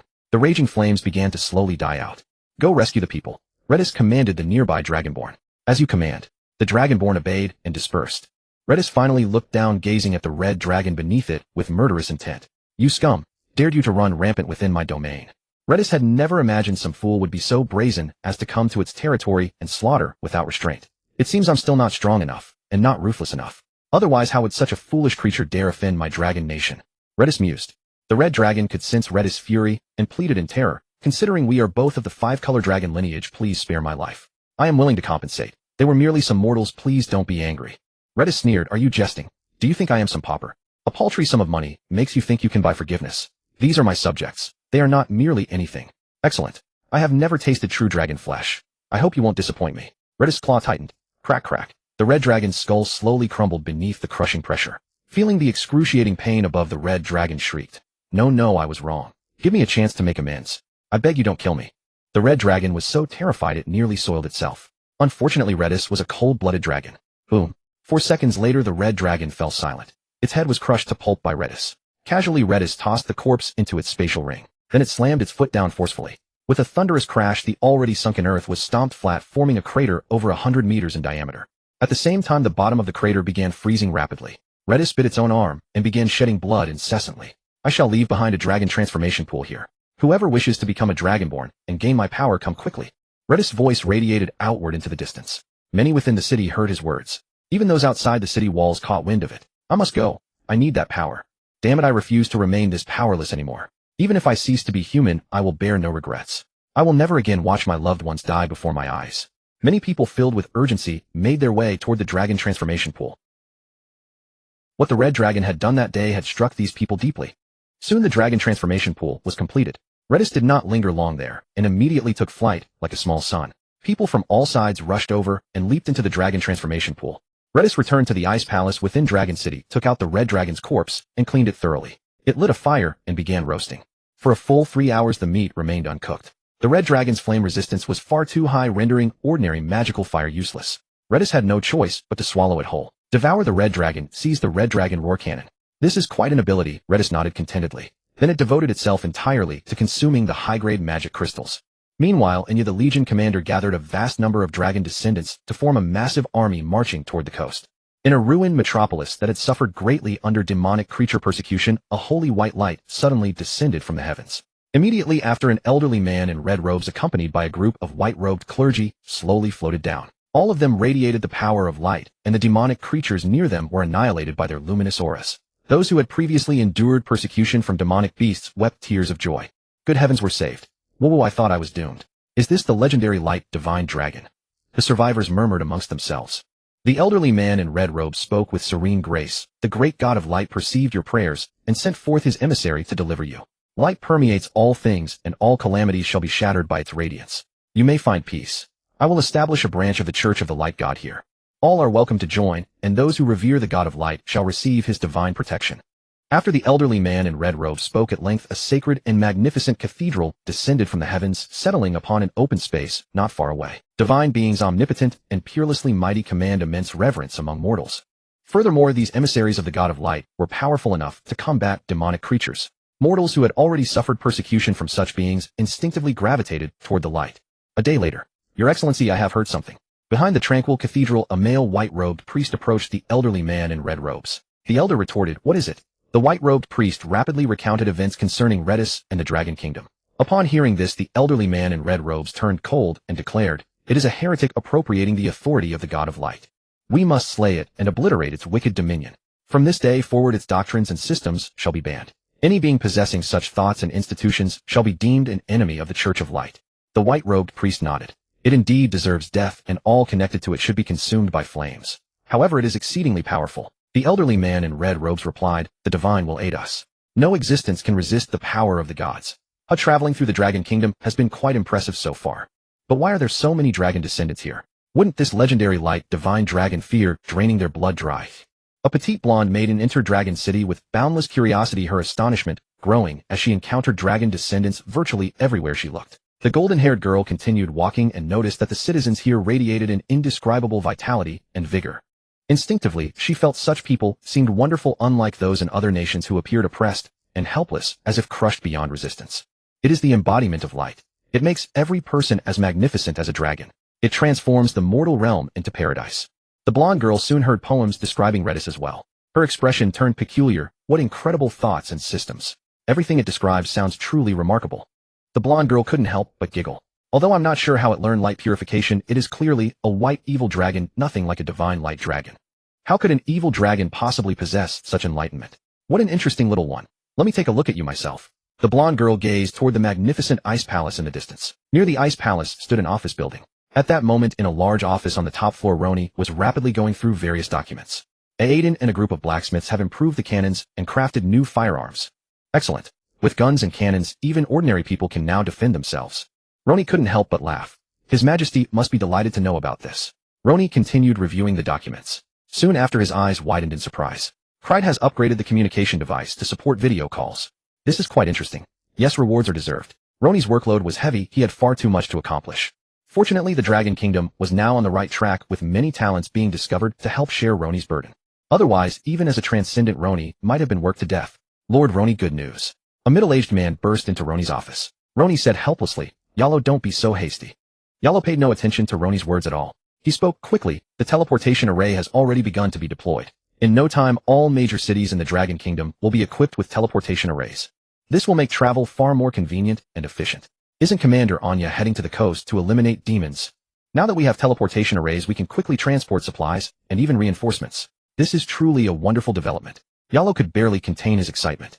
Roni was equally thrilled, but as a leader he needed to remain composed and not lose his composure like a commoner.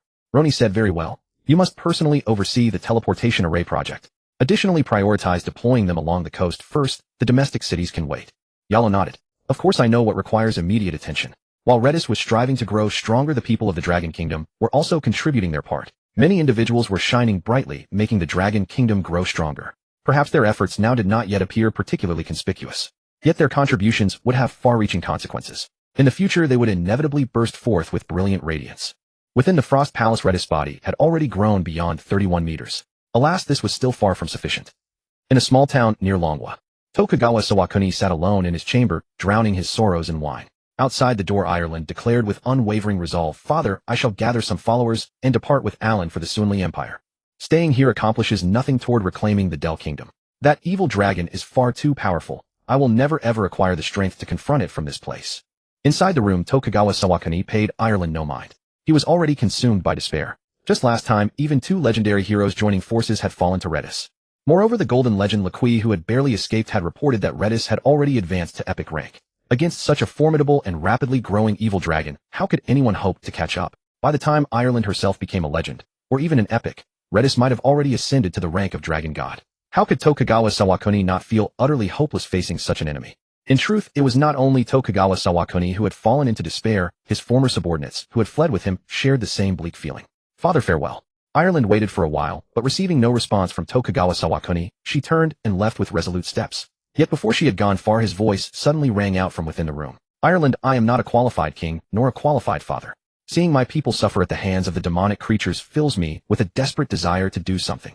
I intend to lead the remnants of the Del Kingdom to surrender to Longwa, seeking the protection of the Dragon Nation.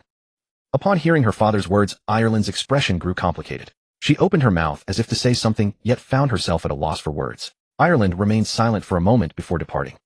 Soon after, far away and launching of Longwa, Luo and I received a piece of news. The king of the Del Kingdom, Tokugawa Sawakuni, is leading his people to surrender to Longwa. Luo and I was overcome with astonishment. He never expected the once proud king to yield. Ha ha ha, splendid. Luo and I burst into laughter. I may represent His Majesty the Dragon King to accept the Del Kingdom. Also, I hear that several loyal Transcendence Masters still accompany Tokugawa Sawakuni. Luo and I asked in return. A young dragonborn youth nearby nodded and replied, Honored Chancellor, you are correct. Tokugawa Sawakuni indeed still has several Transcendence Masters with him. As for the other masters, it is said they departed alongside Princess Ireland of the Del Kingdom. Luo and I nodded with satisfaction. Send word, have those Transcendence Masters proceed to the coast and join Commander Anya's Dragonborn Legion to confront the demonic creatures that have landed. The young Dragonborn hastily replied, Yes, I shall go at once. Luo and I stretched lazily, filled with emotion, and murmured, Now the entire Del Kingdom belongs to Longwa. Integrating these territories will be troublesome. However, I pray for more such troubles. Even if they work me to death, I would do so willingly. The prosperity of Longwa was also Luo Ni's goal and aspiration. He desired more souls to join Longwa, this paradise among mortal realms. La la la la la la, you can't see me, none of you can see me, you all can't see me, oh. At the grand entrance of the Frost Palace, a golden-haired maiden skipped merrily inside. Dragonborn soldiers stood guard nearby, yet strangely, they seemed entirely oblivious to her presence, neither seeing nor hearing her. Within the palace, Radis lay sprawled at the center of the grand hall, ceaselessly devouring high-grade demon crystals. Oh, does this fellow actually consume so many crystals? Isn't it afraid of choking to death? As the golden-haired girl stepped inside, she spotted Radis swallowing voraciously. The girl couldn't help but widen her eyes in astonishment. Strangely, Radis had not even noticed her presence. The girl trotted over and extended her small hand, gently stroking Radis's thigh. Whether she sensed something inexplicable, an obsessed smile bloomed across her face. So enormous, so powerful. How can a white dragon possibly be this massive? It's almost catching up to my own size. Even with the bloodline of the White Dragon King, it's impossible to be this extraordinary. The girl was filled with amazement. However, it seems brimming with youthful vitality. Its age must not be great. It truly is remarkable. I simply adore such young ones. Overcome by impulse, the girl pressed herself against Radis's thigh, rubbing gently. Humph. Radis flicked his leg. A faint tickling sensation had disturbed him. The girl was shaken loose. Radis proceeded to devour the crystal as though nothing had happened. The girl sat beside Radis, quietly watching it consume the crystals. Hours passed and her expression gradually turned to stunned disbelief. It eats so voraciously. Moreover, those consumed crystals seem to be rapidly digested and absorbed. This creature is extraordinarily bizarre. If it possesses sufficient sustenance, could it easily break through to a new realm? Even, could it ascend to godhood with ease? The more the girl observed Radis, the more she sensed its unbelievable, almost inconceivable nature. I simply cannot stop myself. Every glance fills me with fondness. How I wish to lay eggs with it. Once again the girl pressed against Radis's thigh, rubbing continuously. Is there an insect in this wretched place? Radis flicked his leg, dislodging the girl, then turned his head and exhaled a piercing chill upon his thigh, frosting it over with a layer of ice. Freeze to death, Radis growled ferociously. He continued devouring the crystals. Fearing discovery, the girl refrained from touching him further. After some time, having satisfied her curiosity, she departed silently. In the blink of an eye 2 days passed. During this period the girl would occasionally come to observe Radis, making him feel strangely ticklish at times. Then she would wander around Dragon City, indulging in food and drink. I feel rather drowsy. It seems time to enter slumber, Radis said with a touch of pleasant surprise, scratching his head. He continued, eating, determined to press on. Heretic, may the gods deliver divine retribution upon you. Suddenly, a hoary voice descended from the heavens. Immediately afterward, a colossal pillar of light over 100 meters in diameter thundered down from the sky and struck the ice palace. The massive structure began to dissolve rapidly. What is happening? Nearby Luo and I stood transfixed, gazing at the enormous pillar of light with dumbfounded eyes. Unease stirred within him. Is this an enemy? Or has His Majesty the Dragon King incurred some offense? Meanwhile, the golden-haired girl was seated inside a pastry shop savoring sweets. Upon witnessing the massive pillar of light, she involuntarily furrowed her brows, an envoy of the god of light. This appears to be a bishop of considerable standing. This is most troublesome, a sect backed by such a great deity. The colossal pillar of light persisted for several moments before slowly dissipating. The former palace now lay reduced to an enormous crater. Radis, untouched and unscathed, calmly continued consuming the demon crystals. That light had harmed him not at all. The divine armor he wore possessed astonishing defensive power. Though unharmed, he could not suppress his rising fury. Has this grown endless? Is it that I am far too merciful or far too weak? Why do all of you insist on tormenting me so relentlessly? Must I achieve godhood before your kind finally shows me the respect I deserve? Radis gritted his teeth in fury. Above, an elderly figure robed in crimson floated amidst sacred light, gazing down upon Radis with cold detachment. The gods declare you guilty. You shall die, and the dragon nation shall be erased. The old man proclaimed with chilling ruthlessness. His voice grew ever louder, resonating across the entire city, so that every inhabitant could hear with perfect clarity. At this moment, everyone finally understood that enemies had arrived. Vicious bastards, what crime has the Dragon Kingdom committed? We just want to live in peace and contentment. Great Dragon King, kill this bastard.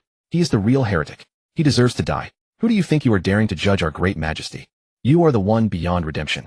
The crimson-robed old man's words ignited public fury, and the crowd roared with hostility. Indeed, you are heretics, and you all deserve death. I am the envoy of the great god of light, and I shall punish you in his name.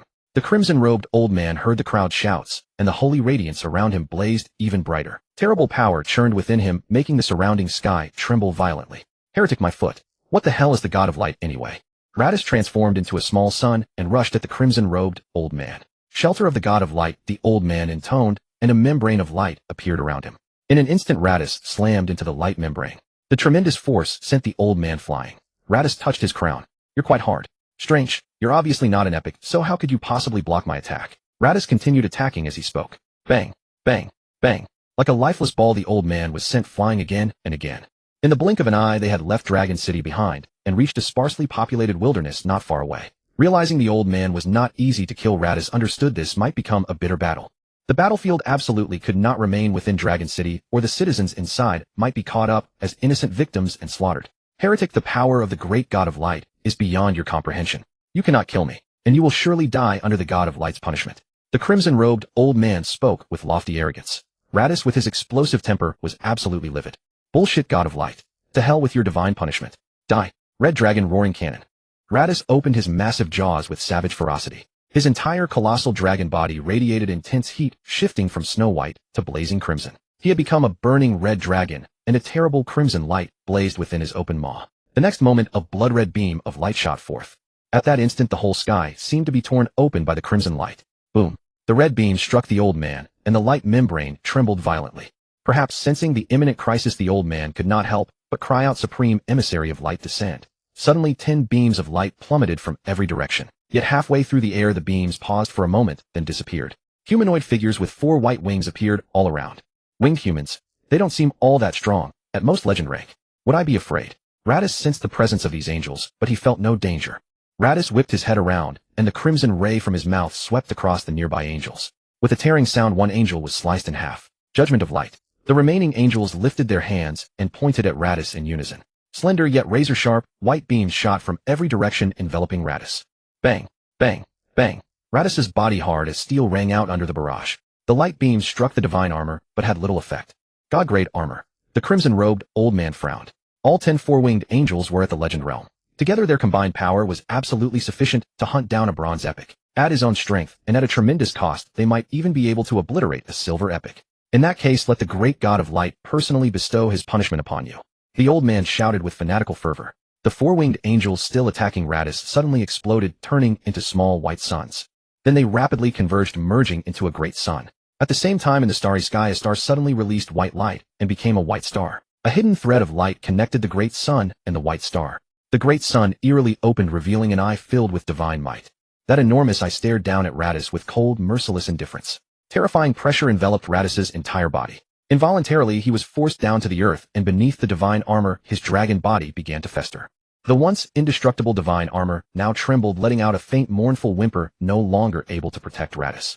Damn it, that's going too far. Did a deity personally take action? As expected of a deity, sending down even a fraction of its power from such a distance leaves me powerless to resist. Light's eye gritted its teeth and raised its head, meeting the gaze of the eye formed by the great sun. No heretic can escape the divine punishment of the god of light. The red-robed old man had already written Light's eye off as a dead dragon. You little bastard, do you think you've already won? Light's eye did not despair. Its divine armor possessed the power of teleportation, so it could escape. This war has only just begun. Church of the god of light, all of you, just wait. I will soon annihilate you. Light's eye left a vicious warning behind and prepared to leave, but the great sun suddenly went dark. The red-robed old man was stunned. Light's eye was stunned as well. The wounds on its body healed rapidly, and within 10 seconds it was completely restored. Oh great god of light, what has happened to you? The red-robed old man was starting to panic. The heretic Light's eye was about to be destroyed, so why had he suddenly pulled back? Light's eye looked up at the sky gravely. It noticed that among the stars one star blazed with golden light, and then collided with that white star. What deity does this golden star represent? Does this count as having been saved by him? Light's eye's feelings were rather complicated. It had been saved for no apparent reason, and had even gained a benefactor god. It all felt like a dream. After being dazed for a while, Light's eye looked at the red-robed old man whose face was still full of disbelief. It hesitated for a few seconds as if it had finally made up its mind. Old fool, your god is useless now. Let's see how you can still be so smug. It beat its dragon wings and shot into the sky. Although the red-robed old man was somewhat at a loss, he sensed Light's eye's attack at once. He swiftly summoned a pillar of light to press down on Light's eye. He barked, heretic, you can only gloat for now. When the great god of light descends again, you will surely die. With that, the red-robed old man turned into a beam of light and flew away. Light's eye shattered the pillar of light with one punch, silently watching the direction the old man had taken. It suddenly realized that these fellows truly knew when to back off. The moment they sensed trouble, they fled without any hesitation. Next time I see you, I will definitely destroy you. Light's eye said viciously. Deep within the starry sky, dragon god, it is a white dragon, not one of your metallic dragons. Why did you stop me from killing it? From within the white star came a man's voice full of rage. Not far away, the golden star replied, I am the dragon god of justice. As long as one follows justice, whether a chromatic dragon or a metallic dragon, that one shall receive my protection. The golden star's voice was also male. The golden star dragon god continued, god of light, if you wish to kill it for no reason, I will not permit it. The white star god of light said coldly, it is a heretic. It is stealing the faith that belongs to me. The golden star dragon god dismissed this, it is only a little faith. Why must you make such an issue over a child? It is only a child a few months old. As the exalted god of light, do you not have even that much tolerance? The white star god of light was left speechless. As exalted divine beings, they could easily see through many things, for instance Light's eye's age. Strictly speaking, Light's eye was indeed a little whelp. But a damn epic level child. Is that still a child? Whose child could be that powerful? The god of light said resolutely, it must die. I will never allow any being to steal the light that belongs to me. Not far away, a star burst out with yellow light, and then a compassionate woman's voice rang out, god of light, you have broken the rules. The gods are not permitted to descend into the world of gods. Do you want to start a divine war and shatter this broken world of gods completely? Hearing the woman's voice, the god of light said gravely, goddess of earth, are you going to stop me too? The yellow star goddess of earth said gently, did you not hear clearly? I said the gods are not permitted to act against the world of gods. Otherwise you become my enemy. By the end, the goddess of earth's voice had turned hard. The golden star dragon god agreed exactly. How can the dignified god of light personally strike at a child? The god of light fell silent for a moment, then said, I can choose not to act personally. Redis had no notion that in the starry heavens 3 deities were embroiled in discord over matters concerning him. At this moment, Redis had returned to Dragon City and was reconstructing an ice palace. It must be admitted that this palace had suffered countless calamities, having been destroyed several times by enemies lately. Upon discovering Reddy's return, the citizens of Dragon City erupted in cheers once more. Invincible, your majesty is truly invincible now. The combat fluctuations just outside the city walls were truly terrifying. The enemy must have been immensely powerful. Yet facing such a formidable foe, your majesty returned unscathed. This time's enemy truly lacked the sense of self-preservation, daring to offend the great Dragon King. I am now eagerly anticipating what other enemies will come running to meet their doom. Certain citizens' thought processes had grown peculiar. If Reddy's had learned of these strange notions held by his subjects, he undoubtedly would have beaten them senseless. It appears a deity has intervened personally. The blonde-haired girl gazed toward the ice palace with astonishment. It actually survived the light god sect's assassination attempt. This fellow is truly formidable. However, greater troubles lie ahead. Those charlatans within the light god sect are not to be trifled with. The blonde-haired girl could not help but worry on Reddy's behalf. Upon returning, Reddy's could hardly wait to devour demon crystals. Approximately a day later, it finally sank into a drowsy slumber. Rather than departing, Reddy's chose to sleep directly within the palace. Protected by the divine armor, as long as no deity intervened personally, it need not fear ambushes. As it slumbered, Reddy's draconic form gradually expanded in size. Simultaneously, a biting chill radiated from its body, causing the surroundings to freeze solid. It reached a point where even Reddy's own body began encasing in ice. The blonde-haired girl strode openly into the ice palace from outside. Upon seeing Reddy's not consuming demon crystals, but instead sleeping, she was taken aback. Oh, has it fallen into deep slumber? Is it about to advance to the epic rank? Having spent time with Reddy's, she already knew it was a legendary creature. However, this fellow seems to have forgotten to place some demon crystals around it to create a mana-concentrated domain. When giant dragons enter a dormant evolutionary state, they can manage without external mana. But surrounding themselves with magical energy would inevitably allow them to evolve faster and grow stronger. Fortunately, I arrived, or you would have suffered a disadvantage. A smile graced the blonde girl's lips. Employing an oddly mystical method, she extracted a substantial quantity of high-tier demon crystals from Reddy's spatial ring and pelted them onto his body. Reddy's entire draconic form was completely covered by the demon crystals. Immediately thereafter, the slumbering Reddy's resembled a black hole. Nearby demon crystals shattered rapidly, releasing vast amounts of mana that Reddy's instinctively absorbed. Reddy's physique began expanding at a breathtaking pace. In less than 10 hours, his body had already grown to 40 meters in length.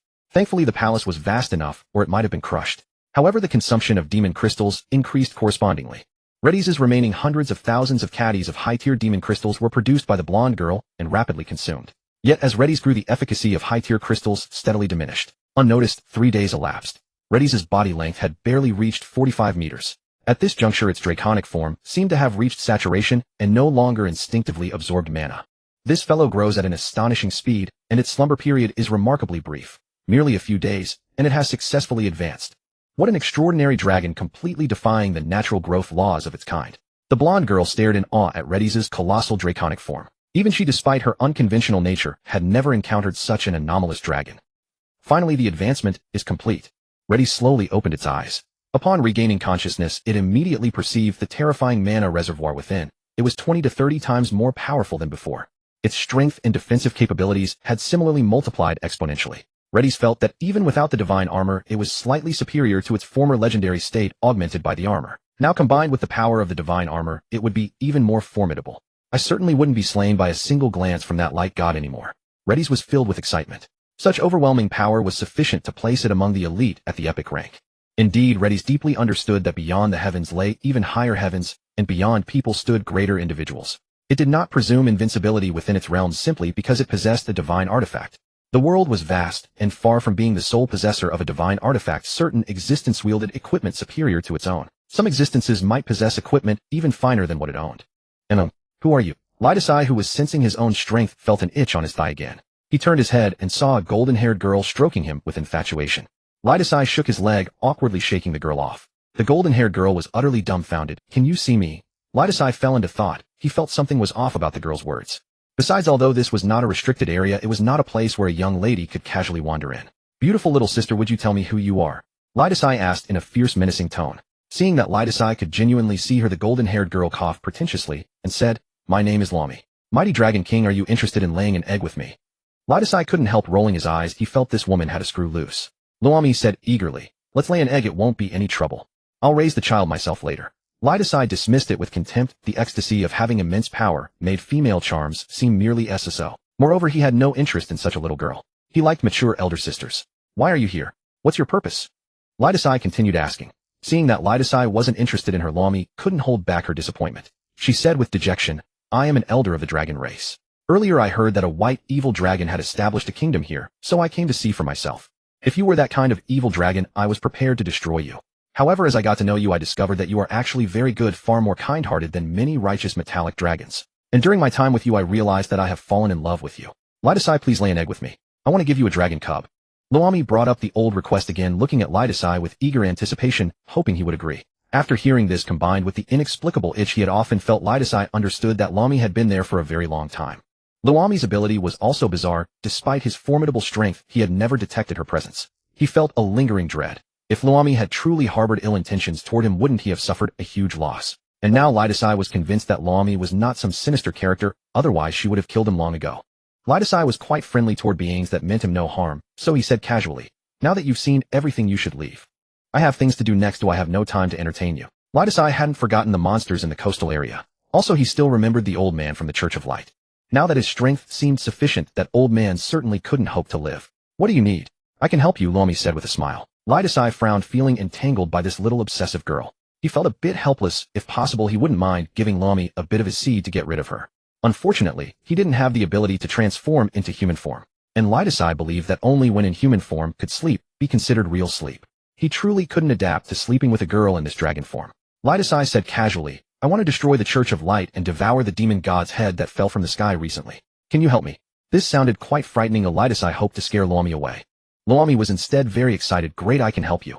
After all, the true gods now forbid descending personally into this world of gods. If we destroy the Church of Light, even if the radiant god is very angry, at most he can only send down a fraction of his power. With our strength, that bit of the radiant god's power could never kill us." Lidasai revealed a smile. He hadn't expected to learn such good news from Loami. Originally, he had planned to first kill that red-robed old man, then slowly wage guerrilla warfare against the Church of Light. But since the gods couldn't descend in person, it seemed he no longer needed to take it slowly. Loami was somewhat troubled again. The demon god's head is not to be trifled with. Don't think that just because it's only a part of the demon god, it still possesses divine power. Really hateful. Which god was it that let such a powerful being slip through? Within the current world of gods, it's truly difficult to find an expert capable of completely destroying the demon god's head. If we cannot deal with the demon god's head for now, then we simply will not. Rydis suddenly realized that this old dragon was actually quite useful. Romi knew certain things that Rydis did not. This made Rydis genuinely want to fulfill Romi's desires. But alas, indulging such baser instincts was too shameful. The moment the thought arose, he forcibly banished it. "By the way, is there some kind of powder inside this palace?" Rydis changed the subject, having just noticed some familiar dust beneath his feet. Rydis carefully retraced his memories before recalling. During his dormant ascension within that demon crystal mine on the frozen ice continent, the crystals left behind in the cave had mysteriously vanished, leaving only traces of this same dust in their place. Hearing this, Romi casually replied, "You forgot to enrich the environment with sufficient magical energy during your slumber, so I helped by drawing out some of those demon crystals for you to absorb." Rydis was suddenly enlightened. So one could place demon crystals during hibernation. A flicker of regret crossed him. He had not done so during his previous 2 ascensions. Of course, he had not possessed many demon crystals back then either. "Thank you this time," Rydis said. Romi brushed it off. "No need to thank me.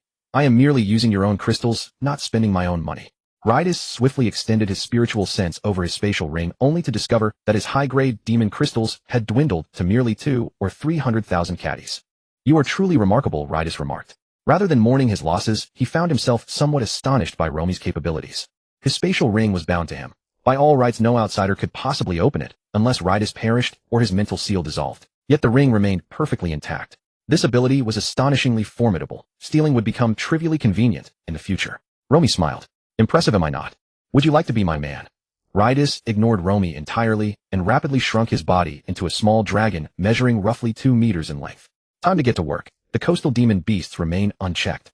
With his current strength, he could wage war across vast territories and forge a defensive barrier to hold back the demonic tide. Rydis stepped out of the palace. "Hey, wait for me." Romi lifted his short legs and scrambled after him. Radies, your dragon kingdom is actually quite dangerous. Its proximity to the Black Sea is a serious concern.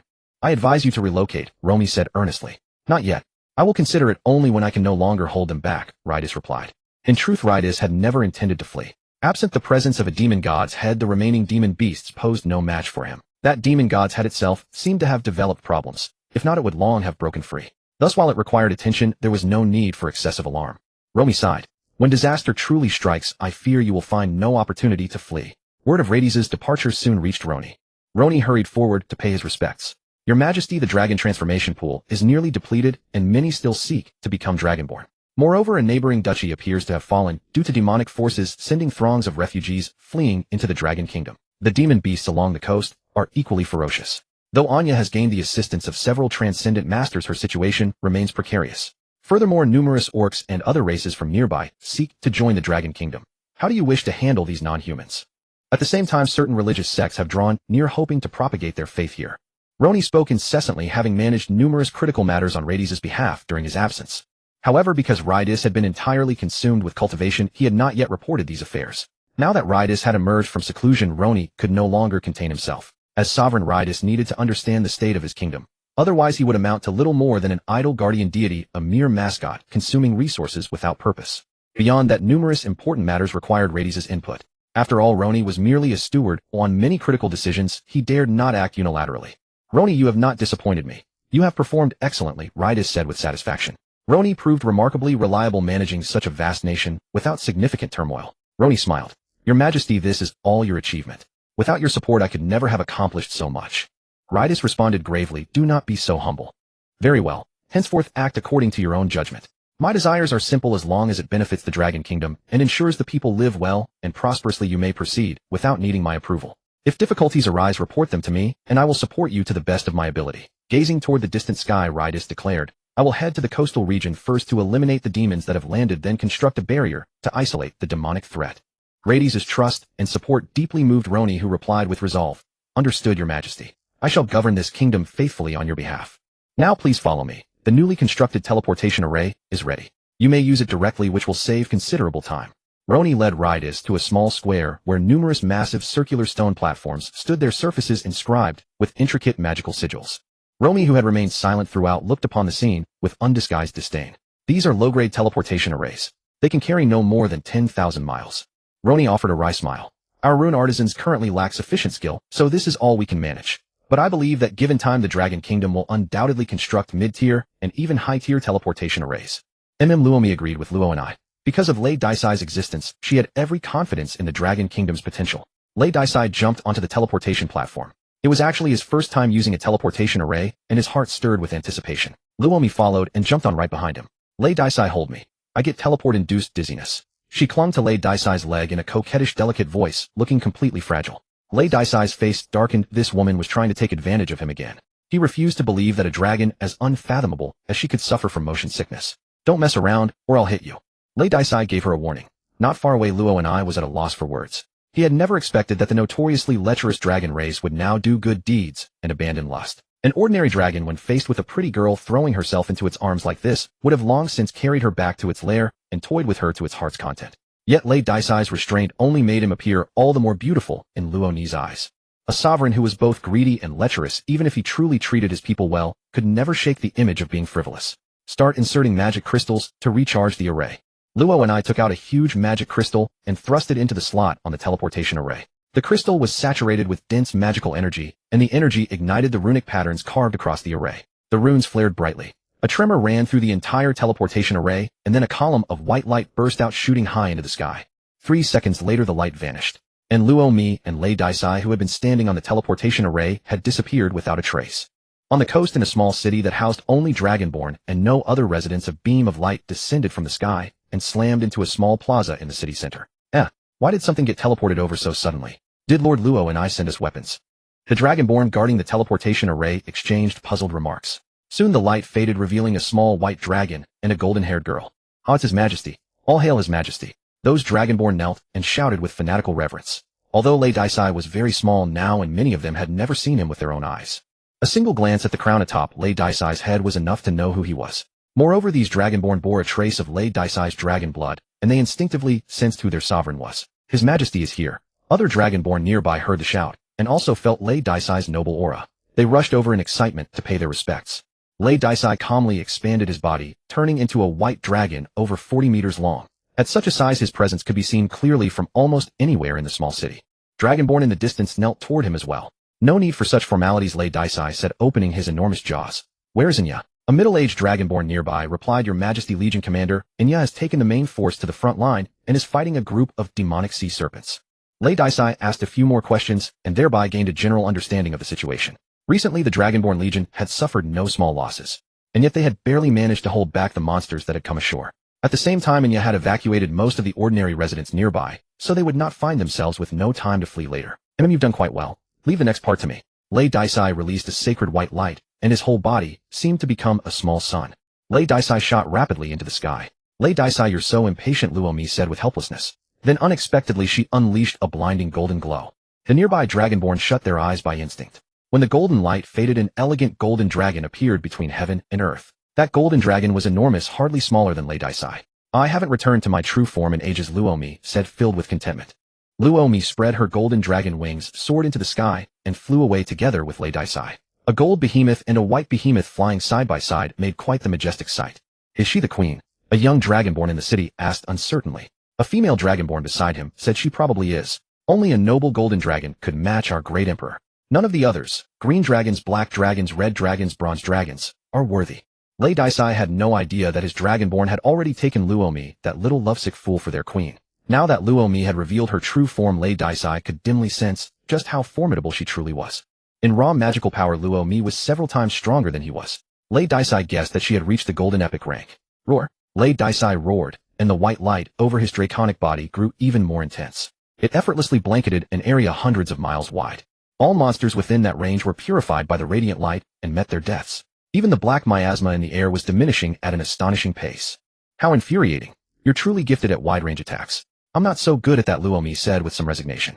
Lei Daisai was unmoved. If you're no good, then stay back and watch. With that, Lei Daisai opened his jaws again and spat out a tornado to one side.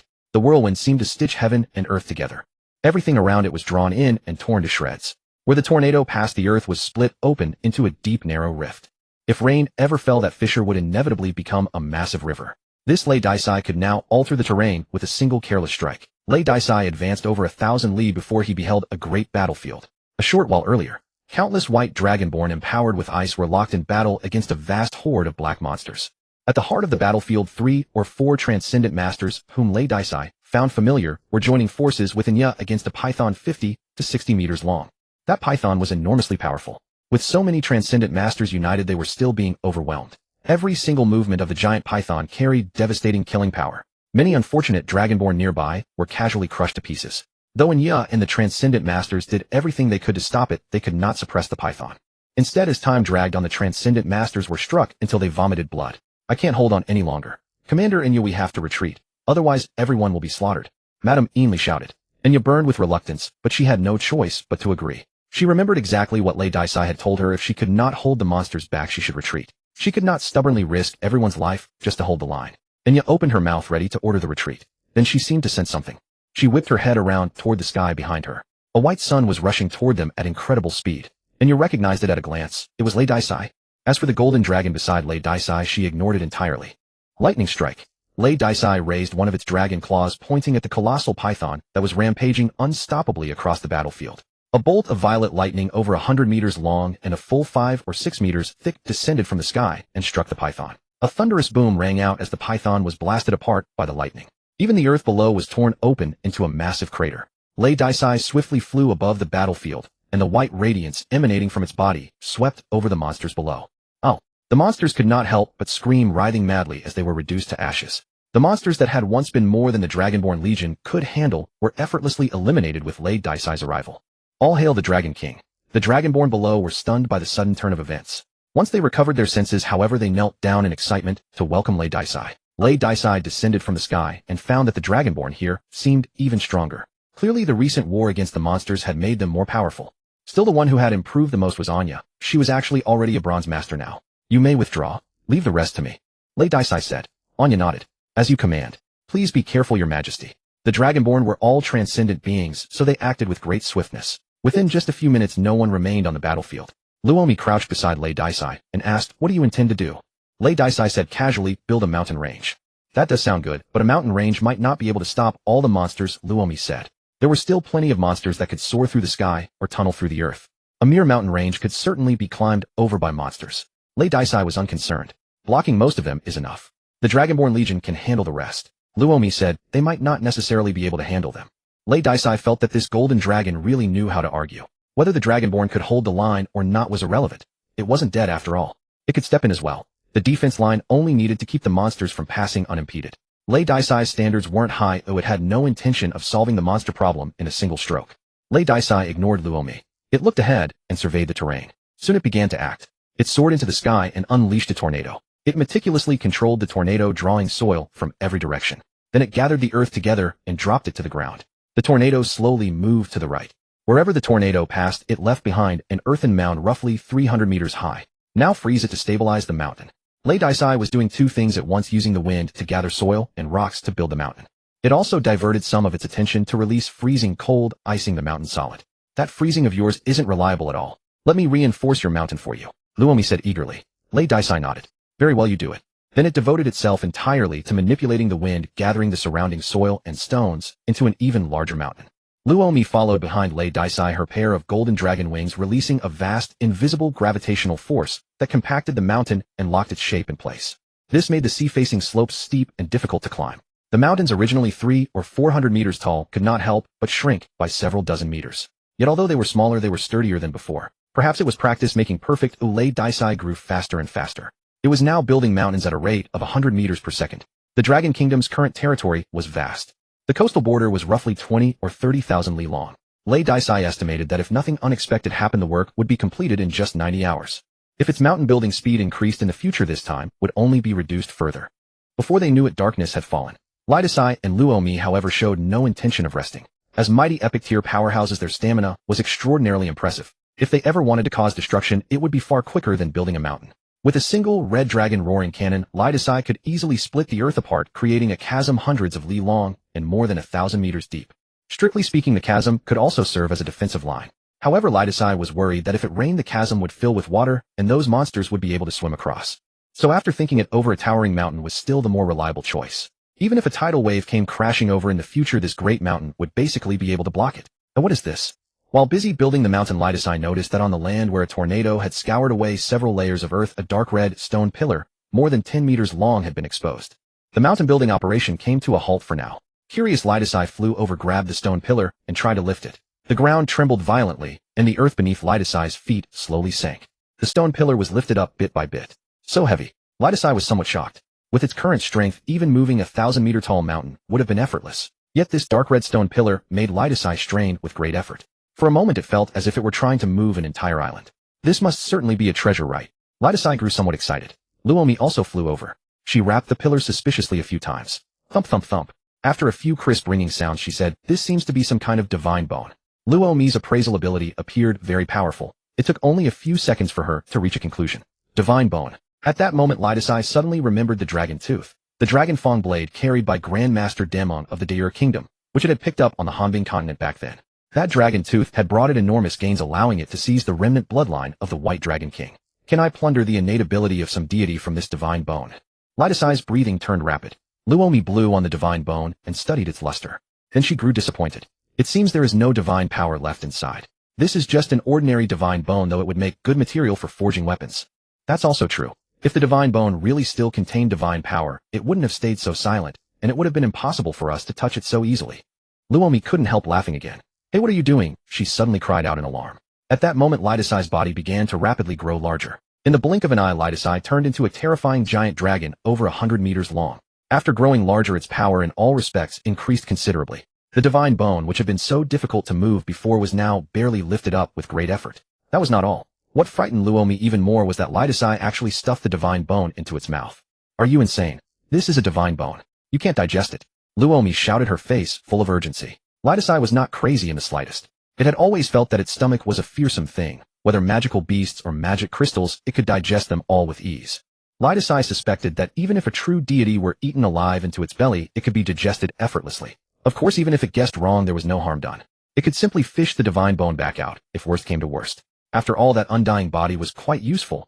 Even if its guts were ruined, it could easily recover. Luomi, however, had no idea how formidable Lei Daisai was. She was truly panicked. Eating any other bone, of course, she had no fear, but this was a divine bone. Even if it was a divine bone, without divine power, it still could not be eaten. The moment the divine bone entered its mouth, Lei Daisai began to swallow it without chewing it up. The divine bone was too heavy and too hard. Lei Daisai felt its throat being lacerated as it went down. But it was ruthless enough with itself, and it did not stop at all. Finally, the divine bone was fully swallowed into its stomach. Cough, cough. Lei Daisai could not help coughing twice. The wounds in its throat were rapidly healing. Luomi was filled with helplessness. "Why won't you listen to reason, you dragon?" Only then did Lei Daisai have time to reply. It said seriously, don't worry. I'll be fine. Devoured the mighty titan's divine bone, seizing 3 of the law of strength. Lei Daisai was stunned, struck by a wondrous revelation. In a trance it glimpsed the origin of the universe and countless arcane chains of light. Luomi noticed that Lei Daisai seemed dazed and couldn't help asking, "Are you feeling unwell? If so, spit out the divine bone at once. At your current cultivation level you cannot digest the divine bone." Lei Daisai felt as if several hours had passed, yet also as if only an instant had gone by. It was momentarily startled before snapping back to reality. Hearing Luomi's words it sneered, "Do you think I'm just an ordinary dragon? It's merely a divine bone whose owner died eons ago. How could I fail to digest it?" Luomi rolled her eyes. "I admit you're extraordinary, but you're still too weak. Digesting a divine bone is absolutely impossible." Too lazy to argue, Lei Daisai changed the subject. "Have you comprehended a law?" After obtaining that 3% of the law of power, Lei Daisai felt itself become much stronger. It then recalled Luomi's heaven-defying ability and formed a guess. Luomi hesitated for a moment before nodding. "Yes, I have comprehended a law, and it's the law of space. The law of space is one of the universe's fundamental pillars, thus far more formidable than most ordinary laws." Lei Daisai felt a twinge of envy. Its own law of power was obviously quite common. It didn't have the prestige of the law of space. "Why did you suddenly ask that?" Luomi asked in return. Lei Daisai replied casually, "I just happened to comprehend the law of power without trying." Immediately afterward, Lei Daisai unleashed a gale and began scraping the ground, peeling away layers of soil. It was searching for more divine bones. Moreover, Lei Daisai now had an insight. Drawing on its past experience of ceaseless devouring and plundering, it realized that devouring a weak being whole made it easy to seize its talent. However, if it devoured a powerful being, even a maimed one, it might still plunder a talent. Yet from a maimed powerhouse, even the plundered talent would be incomplete. The original owner of that divine bone was a mighty titan, clearly a deity specializing in the law of power. And according to Lei Daisai's knowledge, to become a god, one's comprehension of a law must reach at least 10%. A degree of law comprehension below 10% could never allow one to become a god. But Lei Daisai had only plundered 3% of the mighty titan's law of power, which was clearly incomplete and fragmentary. Thinking back to how it had devoured the dragon Fong and seized the White Dragon King's bloodline, it had also been incomplete. Lei Daisai then understood only by devouring a complete being could it obtain a complete talent. Since there was one divine bone here, there might be others. By devouring more divine bones, perhaps it could obtain other talents of the mighty titan. Even if those talents remained incomplete, they were still extremely precious to an ordinary dragon like Lei Daisai. When Luomi heard that Lei Daisai had comprehended the law of power, she was stunned. "That can't be. You've just advanced to epic. You haven't even reached the peak of epic. You have no right to comprehend a law," Luomi said. Being clever, she knew at once from Lei Daisai's ground scraping that it was looking for other divine bones. But now she cared little about the divine bones, as she cared more about Lei Daisai. Comprehending a law meant a slim chance of becoming a god. At this moment, Luomi couldn't be bothered about whether Lei Daisai had eaten something bad. Besides, judging by Lei Daisai's lively and vigorous appearance, it was clearly fine, so there was no need to worry. Lei Daisai said dismissively, "I'm extraordinary. Isn't it only natural that I comprehended a law ahead of time? Don't make a fuss, this is all basic stuff. Listen, is that even dragon talk?" Luomi suddenly wanted to punch Ladies. Ladies' expression, however, began to turn ugly. In such a short while he had turned over several layers of the earth for dozens of miles around. The ground had sunk by several hundred meters, but he still hadn't found a new divine bone. It can't be this unlucky, right? Could this place really have only one divine bone? Ladies had a bad feeling. Luomi said, "Alright, give up. The fact that you managed to dig up one divine bone earlier was already your good luck. Let's continue building the mountain. The sooner we finish, the sooner we can go back and rest. A woman can't stay up late, or she'll age too fast. I'm still so young, I don't have a man yet, and I haven't laid any eggs. I have to take good care of my body," Luomi muttered. Ladies took a large handful of red divine crystals from his spatial ring and stuffed them into his mouth to calm himself down. Crunch, crunch. He chewed up the hard divine crystals and swallowed them into his stomach. The sorrow he had felt earlier greatly diminished. He smiled. "You're right. I've already been quite lucky. To be a dragon, one must learn to be content." Ladies returned to the work and continued building the mountain. But because of the law of power, Ladies had been greatly strengthened, so he could build mountains even faster. Luomi naturally noticed that Ladies was faster.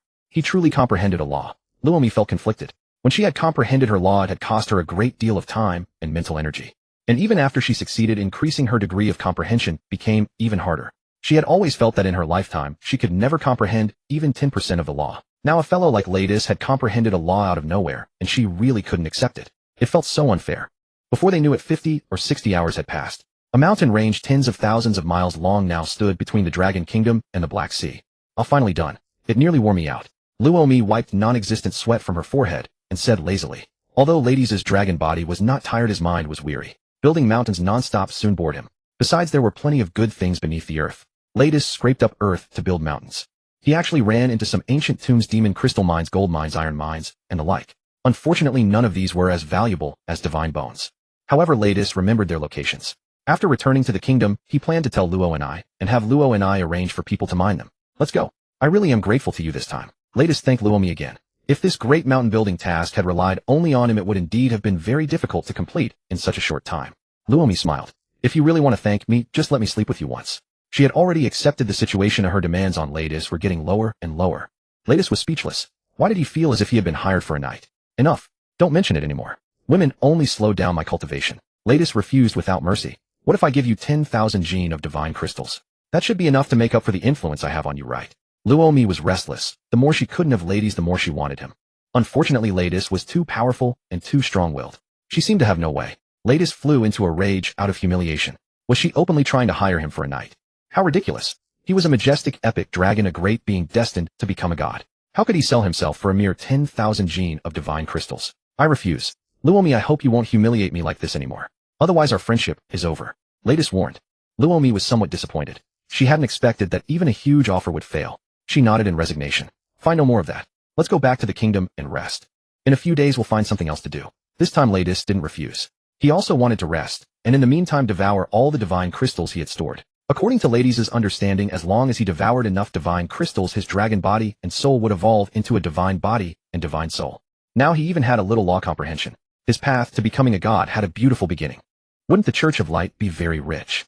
Flying through the sky, Lei Daisai asked Luomi distractedly. Although he already knew his path to godhood, it cost far too much. The meager amount of divine crystals he currently possessed was nowhere near enough.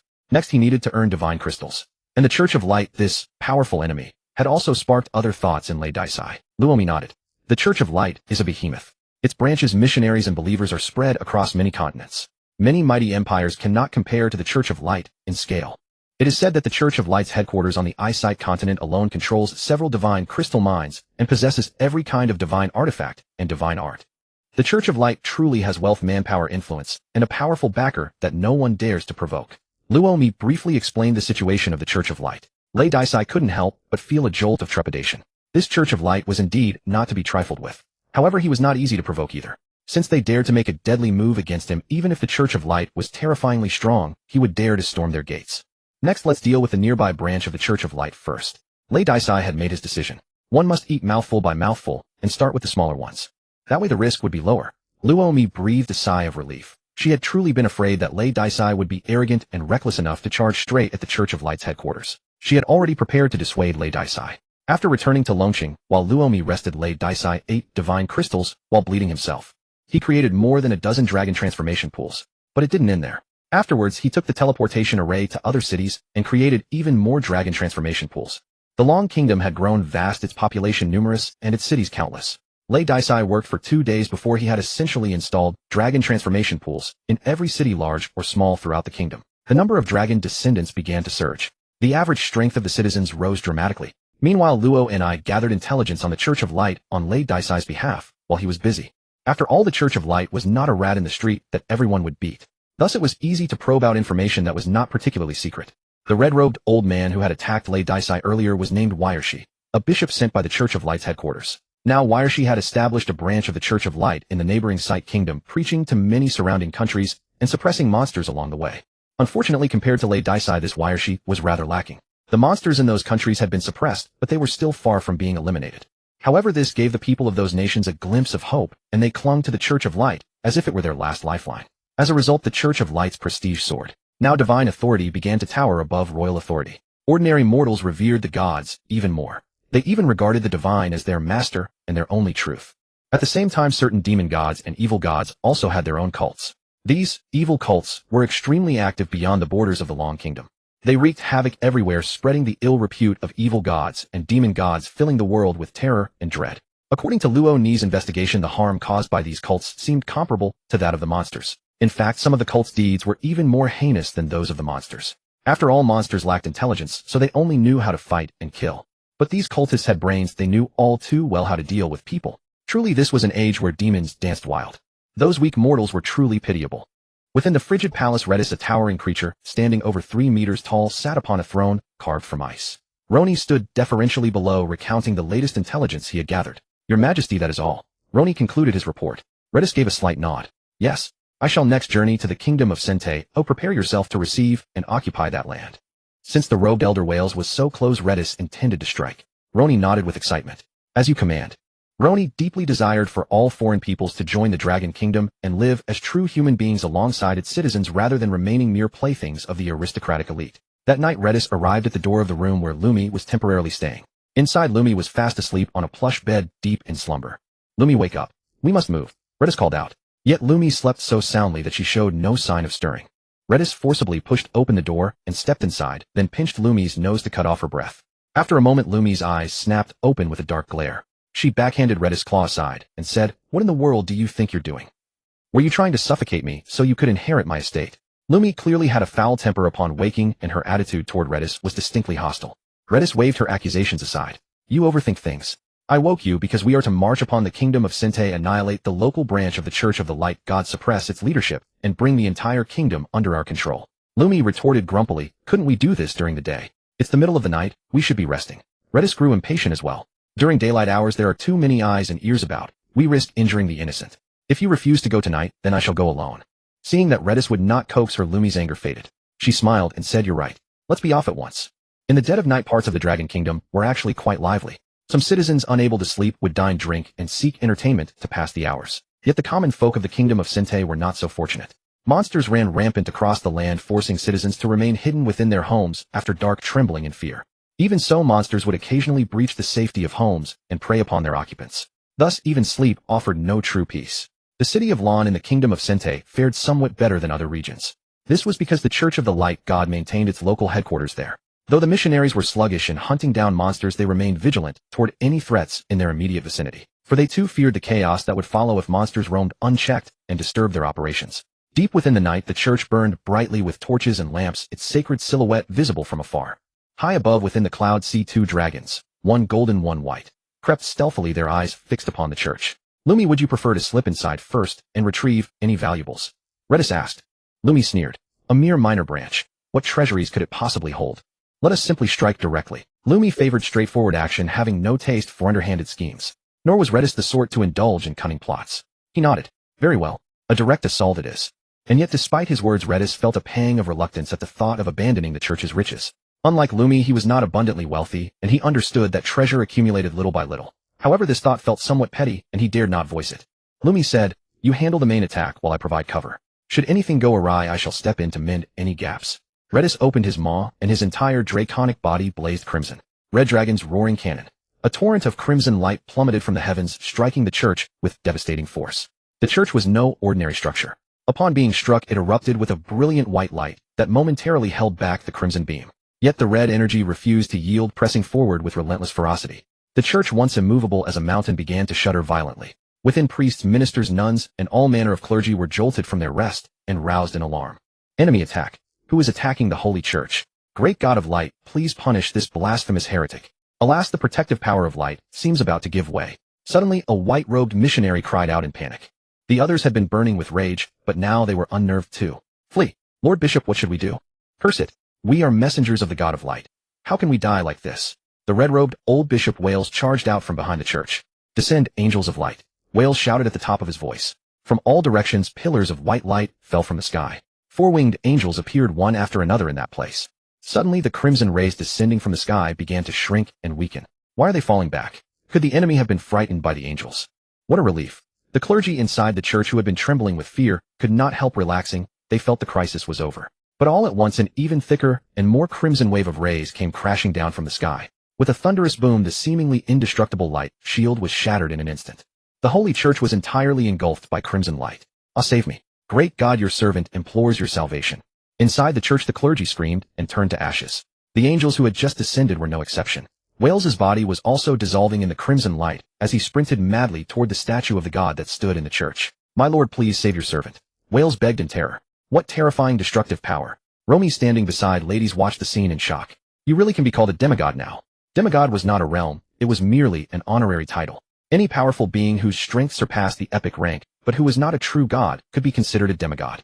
On the Eyesight continent, demigods were legendary beings as elusive as divine dragons, their traces rarely seen. The violent fluctuations from the church had already been sensed by many people in the city. However, perhaps out of fear, most people did not dare come out to watch the commotion. Only a few bold souls came out to take a look. When they saw the crimson pillar of light attacking the church, these people were panic-stricken. Is the demon god acting in person? That is the church of the god of light. Who would dare attack it? Does it not fear the wrath of the god of light? Good heavens, I hope the god of light takes action. Otherwise we are certainly doomed as well. The people were far from calm. 10 seconds later Ladies fell silent. By then the site where the church of the god of light had stood had become a black pit 300 to 400 meters in diameter. However, to Ladies' surprise there were still survivors. Above the pit in midair a white ribbon of light was wrapped around Wales. It was this ribbon that had prevented Wales from suffering fatal wounds from the red dragon roaring cannon earlier. You damned heretic, look at what you have done. Wales stared at the church that had been reduced to nothing and shrieked hysterically. Ladies slowly descended from the sky. Isn't it obvious? I am destroying your church. I am killing you. As expected of the mighty church of the god of light. Even a small branch possesses such a fine treasure capable of withstanding me. Ladies was filled with amazement. It realized that it had been somewhat conceited before. It had originally thought that becoming an epic tier being would allow it to run wild without any restraint. But now that it was a demigod, it had actually been held back. There is always a stronger person beyond the strong, and another heaven beyond the heavens. Ladies became vigilant. Romy came flying down as well. Looking at the white ribbon wrapped around Wales, she said hesitantly, "Is this the god of light's hair? I heard people say long ago that official statues of the god of light contain strands of his hair so that they can receive the power of the believer's faith more easily." Hearing this, Ladies grew excited. "Are you sure this is the divine hair of the god of light?" Romy frowned. "I really can't be sure, but no matter what, it is a treasure no less remarkable than a divine bone." Wales saw Ladies and Romy, that shameless dog couple, actually chatting idly, and nearly exploded with rage. "Please deliver us from them." Wales growled through gritted teeth. The divine hair that had been shielding him instantly vanished at that moment and appeared beside Rydis. It rapidly coiled, attempting to bind Rydis. The law of strength. Rydis extended its dragon claw and seized the divine hair. Even if this truly is the divine hair of the light god, carrying even a fraction of its power, it still cannot defeat a demigod, Romy said with evident scorn. When Rydis grasped the divine hair, it discovered that although its power was formidable, it remained within its capacity to handle. "Go finish off the old man," Rydis said distractedly. It was preoccupied suppressing the divine hair and had no time to attend to Wales. Like divine punishment. This time Wales did not flinch, nor did he flee. Instead he counterattacked. But he had no choice. Under his leadership, his branch of the divine church had been destroyed, a grave offense. Even if he escaped, he would face punishment from the church headquarters. Moreover, as a bishop of the church of the light god, his faith in the light god was intensely fervent. The light god's chapel was now in ruins, and virtually all the clergy had perished. Such losses left Wales with no retreat. A white beam struck down from the sky, striking Rydis. Since Rydis was preoccupied with the divine hair, it failed to resist. With a thunderous crash, Rydis was slammed downward. The unfortunate earth sank more than 10 meters beneath its weight. However, upon contact with the ground, its strength and defense momentarily surged. Rydis was not surprised. Having once plundered the earth shelter technique, when it touched the earth it received the earth's blessing. Yet it rarely had the opportunity to use it before. After all, as a fire dragon, it favored aerial combat. Without further thought, Rydis maintained its grip on the divine hair. The divine hair writhed like a serpent, struggling desperately and lashing at Rydis. But as Rydis' strength grew, the defensive power of its divine armor gradually awakened. Previously, when its power was weak, the full defensive capability of the divine armor had not been unlocked. Otherwise, it would not have been injured last time by a single glance from the light god's eye. Now, however, Rydis had grown considerably stronger, and the armor's defense had improved accordingly. The attacks from the divine hair caused little harm upon striking Rydis. Rydis opened its mouth to tear at the divine hair. Meanwhile, Rom silently appeared behind Wales. Wales attempted to continue his attack, but found himself unable to move. The surrounding space had immobilized him. Rom reached out and flicked the back of his skull. With a dull impact, Wales's head exploded.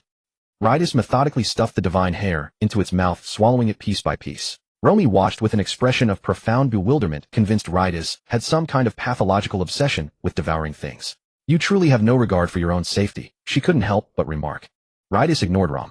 It labored for 5 or 6 minutes before finally consuming the divine hair entirely. Devour the light god's hair. Acquire 2% of the law of light. Good fortune. I've acquired another law fragment. Though this is to be expected. Gods are fundamentally born of laws. In a trance, Rydis again glimpsed the origin of the universe and countless luminous threads, the laws themselves. After several seconds, Rydis regained its composure. It spoke calmly. "Next we will go to the capital of the Stefan kingdom and exterminate every member of its ruling class." Romy had no objection.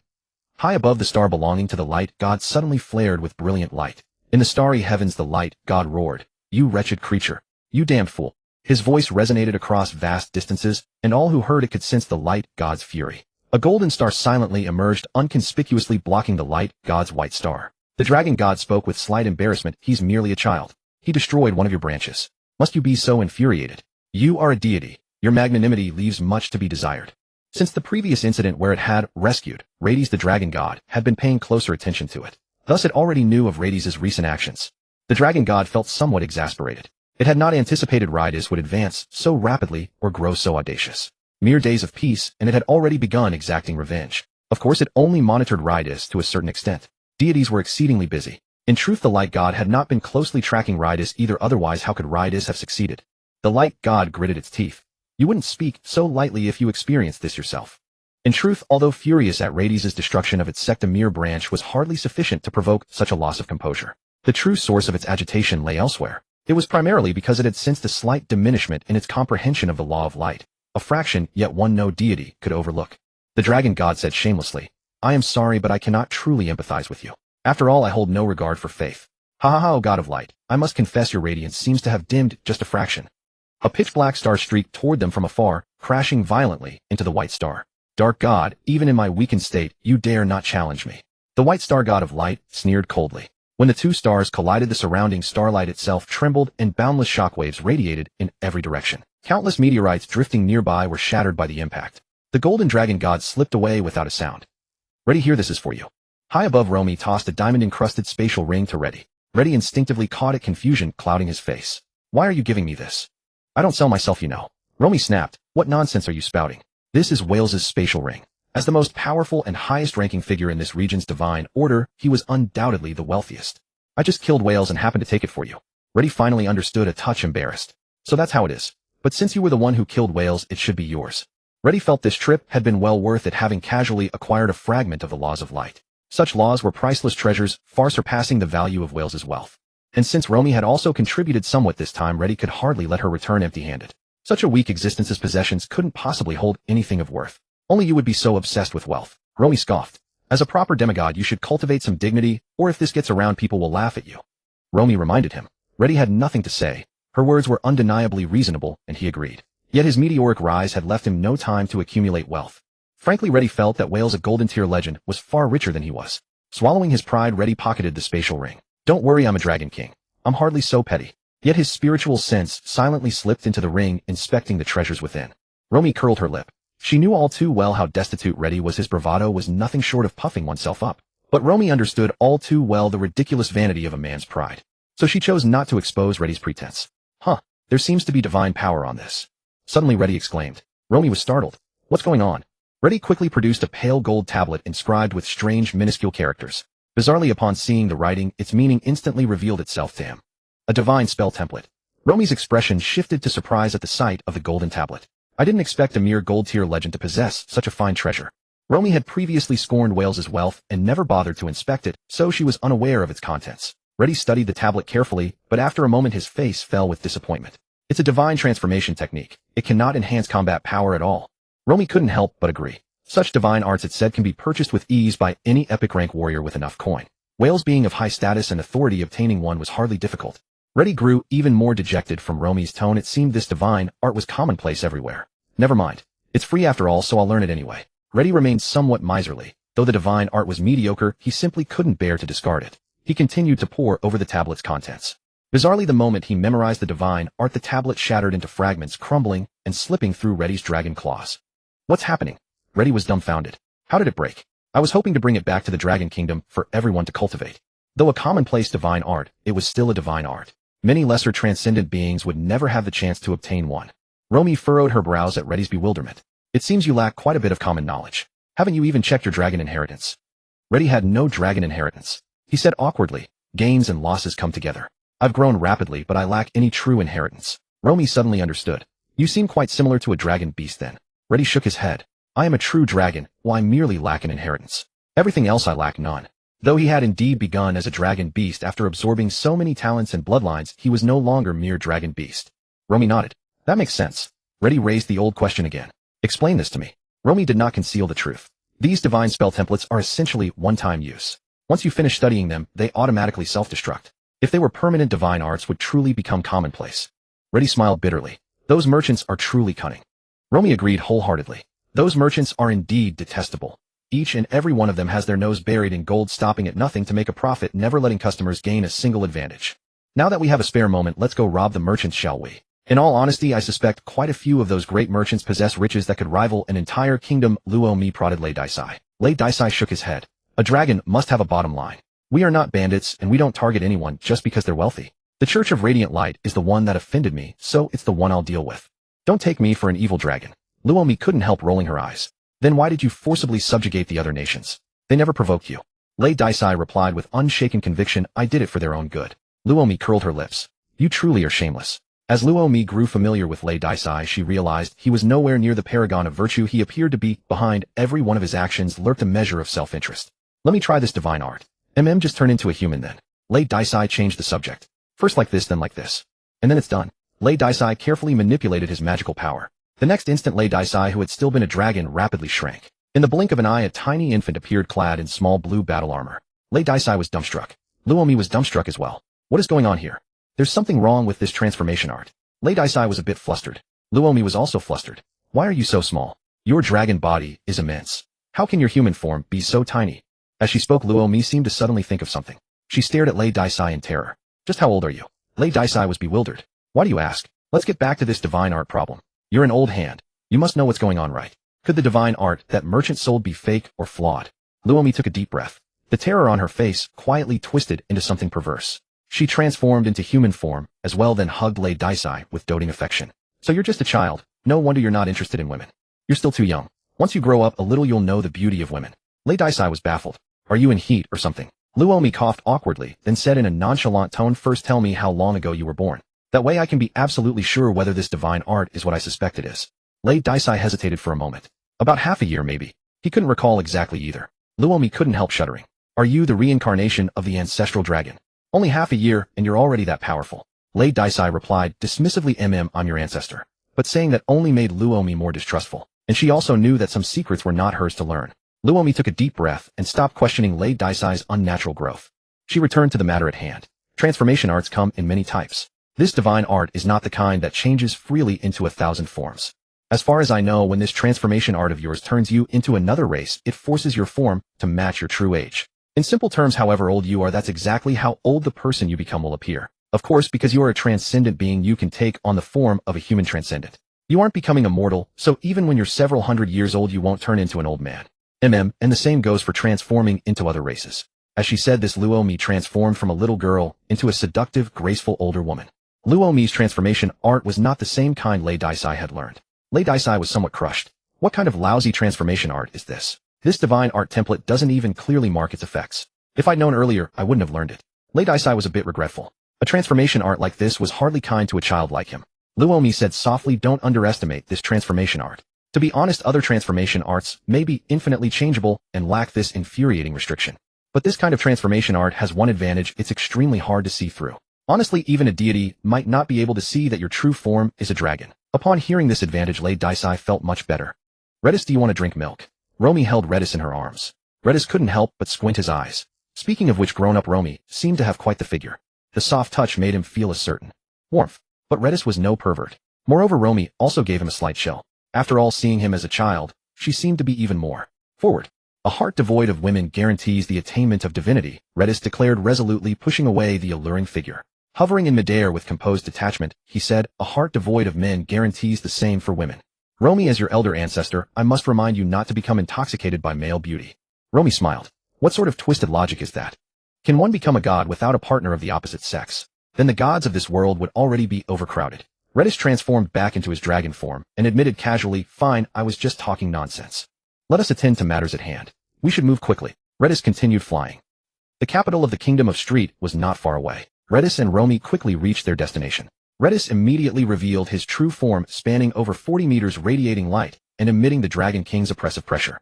Countless people throughout the entire capital were jolted from their sleep. The Dragon King is coming. Some night patrol soldiers couldn't help but scream. Many climbed out of their warm beds. When they saw the massive white dragon high above, they all couldn't help but tremble with fear. I knew this Dragon King had ambitions. He wouldn't spare us. So the Dragon King has finally come. We seem to be joining the Dragon Nation now. The citizens harbored mixed emotions. Submit to me and revere me, and you shall receive my protection. You shall gain my power as well. Redis' voice echoed down upon them. Within the royal palace, the king of the Kingdom of Street was named Charles VII. The Kingdom of Street was older and slightly more powerful than the Kingdom of Del. In a dark chamber, light suddenly blazed to life. King Charles VII donned his garments with a grim expression. How bothersome. The Dragon King arrived so swiftly. My reign has come to its end. Beside him stood a youthful, striking woman with crimson hair, who asked with evident reluctance, Your Majesty, shall we not resist? Or perhaps flee? King Charles VII replied wearily, There is no need to escape. Whether we submit or flee, we shall lose both honor and dominion regardless. However, this humiliation may only be transient, Charles VII added thoughtfully. Outside the walls within moments, over half the common folk had knelt in submission. The Dragon King's oppressive aura proved too terrifying for these frail souls. They lacked both the will and the means to resist. Those who dared oppose Redis had never been ordinary commoners. Only the aristocratic elite, those on the verge of losing their status and authority, might have stood a chance. Unfortunately, the gulf in power was simply too vast. Even the nobles found themselves powerless. As time passed, the kneeling crowd grew ever larger. King Charles VII emerged from his chambers. He strained his neck to gaze upward at the towering Redis above. What a fearsome existence, he said with palpable envy. Yet the very notion of such a being defies comprehension. It is destined to incur the hostility of every paramount power across the continent. Charles VII suddenly bellowed. I am Charles VII, the sovereign of the Kingdom of Street. I pledge allegiance to the mighty light dragon on behalf of all my people. Henceforth let the Kingdom of Street cease to exist. We are all subjects of the Dragon Nation. Charles VII's voice rang out with unexpected power. His voice echoed throughout the entire capital. It became clear that Charles VII was no ordinary man, but a powerful transcendent. Upon hearing his words, even those who had been resisting had no choice but to submit. With Charles's submission, the other nobles saw little point in further resistance. Standing beside Redis, Romy looked down at Charles VII below with a touch of surprise. This fellow knows when to concede, she remarked. Of course they will show respect. I am the Dragon King myself, Redis replied matter-of-factly. Otherwise don't blame me for slaughtering the royal family and nobility entirely. The murderous intent in his final words was unmistakable. Luomi seemed startled. Terrible, Lei Daisai said dismissively. Honestly, the slaughter I've committed in all my life may not even measure up to that of certain great nobles. What's so terrifying about me? Call me terrifying when I can't help but destroy a nation someday. After saying this, Lei Daisai descended from the sky and landed in the royal palace. Some precious buildings were trampled flat by him. I will create a dragon transformation pool in the royal palace. Whoever desires my power may come. Lei Daisai called out again, his voice reaching everyone in the capital clearly. Really? Could I also become a transcendent?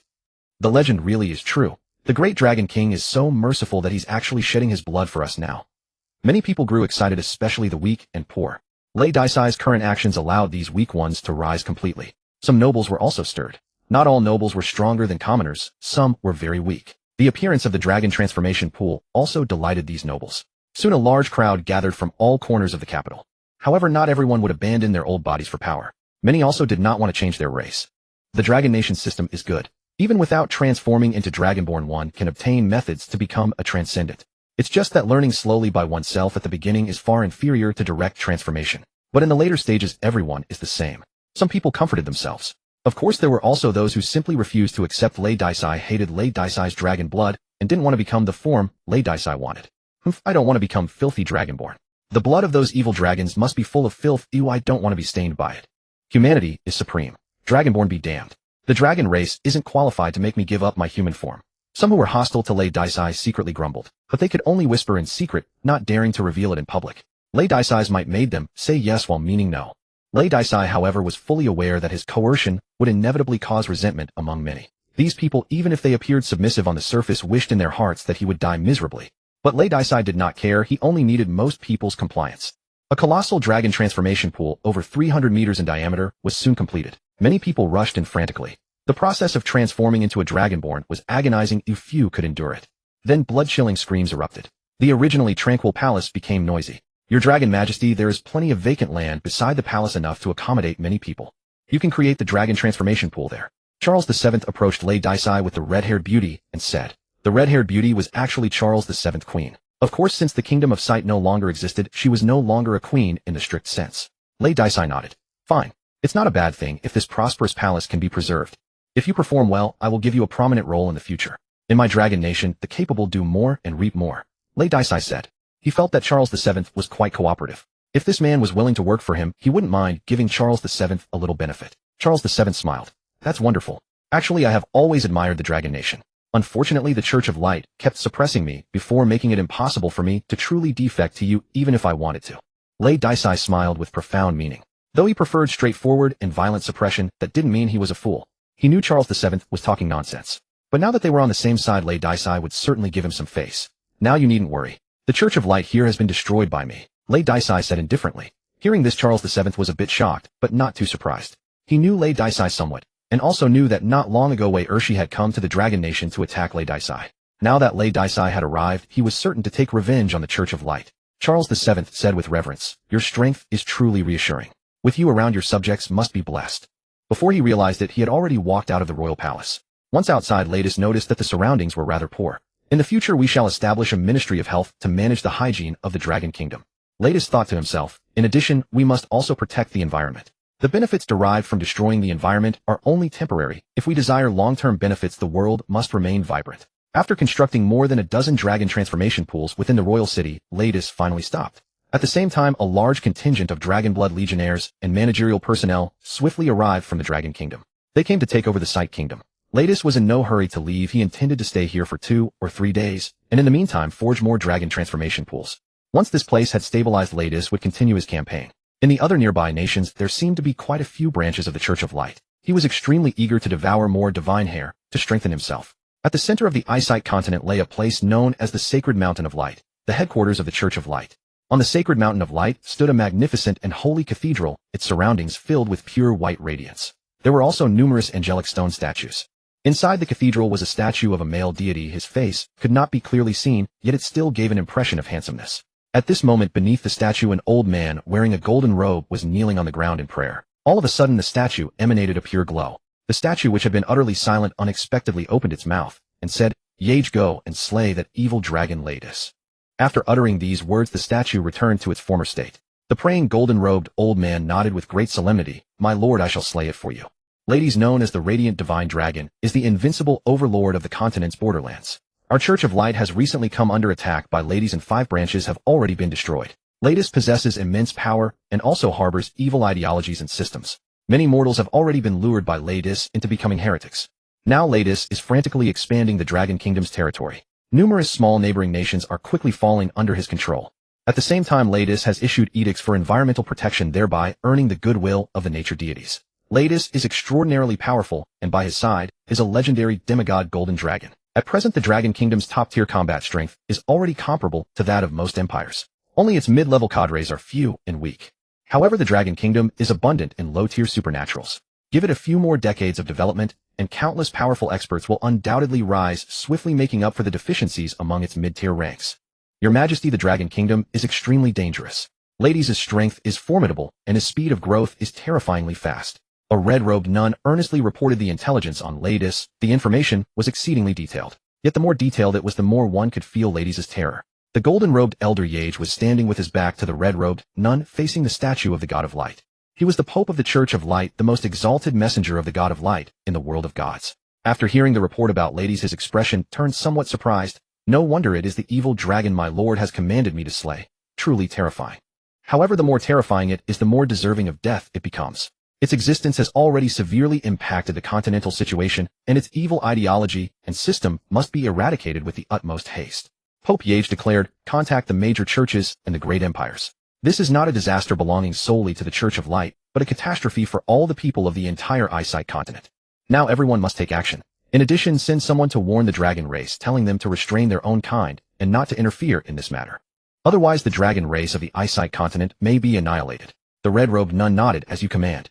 At this time, Redis had no idea that Pope Yage was plotting to unite the supreme powers of Est continent to strike against this evil dragon. Ever since subjugating the Stuart Kingdom, Redis had taken Romy and begun sweeping through the nations surrounding Dragon Country. The lands on the continent's edge were predominantly small states. Among these small kingdoms, only a handful possessed strength comparable to legendary powerhouses. For Redis, such beings were far too fragile. Redis crushed them with effortless brutality. Alas, not a few people proved obstinate, refusing to yield even unto death. Such stubbornness left Redis no choice but to deal mercilessly. Moreover, the 4 nearby divisions of the Church of the Light God were also forcefully destroyed. The statues of the Light God in these branches indeed contained strands of the Light God's own hair. Once Redis devoured them, it grew exponentially more powerful. Its comprehension of the law of light had already reached 5%. On top of that, it had seized 3 divine arts from the Light God. These divine arts were divine retribution of light, speed of light, blessing of light. Regrettably, the Church of the Light God was not devoid of sense. Upon realizing they could not withstand Redis, many nearby branches retreated promptly. This filled Redis with profound regret, for it truly wished to plunder all the Light God's innate endowments. This is the demon spirit forest with the elf kingdom lying at its heart. However, the flora in this forest seems rather perilous. Romy gazed down at the endless dark expanse and felt uneasy. The original demon spirit forest was nothing like this. It was once a vibrant woodland bursting with birdsong and fragrant blossoms emerald in color. Redis could not help but nod. The plants here appear to have been corrupted by demonic energy. Having absorbed so many powers of the light god, Redis became far more sensitive to dark and malevolent forces. It distinctly sensed that the demon spirit forest below teemed with demonic creatures. Surely the elves dwelling here haven't been wiped out. If they have, then your journey was in vain. Romy couldn't help but pity the elf kingdom. No other region had suffered such extreme corruption. Otherwise all the kingdoms would have fallen long ago. Redis had come seeking the elves precisely to subjugate their kingdom. The elven race appeared exceptionally gifted in wood element magic, granting them profound familiarity with plant life. Redis intended to put these elves to work cultivating crops and greening the land. Yet as its territory expanded, new troubles soon arose. With the population surging, food supplies grew insufficient. Previously, countless people across other nations starved or went hungry. Now, with demonic beasts descending upon the world, none could tend their fields or store grain in peace, leaving even more people without enough to eat. Though Dragon Country had developed rapidly, it had remained relatively small and thus struggled to support these newly incorporated subjects. In truth, this was primarily because Redis had acted too hastily. Having subjugated so many nations and populations all at once made governance nearly unmanageable. Were it not for Redis suppressing the chaos from above, such a state would surely have collapsed. Let us venture in first. If the elves truly have perished, then so be it. I shall count it as my misfortune, Redis said with resignation. Lately, several nature-oriented divine cults had shown considerable friendliness toward its Dragon Country. Perhaps it could also seek aid from these cults. It believed the deities of nature were no less capable than the elves and could surely cultivate crops as well. Still, begging for their help felt somewhat humiliating and would incur a debt of gratitude. Redis began emitting white radiance. As the light washed over the forest below, many previously tranquil plants went berserk, writhing in torment as they burned fiercely. Countless plants turned to ash. Vast swathes of the once dense forest were reduced to barren clearings. As Redis flew deeper into the woodland, all vegetation in its path was consumed by the luminous blaze. Romy trailed behind at a leisurely pace. Soon they reached the forest's central region, where a colossal wooden wall stood, enclosing numerous timber houses and treetop dwellings. Here lay the elf kingdom. At this moment, the elven kingdom was in utter chaos. Beyond the walls, swarms of demonized plants had surged over the ramparts and stormed into the realm. Upon closer inspection, one could also spot many bizarre dark elves lurking among the monsters. These were the dark elves, the natural enemies of the ordinary elves. The remaining normal elves of the kingdom were in dire straits, pushed back step by step, abandoning vast stretches of territory.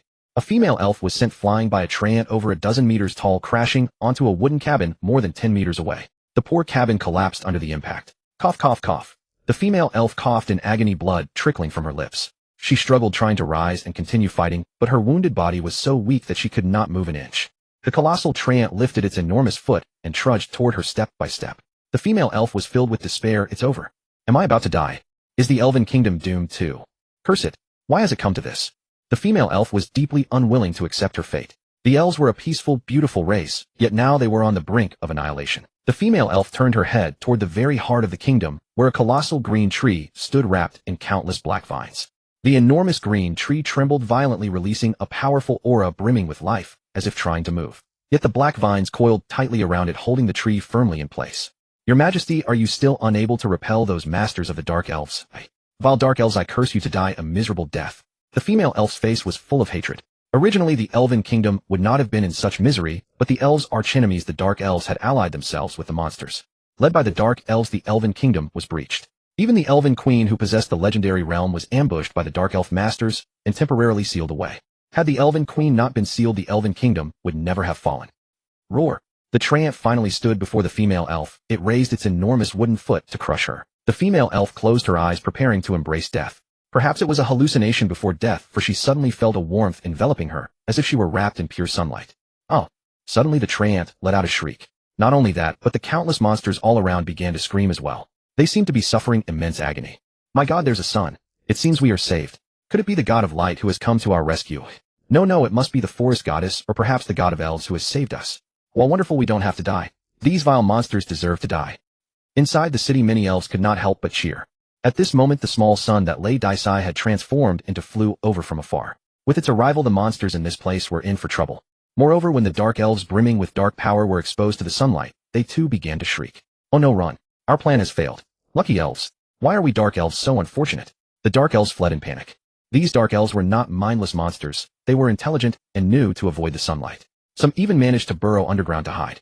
In the blink of an eye, a large number of dark elves had escaped. The bloody battle quickly came to an end. Meanwhile, the colossal green tree at the heart of the city was finally freed. The black vines that had bound the great tree rapidly retreated into the ground and fled once Lei Daisai arrived.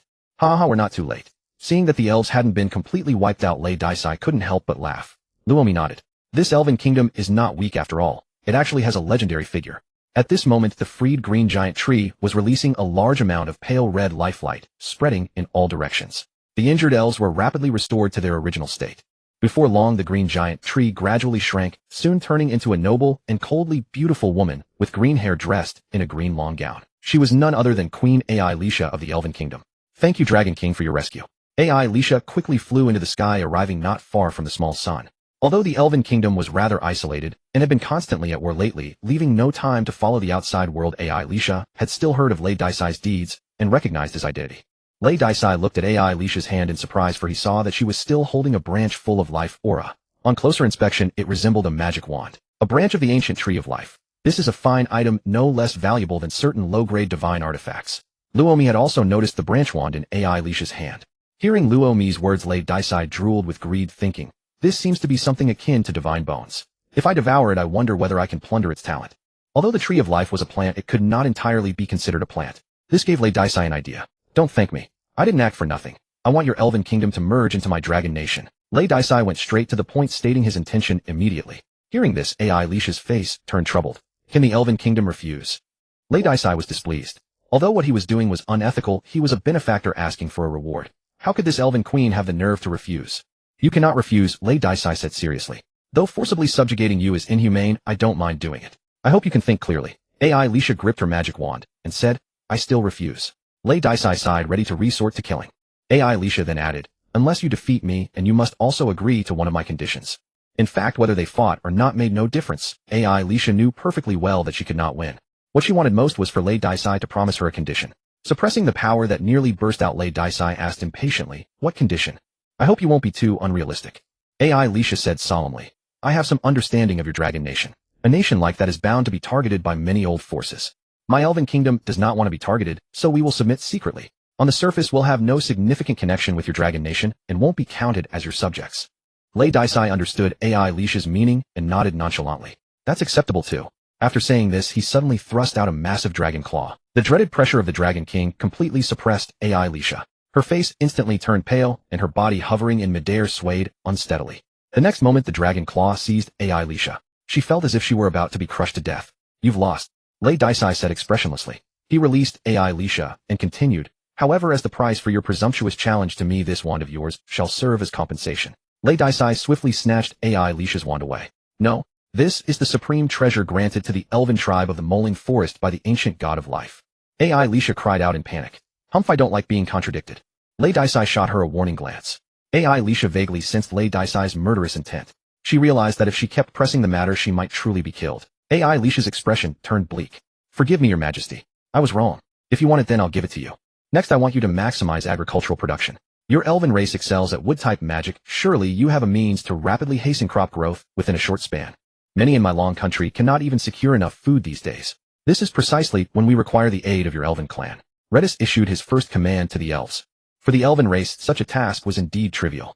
Aisha nodded without hesitation. Give me some time, and I will provide you with sufficient grain. Redis nodded in satisfaction. Very well, it shall be as you say. I will send an envoy shortly to discuss the grain matters with you in detail. Redis had no intention of lingering. With urgent haste, he turned and took to the skies, soaring away. Watching Redis and Romy disappear into the distance, Aisha's expression remained troubled. That life branch staff was far too precious for her and for the entire elven clan. No sooner had they left the mystic spirit forest than Redis eagerly devoured the life branch, devouring the ancient divine life branch, claiming the mid-tier immortal body. As long as a fragment of flesh and blood remains, one can resurrect. Ah, this is truly formidable. Redis could not contain his excitement. The mid-tier immortal body made him virtually unkillable. From now on, death itself would be a distant possibility.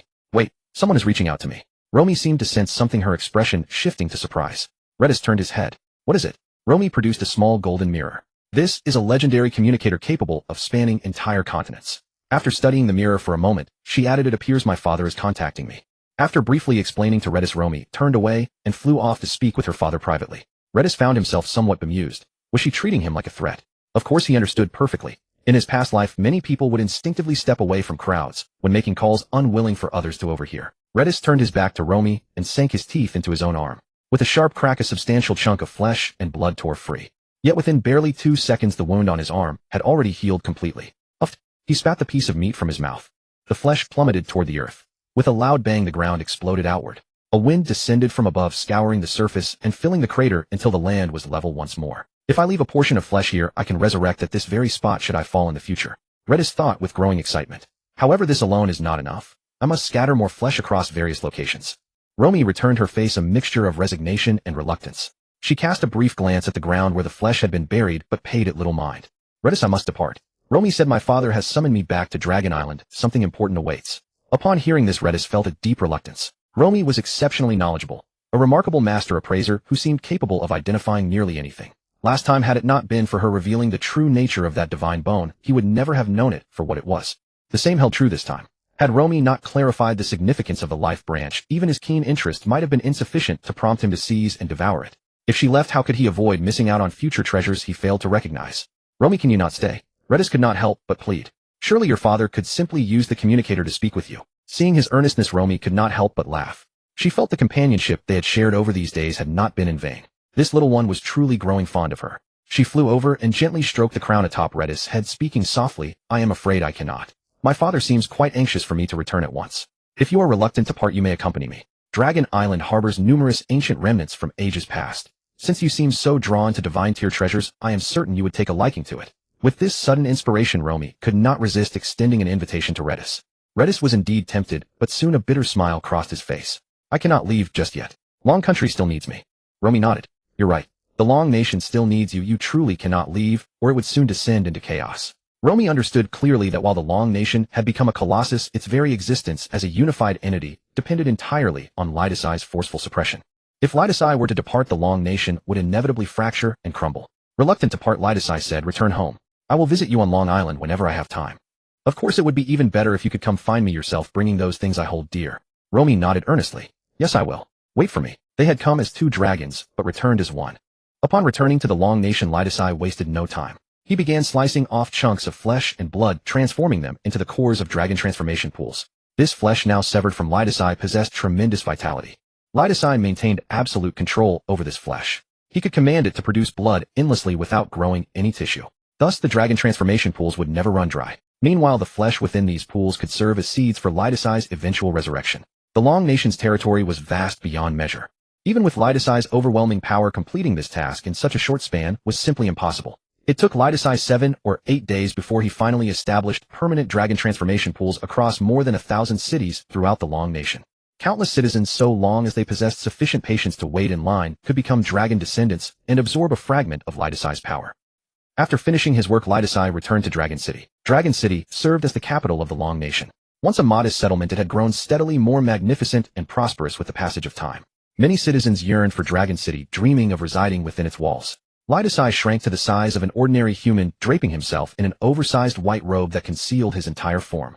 He walked through the densely populated streets with quiet humility. For all his existence, Lidasai had either pursued strength or engaged in fierce battles. He seldom had the opportunity to observe the lives of ordinary people in the Long Nation.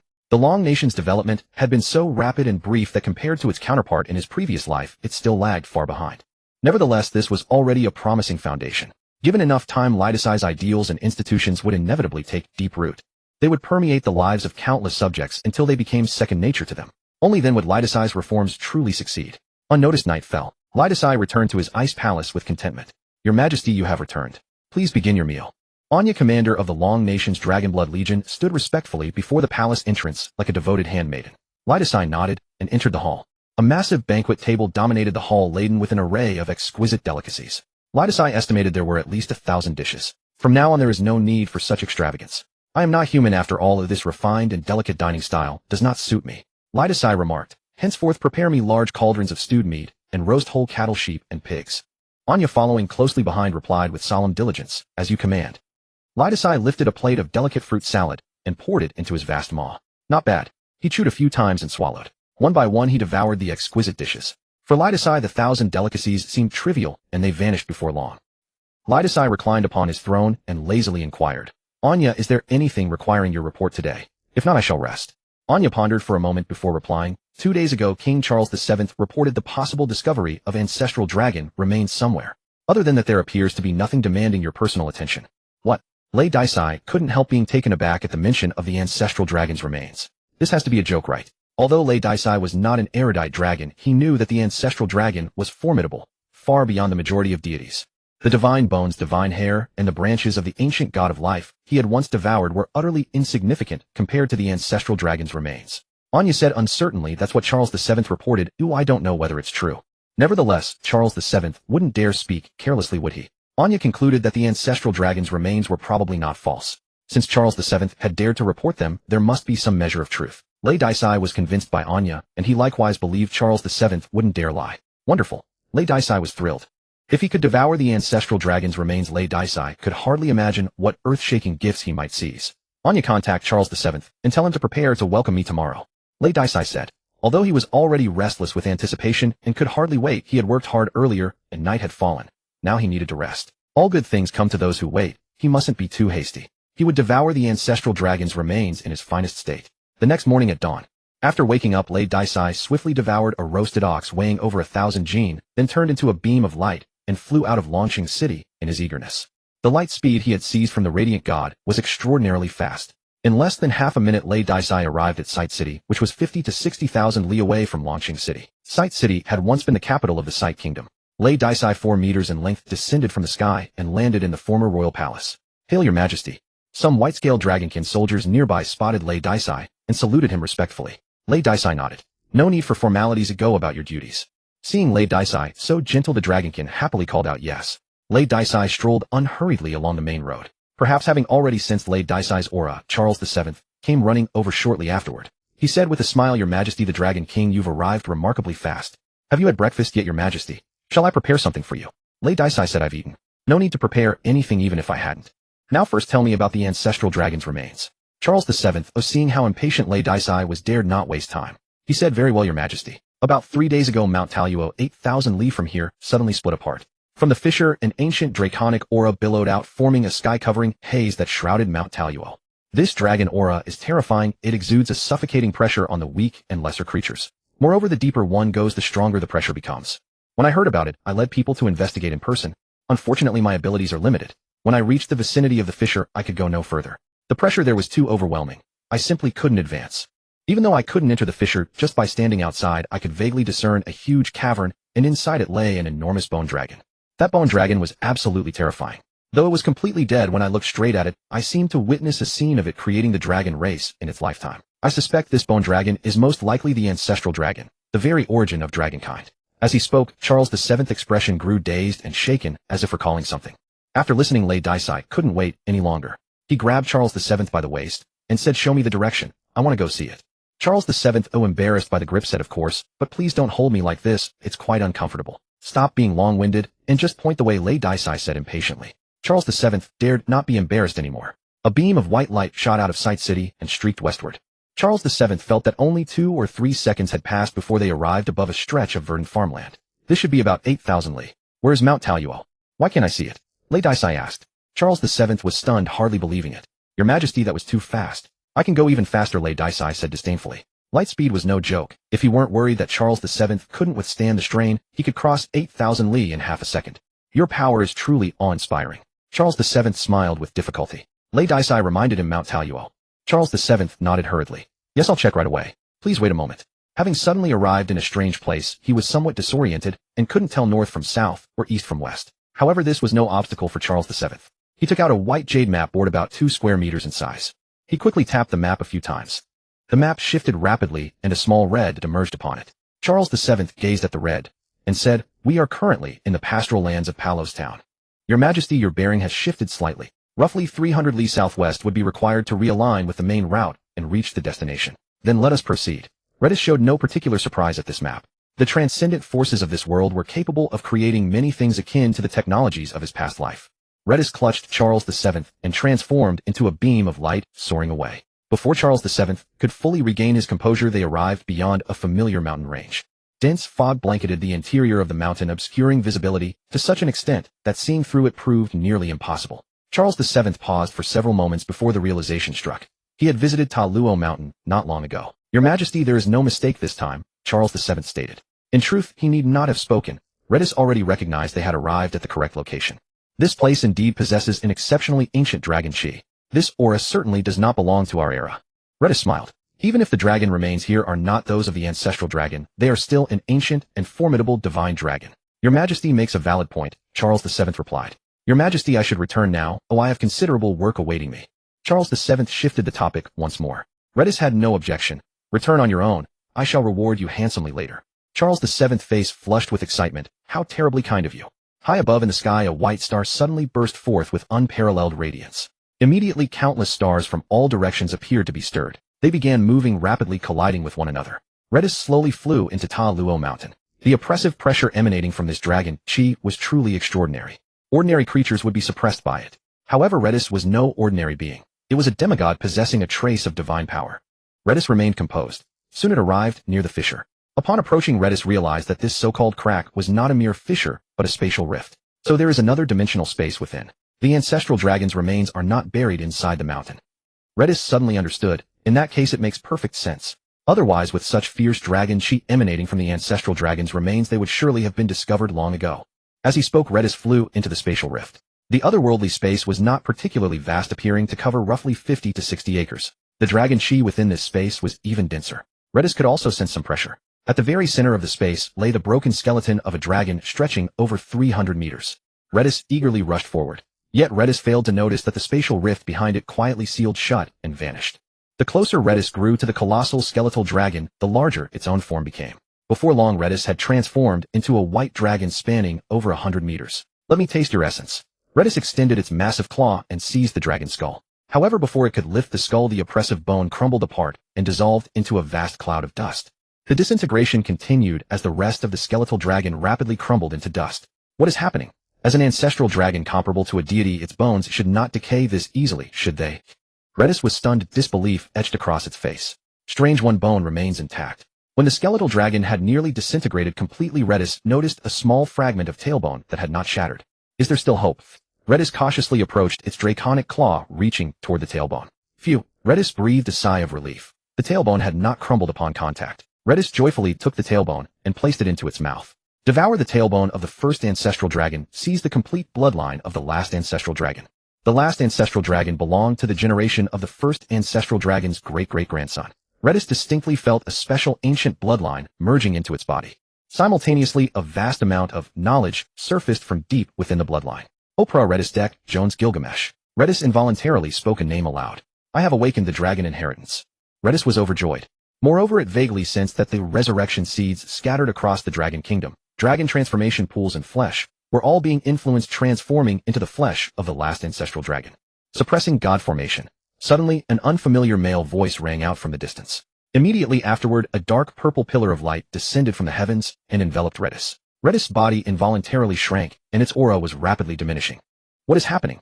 Redis called out with difficulty, feeling that all of its strength and existence was being crushed under an overwhelming pressure.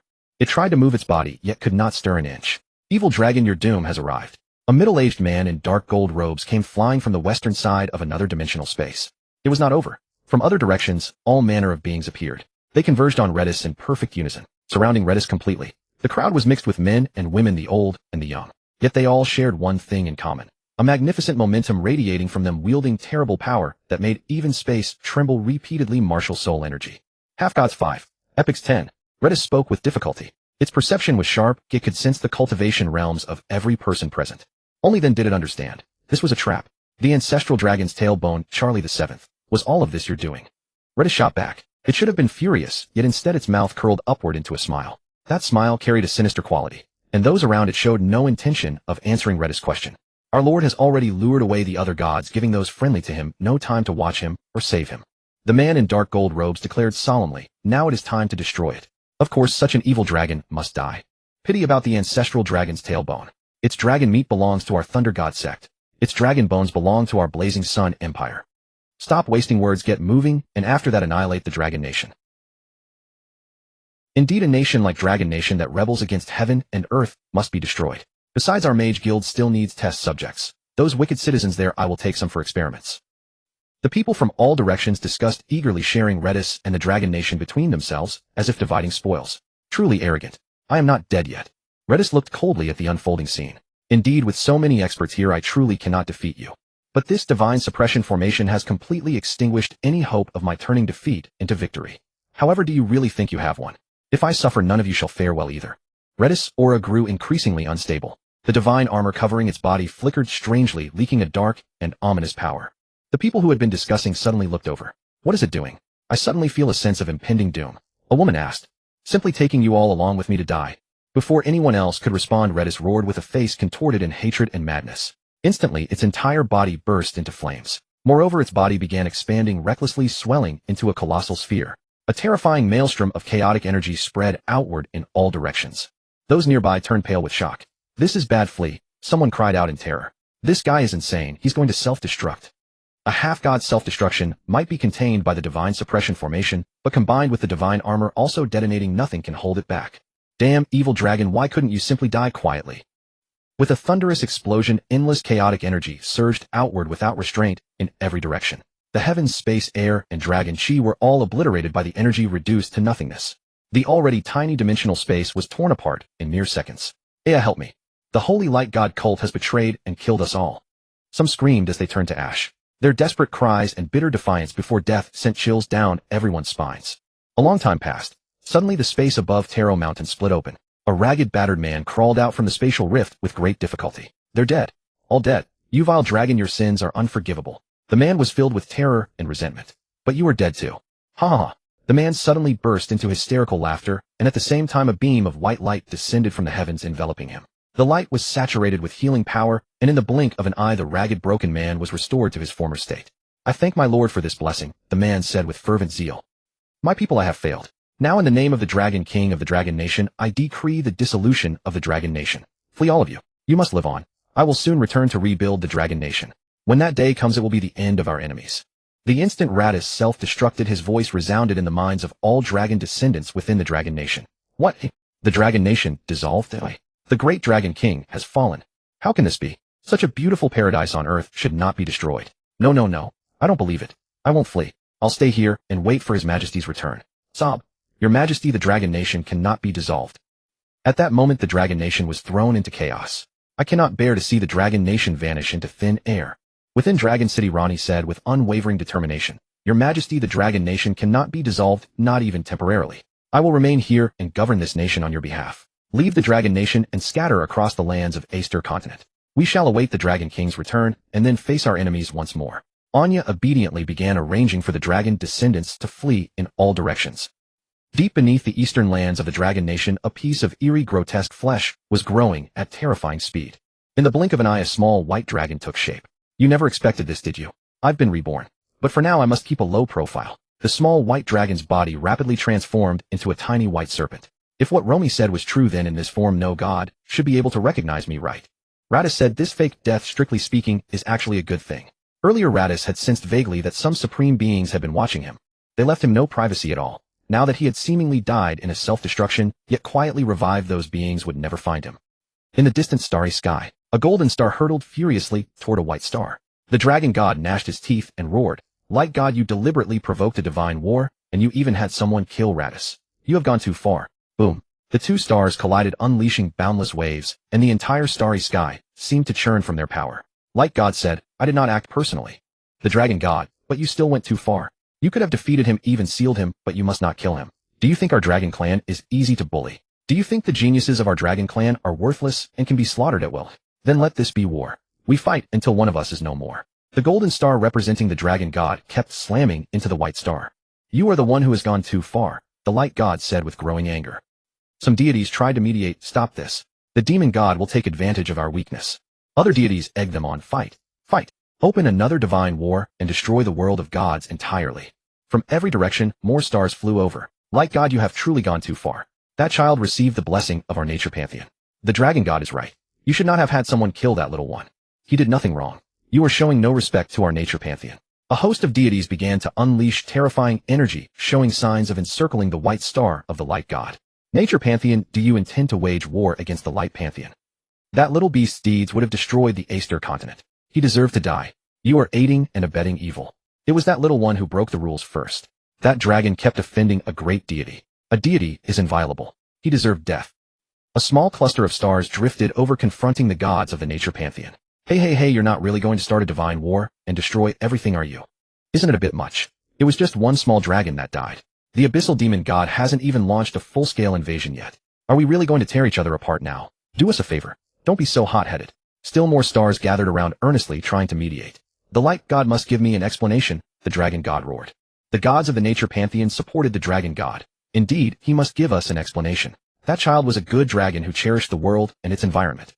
The dragon nation will not be destroyed, the white star of the light god said coldly. It may continue to exist. Have these gods lost their minds? A moment ago they seemed ready to launch an all-out war, and now they've called it off.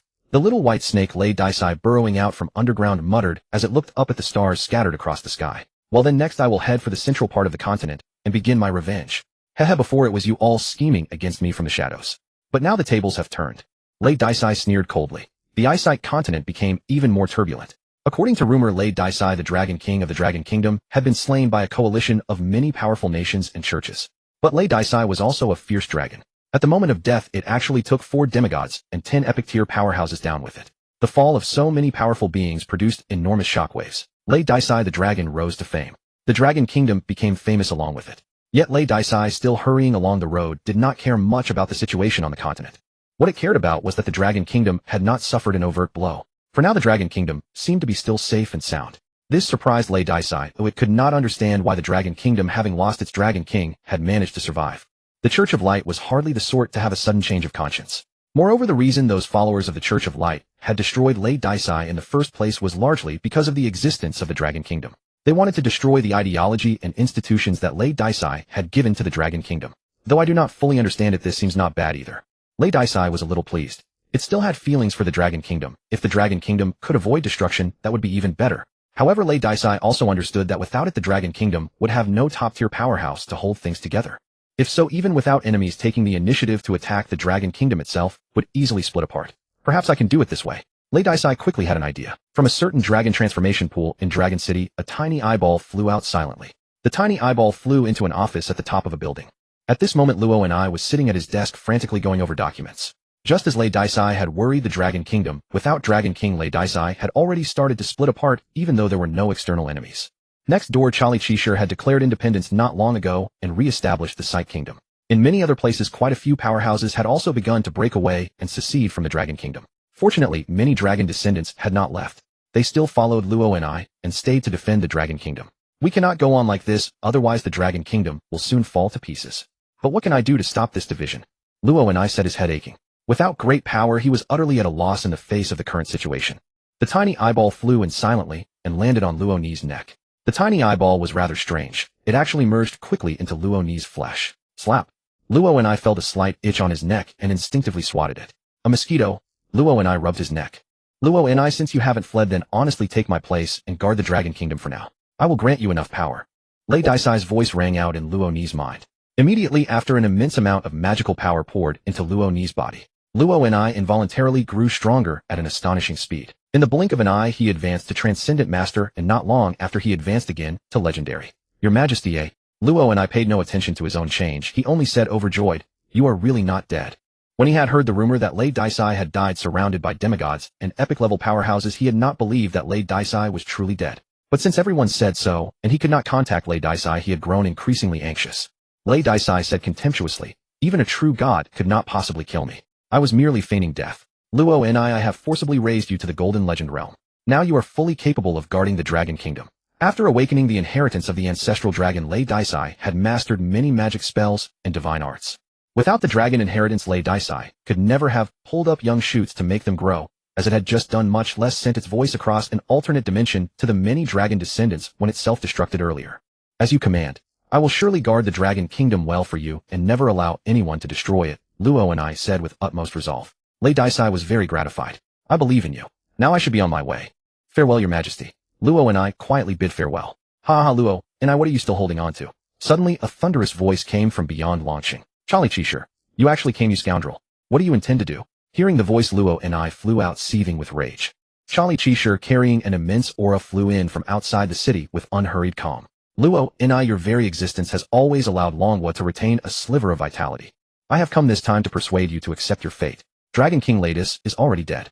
Longwa is now shattered and fragmented, and countless citizens have fled far and wide. You no longer need to hold on. Longwa will destroy itself without any powerful enemy attacking. Charlie Chishire said with a smile. The citizens remaining in the city were gripped by fear. Damn it, our enemies coming. We're doomed. If I had known, I would have fled too. No, Longwa will not be destroyed. The Dragon King will return and save us. Longshan was thrown into chaos. Luo and I flew to a spot not far from Charlie Chishire, his face grim. His Majesty is not dead. Oh, Longwa will not be destroyed. Charlie Chishire, you are living in a fantasy. Seeing that Luo and I refused to yield, Charlie Chishire said with a hint of regret, you are forcing me to kill you. In the past, Luo and I was indeed no match for Charlie Chishire. But now he had acquired overwhelming power. With you at the Golden Grandmaster level, you cannot kill me. Luo and I said disdainfully. He could clearly see Charlie Chishire's realm, but Charlie Chishire could not perceive his true might. Charlie Chishire frowned. At best, you are merely a high-tier transcendent now, aren't you? What right do you have to look down on me? Luo and I exhaled, and a terrifying aura erupted from within him. In an instant, the wind and clouds changed color, and thunder and lightning raged. Charlie Chishire's face drastically changed. How could you possibly be a legendary? Nothing is impossible in this world. Charlie Chishire, as punishment for your betrayal of Longwa, I grant you death. Luo and I raised his hand and struck toward Charlie Chishire. If you kill me, the Lieri Empire will never let you off. Charlie Chishire shrieked. But Luo and I showed no mercy, nor was he intimidated in the slightest. A ferocious blast of frigid air burst from Luo Ni's hand and enveloped Charlie Chishire. The previously blustering Charlie Chishire was frozen in an instant, turning into a block of ice that plummeted from the sky, crashed to the ground, and shattered. This scene stunned many people in launching. Our Lord Luo and I is actually this powerful. Indeed, Longwa is invincible. No one can bring down Longwa. Ha ha ha, well killed. Many citizens erupted in cheers. Luo and I smiled. My people, His Majesty is still protecting us. As long as we continue to believe in His Majesty, we are safe. No enemy will ever be able to harm us so easily. The news of Luo and I slaying Charlie Chishire quickly spread far and wide. Longwa, which had been turbulent and chaotic, suddenly fell silent, as if injected with a sedative. Within Longwa, the majesty possessed by a legendary powerhouse was truly terrifying. High above the Eyesight continent, a colossal island lay hidden. Within this island were countless dragons and dragon beasts of every variety. This was the Dragon Island of the dragon race. Dragon Island was situated within an alternate dimension.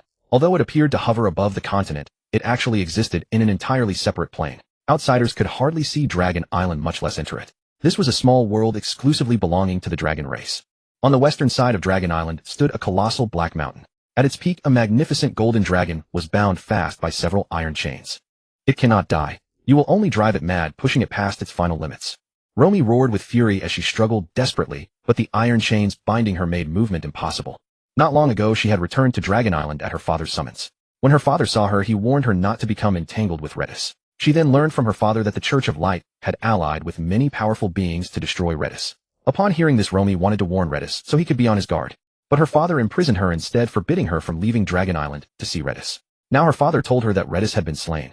Yet she refused to believe Redis could die so easily. It is not we who are pressing it, but it that is pressing us, an aged male voice echoed from afar. Romy, stay here quietly for a while. When the storm passes, I will set you free. Do not resent me. This is for your own good. Being with Redis will only bring you harm. Romy replied helplessly, this is not for my good. If you truly cared, you would release me and lead the dragon race to aid him. An ancient golden dragon over 100 meters long wearing a crown flew over from not far away and said, doing so would only bring about Dragon Island's ruin. Little white snake Redis floated on the water, swept away by the rushing currents. After granting Romy power not long ago, he had continued on his journey. Before he knew it, he drifted into an unfamiliar great river. As luck would have it, the river flowed toward the depths of the continent. So Redis hitched a free ride, letting the current carry him forward. The sun shone brightly that day, filling the air with warmth. Bathed in the pleasant sunlight, Redis drifted into a deep sleep. Beneath the great river lay a round hillock covered in thick silt, where a few playful little fish darted back and forth. Suddenly the hillock began to tremble slightly. The surrounding silt was shaken loose, muddying what had been a clear stretch of river. The little fish took fright and fled in a panic. But a long shadow like a giant python lashed out in a swift arc through the murky water. The pitiful fish were all swept away by the long shadow. The hillock trembled even more violently, and the river grew murkier still. Fortunately, the current was swift, and the turbid water was soon carried off. By then the hillock had fully revealed its true form. It was a colossal old turtle. Strangely, it had 2 necks and 2 heads, each as massive as a giant python. The old turtle lazily paddled its limbs and swam upward. Breaking the surface, it took a deep breath. A small white snake fast asleep drifted by not far away. One of the old turtle's heads opened its jaws wide, intending to swallow the tiny white snake. Just as the little snake seemed doomed, it suddenly grew at an astonishing speed, transforming into a white python over 10 meters long. You wish to eat me, I. Redis lashed his tail in fury, striking the old turtle's head. Startled by Redis' transformation, the turtle instinctively tried to retract its neck. But Redis was far too fast. With a thunderous bang, the turtle's withdrawing head exploded, sending flesh and blood splattering in every direction. The river was stained red with blood. It hurts. The turtle's other head shrieked in agony, unable to hold back human speech. In this world, magical beasts with strong bloodlines could speak the human tongue. As for those of ordinary bloodlines, they would need to raise their strength and wisdom to speak human language. Otherwise, they were no different from common beasts. This old turtle had an excellent bloodline and considerable power, so its ability to speak was only natural. Redis showed no shock or surprise. Grandson of a turtle, so you have two lives, ah. Redis cunningly leaped onto the enormous turtle shell. Raising his tail, he began tapping the shell slowly and deliberately. Bang, bang, bang. The supposedly indestructible massive shell emitted tremendous sounds under the blows. Looking closely, one could see it had even begun to cave inward. The old turtle felt its shell was about to be shattered, and the organs within were nearly shaken to pieces. With its remaining head, it could not help but spit blood as it begged miserably, "Mighty white serpent lord, please spare me. I did not mean to offend." Redis had never truly intended to kill the turtle. Had he wished it, the beast would have died in an instant. "Fine, I forgive you," Redis said, ceasing his assault. The old turtle was deeply moved. "Thank you, my lord, for sparing me." Redis shook his head. "I have no intention of forgiving you for free." Hearing this, the turtle was frightened again. "My lord, you want money." Redis was speechless. No matter how poor he was, he would never extort a weakling like this turtle. "I wish to ask you about the local area." Redis had made no preparations before arriving, so he knew little of the depths of the Astro continent. He did not even know where he was at the moment. Hearing this, the old turtle felt at ease. Redis' request was all too easy to fulfill. The turtle quickly said, "My lord, this is the Burrow River. Farther ahead lies the territory of the Blazing Sun Empire." "Oh, what a coincidence." Lei Daisai was astonished. It had never expected that its aimless wandering would take it straight into enemy territory. Lei Daisai knew very well that among the powerhouses that had once besieged and tried to kill it in the other dimension, there were masters from the Lieri Empire. On second thought, however, its enemies were numerous, and all of them were major powers in the central region of the continent. It was only natural that a casual stroll might bring it across an enemy nation. "My lord, may I leave now?" the old turtle asked tentatively. Lei Daisai did not agree. Pressing its advantage, it said, "Take me to the territory of the Lieri Empire, and I will let you go." The old turtle did not refuse, nor was it in any position to refuse. Lei Daisai's body silently shrank to about 1 meter, and it lay quietly on the turtle's back, basking in the sun. Even though its size and appearance changed when it transformed into other races, this did not significantly impair Lei Daisai's ability to wield its strength and skills. "My lord, if you are going to the Lieri Empire, you must be careful. The humans there are not friendly to alien races like us." The old turtle swam slowly along the river. Summoning his courage, he said, "My name is Xiao En. I was originally the son of the chieftain of the two-headed demon turtle clan. 100 years ago, when our clan merely drifted a little closer to the river section of the Lieri Empire, we were attacked by human powerhouses. That human powerhouse was terrifying. A large swath of our clan was slaughtered, and a small portion were captured. It was only my father's desperate efforts that allowed me and a few companions to escape. And after all these years, those companions who escaped that calamity have basically all died. As far as I know, most of them were killed by humans." The old turtle Xiao En spoke with profound sorrow, and whenever he mentioned humans, his voice was filled with hatred and fear. Lei Daisai was somewhat surprised, having discovered an interesting fact. "At your size, you are only a little over 100 years old." Xiao En was currently more than 10 meters in diameter and 5 to 6 meters thick, a true behemoth. Growing to such a size in just 100 years meant Xiao En was indeed remarkable. Xiao En explained, "Two-headed demon turtles grow quite quickly, and more than 100 years is long enough." Lei Daisai nodded. It had nearly forgotten that this was a fantastical other world where it itself had grown into a 40 or 50-meter behemoth in half a year. Other creatures, even if they were no match for it, could hardly be worlds apart from it. Lei Daisai asked again, "Why are you being so kind as to warn me?" Earlier, Lei Daisai had nearly killed Xiao En. Xiao En said matter-of-factly, "We are both beast race beings. The Lieri Empire is our common enemy." Lei Daisai was somewhat moved. If Xiao En was not lying, then Xiao En was not such a bad one after all. "Very well," said Lei Daisai, "I appreciate your goodwill." In reality, Lei Daisai had never been idle. It had been sorting through the recently acquired inheritance of the ancestral dragon. The ancestral dragon's inheritance was simply too vast and too immense. Lei Daisai's strength was still somewhat weak. In fact, it had only absorbed a small portion of the inheritance. The remaining greater portion had automatically gone dormant, waiting for Lei Daisai to grow stronger before gradually surfacing. Lei Daisai even suspected that if the ancestral dragon's inheritance had flooded into its soul and memories all at once, it would have been enough to burst it apart. Alright, all this time I have been devouring creatures with the most ordinary devouring method. How crude is that? I wonder whether the inheritance contains any magic or divine arts that can assist my devouring. Lei Daisai suddenly realized a problem. It quickly searched through the ancestral dragon inheritance. Before it knew it, night had fallen. Xiao En's pace was not very fast, and after so long they still had not reached their destination. But Lei Daisai was in no hurry. After all, good things take time. Although night had fallen, Xiao En continued its journey. Meanwhile, the wounds that Lei Daisai had inflicted on it earlier were beginning to scab over. Shaoan's clan was a species of magical beast with flesh hard as iron and blood thick and vigorous. What would be grave wounds, even fatal wounds, to others meant nothing at all to them. Besides, Shaoan was not some fool. As an old-timer, it knew a bit of healing magic and even kept some healing medicine. While on the road, it secretly took medicine to treat itself. Star devouring. In the pitch-black night, Lei Daisai, which had seemed to be asleep, suddenly lifted its head, gaped wide, and gave a violent suck toward the river in the distance. Whoosh. A vast amount of river water was pulled in and swallowed into Lei Daisai's belly. The water around it shrank at tremendous speed. In fewer than 3 seconds, the great river was cut off, exposing the mud and silt of its bed below. All the water flowing from upstream eerily poured into the stomach of Lei Daisai, the little white serpent. "Oh my lord, you are too formidable. You must be a legend, right?" Shaoan cried out in shock. The Baluo River was fully 1,000 meters wide. The power Lei Daisai had just used to sever the entire river was not something ordinary magical beasts could possess. Only a legend who could overturn heaven and earth could accomplish it so effortlessly. Lei Daisai drank for a dozen or so seconds, then closed its mouth. The interrupted river quickly rushed down again, filling the empty stretch. "There is no need for you to know my strength," Lei Daisai said to Shaoan, and then it thought joyfully, this divine art is only at the beginner stage, yet it already possesses such power. Truly wonderful. It had spent several hours searching through the ancestral dragon's legacy before finding a divine art that appeared extremely lofty, star devouring. Legend said that star devouring was a divine art created in the Golden Age by a second-generation ancestral dragon who imitated the legendary star devouring beast. Once the art was initiated, it could swallow a city. When it achieved minor mastery, it could devour heaven and earth. When it achieved great mastery, it was even more ferocious, said to be able to devour planets. If the art reached complete perfection, it was even more amazing, supposedly able to devour the starry sky. Sadly, from the ancestral dragon's legacy, Lei Daisai discovered that from ancient times to the present, very few powerhouses had ever trained this art to great mastery. As for reaching perfect mastery, it was absolutely unprecedented. "Well, I don't ask for much. It's enough to reach great mastery," Lei Daisai thought contentedly. Nor did it plan to seek a new divine art to cultivate. Lei Daisai had always favored specializing in one thing rather than being a jack of all trades. Bringing one divine art to the remarkable extreme was much easier than practicing many divine arts. Perhaps knowing many divine arts did indeed make one formidable, but trying to be proficient in all of them was far too difficult. Lei Daisai did not have that much energy. Shaoan continued on its way, carrying Lei Daisai with reverent awe. At this moment, Shaoan no longer felt it was an insult to serve as a mount. On the contrary, it felt honored. Shaoan was a turtle that revered the strong. If Lei Daisai was powerful enough, it would follow and believe absolutely. Ordinary magical beasts had simple, direct minds. Lei Daisai lay down silently and continued to browse the ancestral dragon's legacy. The legacy was complicated, containing not only divine arts, but also the history of an ancient age. Lei Daisai was more interested in ancient things. The universe was vast, and the world of the gods where it now lived was only a small piece of the universe.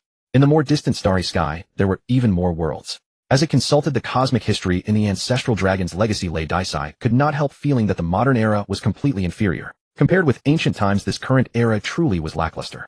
From the ancestral dragon's legacy, Lei Daisai came to know that this universe could roughly be divided into 3 ages. The first was the Golden Age, which seemed to be the earliest stage of creation. This was the age when the first ancestral dragon lived.